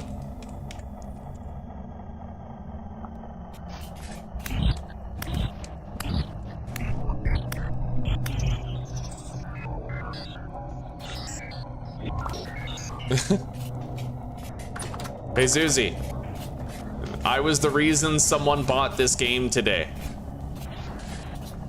Yeah, I should get a commission.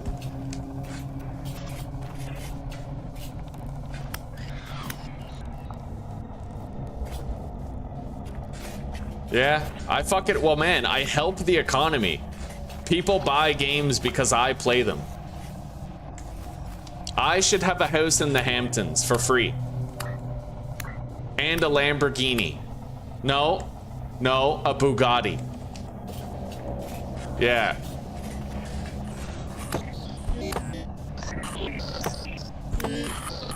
I will be the next Andrew Tate. I'll call myself Tommy Tit. Holy shit.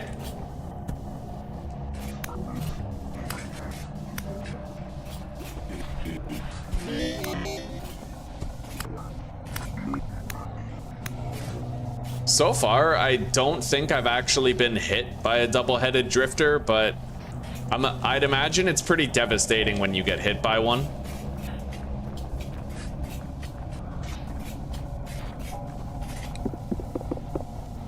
Oh my god, I can actually... Okay, I can get the fuel back if I break it fast enough. The cream bricks are done, so like you can collect whatever excess fuel still remains. Yeah, I just got all that fuel back.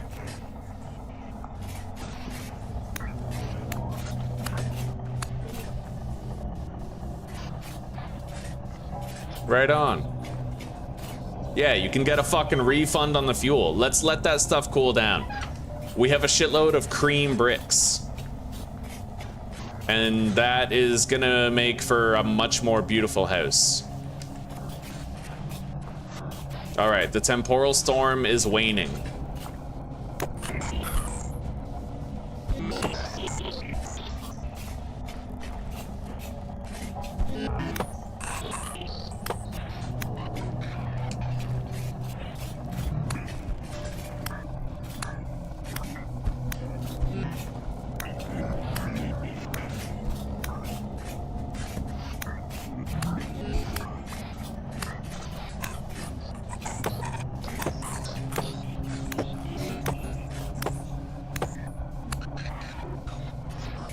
Oh yeah. I am a god. I am a drifter killing god.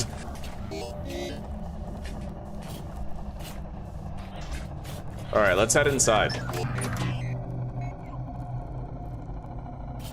We finally got a wafer cookie, which I'm fucking thrilled about. Let's eat. And let's swap to the tailored Gambison armor, deposit our steel, and go to sleep.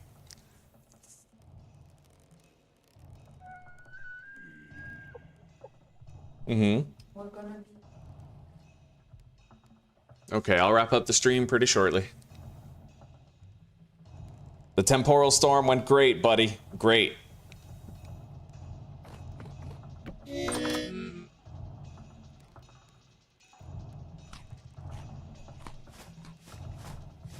Yeah, we got a very powerful piece of equipment toward our... We need to craft a teleporter. They're called Jonas parts, and we've been trying to farm for and collect several Jonas parts.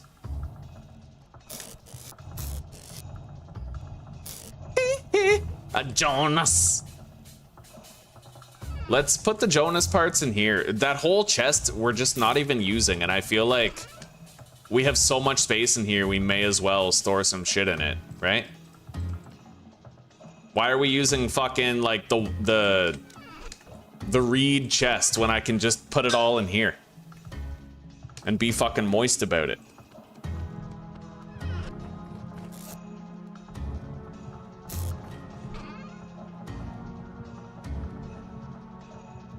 There we go.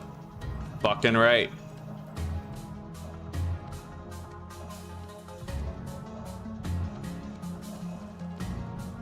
Yeah, that's our first wafer cookie right there.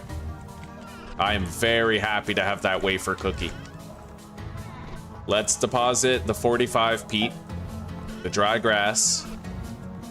So basically, when you're using the beehive kiln, I just learned this, okay? I learned this so you guys can sort of piggyback off of what I learned. You fill it up with fuel, but then when this says like 10.9 hours, that's when you know it's done. So at 10.9 hours, you can come down here and you can harvest all the fuel. Our cream bricks are all done. All done. Let's collect them.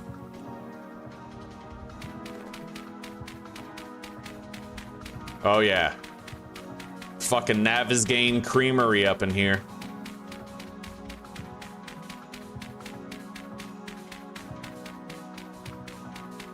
I wonder if these bricks look as good when you place them as they do in the picture of them. I hope so. I got really hyped about these bricks, right? We'll have to build the block with mortar. It's like, you know, maybe some of you have experience on dating apps. You ever notice fat chicks always take a picture from the neck up? And then you're all surprised when you meet them and they're like 250 pounds? It's the way it goes, buddy. Like, it is what it is. They only show you the good half. Or in their particular case, like the good 20%, not even. All right, there we go. Let's place this. Oh yeah, look at the difference between that and our current walls, dude. That's insane. We have to try to swap our fucking walls out with these. I gotta admit though, the amount of work that we did just to get 2 stacks of these kinda wasn't worth it. But you know, if we found more blue clay, I could make more of those. That's the thing.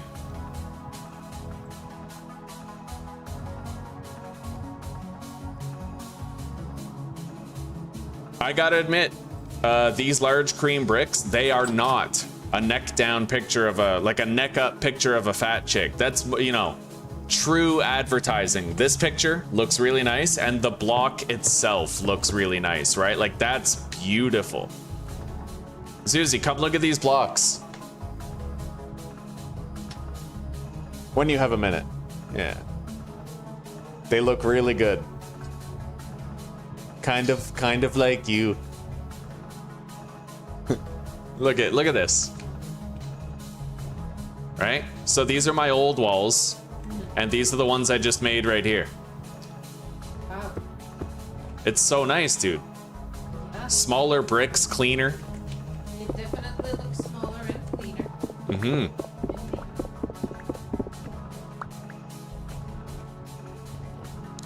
1, 2, 3, 6, 9, 12, 15, 30. I don't think we have nearly enough to replace all the walls in here, but like we could try, you know?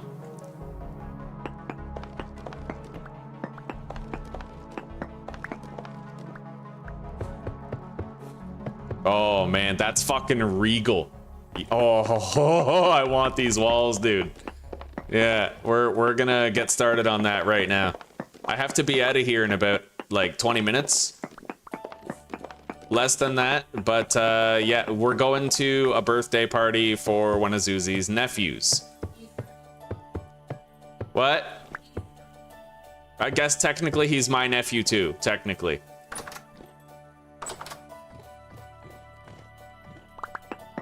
That's right, I'm married. Holy shit, that's crazy. Damn straight, all right.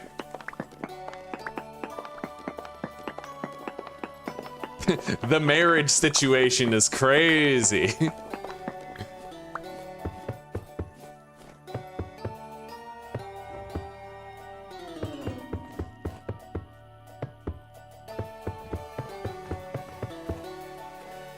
Oh, that looks so much better, dude.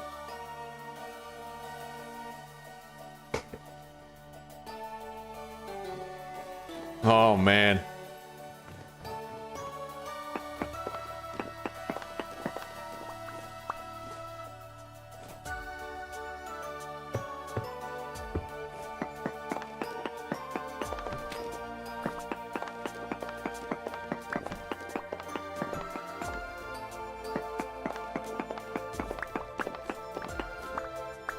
We're definitely gonna need more of these.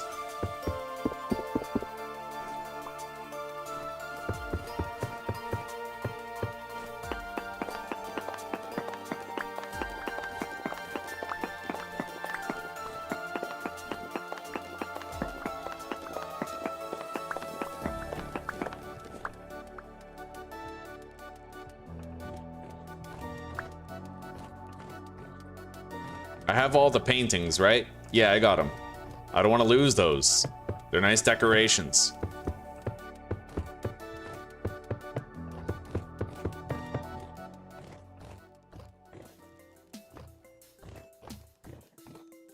Yeah, that looks so much better, dude. I don't know how I feel about the roof, but these walls are fucking glorious.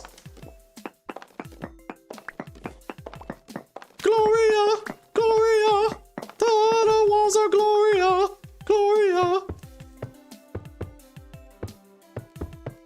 All right. Is there anything outside? I did destroy a tool rack.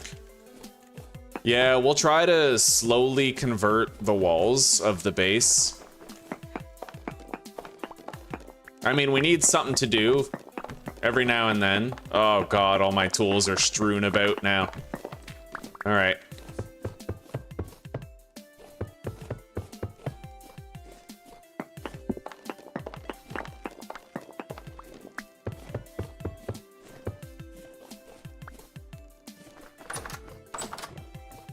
All right. Tool racks. Wait. No, this tool rack goes over there.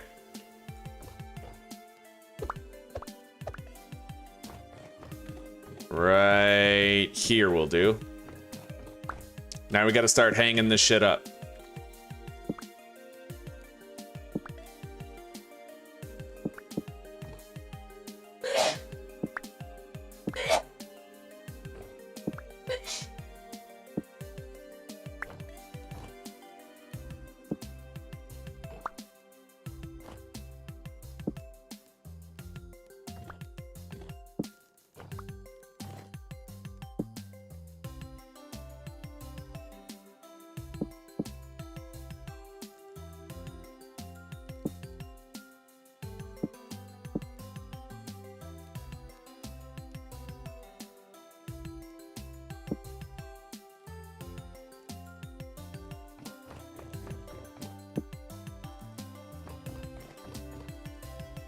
All right, I don't know if anything else is still strewn about on the floor, but I don't think so.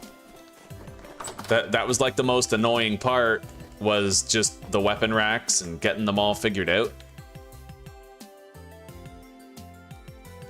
Looks like we're good. That's a chiseled ashlar block. I kind of wish you could unchisel a block, you know what I mean? Like, de-chiselify it.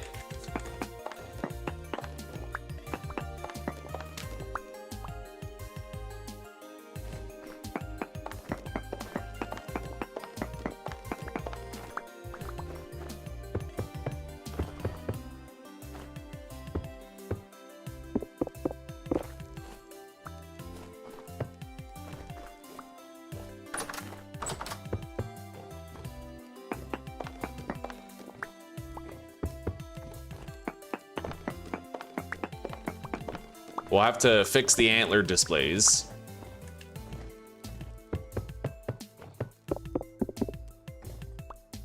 Yeah, those blocks look way better. It sucks that the beehive kiln requires you to get so far in the game, because I shit you not, if I could do the work to get those cream blocks early game, I would do it. They're that beautiful. You know, I want those to be like what I build my base out of. Maybe there's a mod for that. There usually is. We'll take a look later.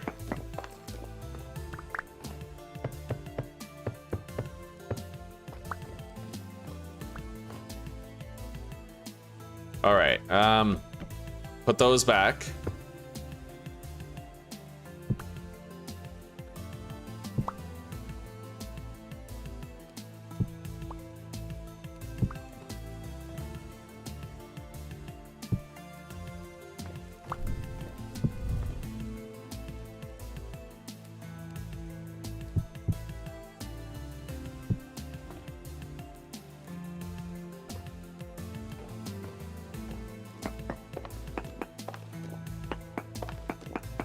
I think that we'll keep the fireplace the way that it is. I kind of like the fireplace being made out of the larger bricks. You know, it makes it stand out against the backdrop of the brick wall.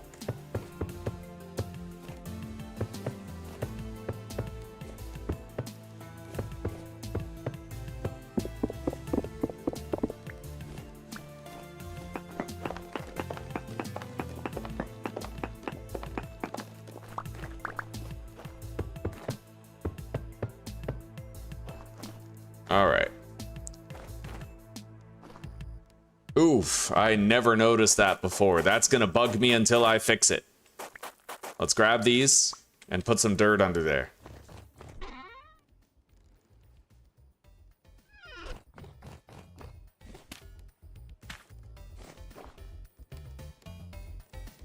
And, oh, wait. Yeah, that's proper. That's proper. Okay,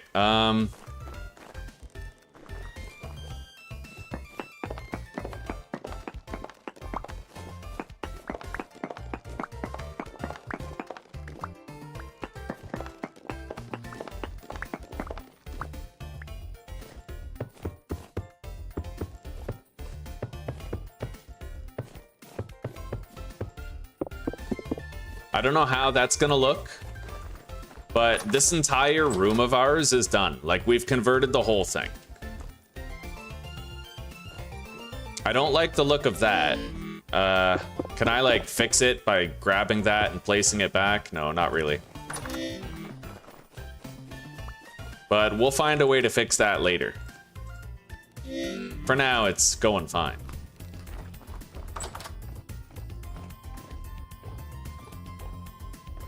Yeah, we can pretty much leave that the way it is, you know?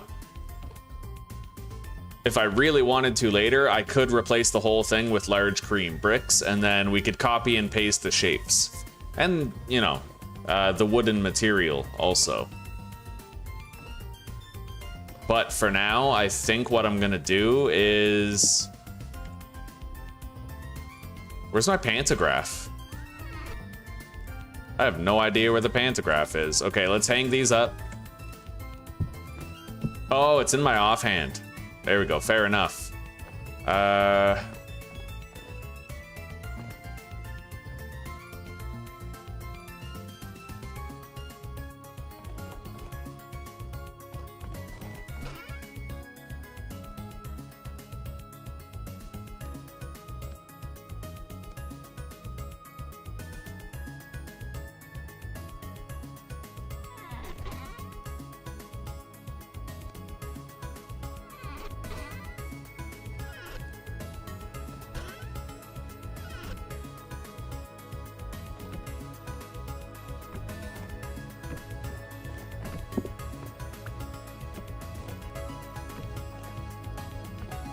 Hell yeah.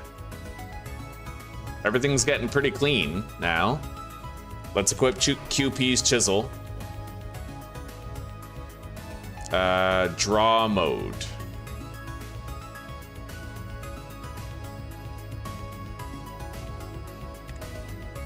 I need a hammer in the offhand.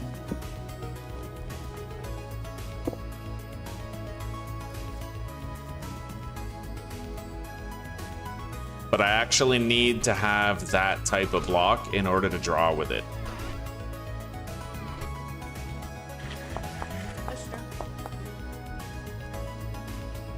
Let's go.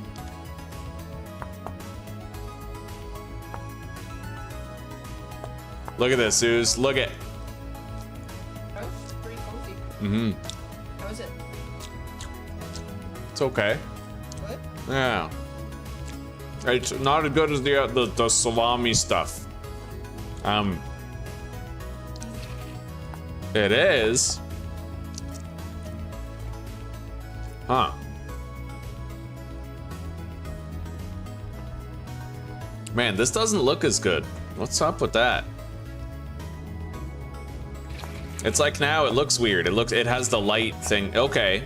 Sophie, you said that sometimes you can fix that by like chiseling and fixing something type thing.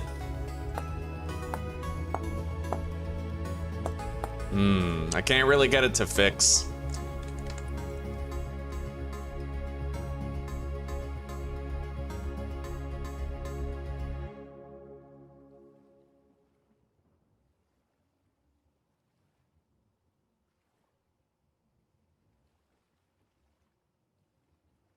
It looks like a lot of people are talking about the lighting, but nobody really knows how to fix it.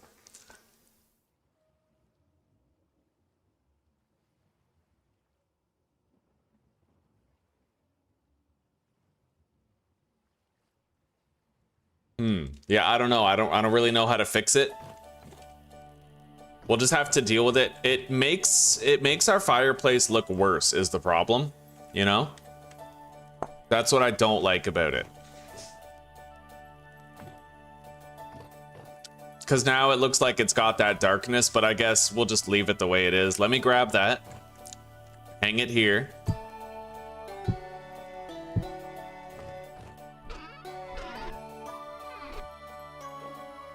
Fertility. Soil. Yeah, we got to start depositing our shit. But I mean, I made this look the way it kind of used to.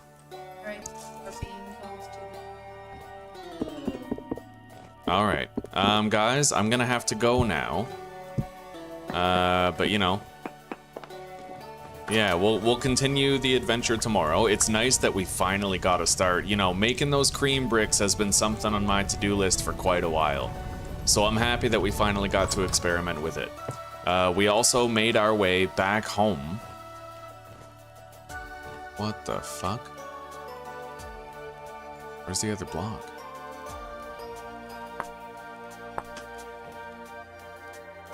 We also ended up making our way back home from the next quest objective. Where the hell is it? I don't know where the other block went. Oh, there it is. It made its way to the roof somehow. We're just gonna place this, then we're gonna log off. Yeah, do our little outro.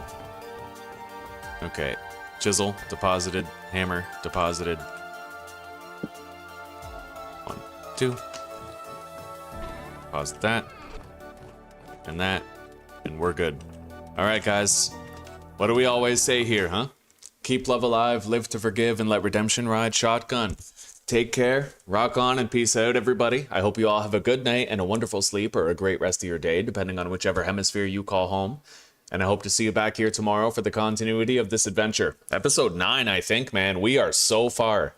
We've almost played this single playthrough for 80 hours, which is insane. And we got a lot more left to do, a lot further to go.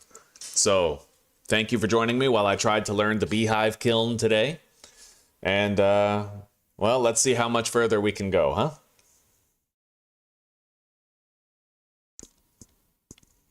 Yeah, take care. All right.